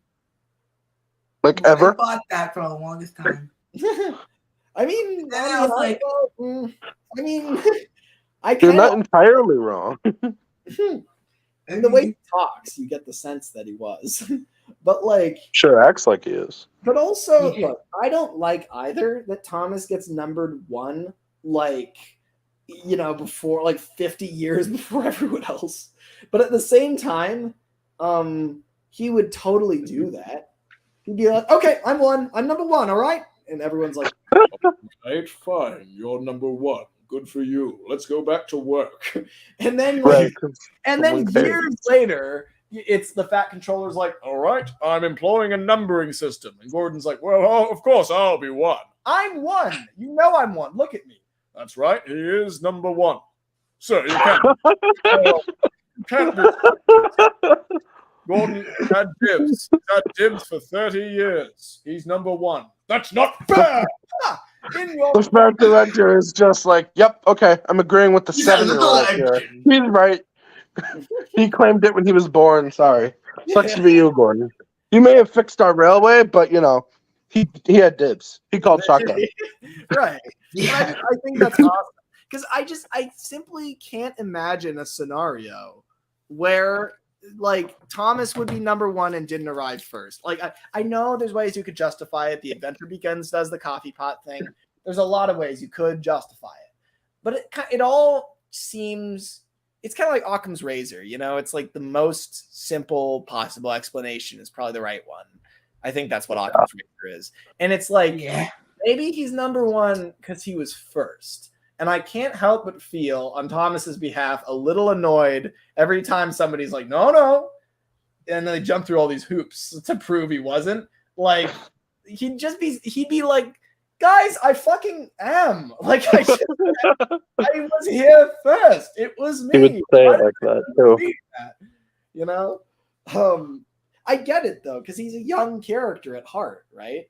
But I think the way I approach Thomas and Gordon as characters, I feel like Gordon lives a very different life than Thomas does, and he like comes from the GNR, and he's from the upper class. Yeah, he does, right? So he grows up very quickly, and he's a very mature character. And I mean, I don't really look at the dates. I don't really care because if I care that Thomas is older than Gordon, if that bugs me, it should also bug me that Thomas is now 107 years old or some change. Like that. It should also bug you that like Percy might be like 15 years older than Thomas. Yeah, he might. Percy could also be 20 years younger than Thomas. Right. I mean, you could go either way with that. But I think that overall, the key here is it doesn't really matter how old they are. It matters when they met. Gordon does not meet anybody else in Thomas's life until he meets Thomas. If Gordon and Edward knew each other before Thomas, if Thomas and Edward say, like, if Thomas met like Flying Scotsman or something before, I don't think I can't even think of anything because their worlds are so utterly separate. I can't think of like a way that would be a problem that would ever like if Thomas like met Gordon when he came out of the workshop. Yeah, that would be weird, right? But also, but even then, I can't imagine it because I feel like Gordon comes out acting older than Thomas, because it's like about what he is. It's not really about how long the engine.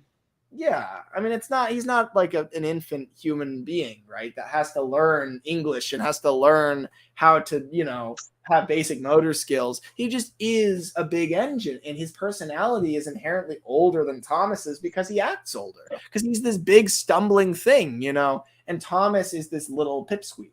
And I think that you get like a very, you just that their personalities come from that. But then Same thing with, Edward's the another genders. generation. So like I think Edward's age matters. I think him being from like the Victorian era, that makes a difference. But I think that Thomas and Gordon, in the grand scheme, late 10s, early 20s, that's the same period for steam engines. It's not that different. Yeah, you're not wrong. Yeah.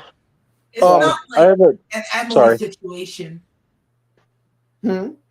It's not like an Emily situation Oh where my she's god. like built in 1895 and arrives in Sodor in like 1970 something. See, I am so tempted to have Emily just arrive in the 20s and just have been there all Same along. here. That's Yeah. exactly what I did. Like to believe. I wrote that into I my like to series believe and that everything. Emily arrived after Percy. Right. Emily Because wears she's the like number 6. so much a part. See, She's to just so much a me, part of the main cast. part of me wants Emily to arrive after Edward, something like that. But also, I totally get why you would want to abolish the numbering system, because I feel the same way. It's like it's a lot easier to write for the characters when if you need an engine to arrive between Edward and Henry, you can just do it and you don't have to justify it.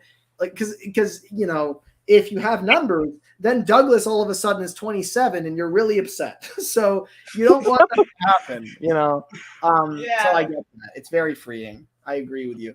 But at any rate, I think we should probably bring the stream to a close because it's getting late. Oh, I must have. Yeah, it's getting late. gasp.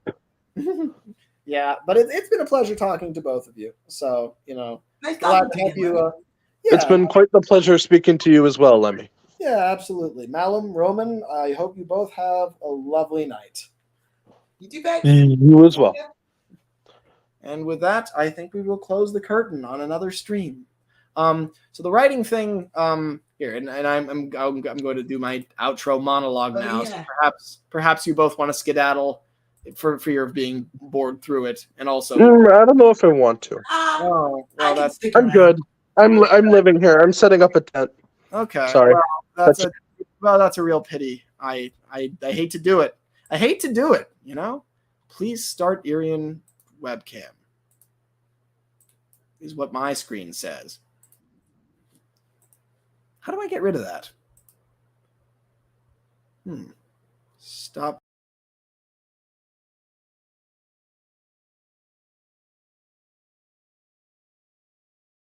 There we are. That's more normal, isn't it? Writing on a stream is boring, I think, personally. It takes kind of a while for me to curate my stories, and the truth is I very rarely write something in one go. And so if you just sit there and say, I'm gonna do this already, then it's not gonna happen. You can't push yourself, I mean, maybe you can. Some people can. I could write something and put it out. Maybe it would even be good, but it wouldn't be something I'm jazzed about, So this was an interesting experiment. I'd done so many sketching streams. I wanted to try writing one, but there's a reason I do sketching, is because I can do that without thinking too much, and it's a lot easier and more fun.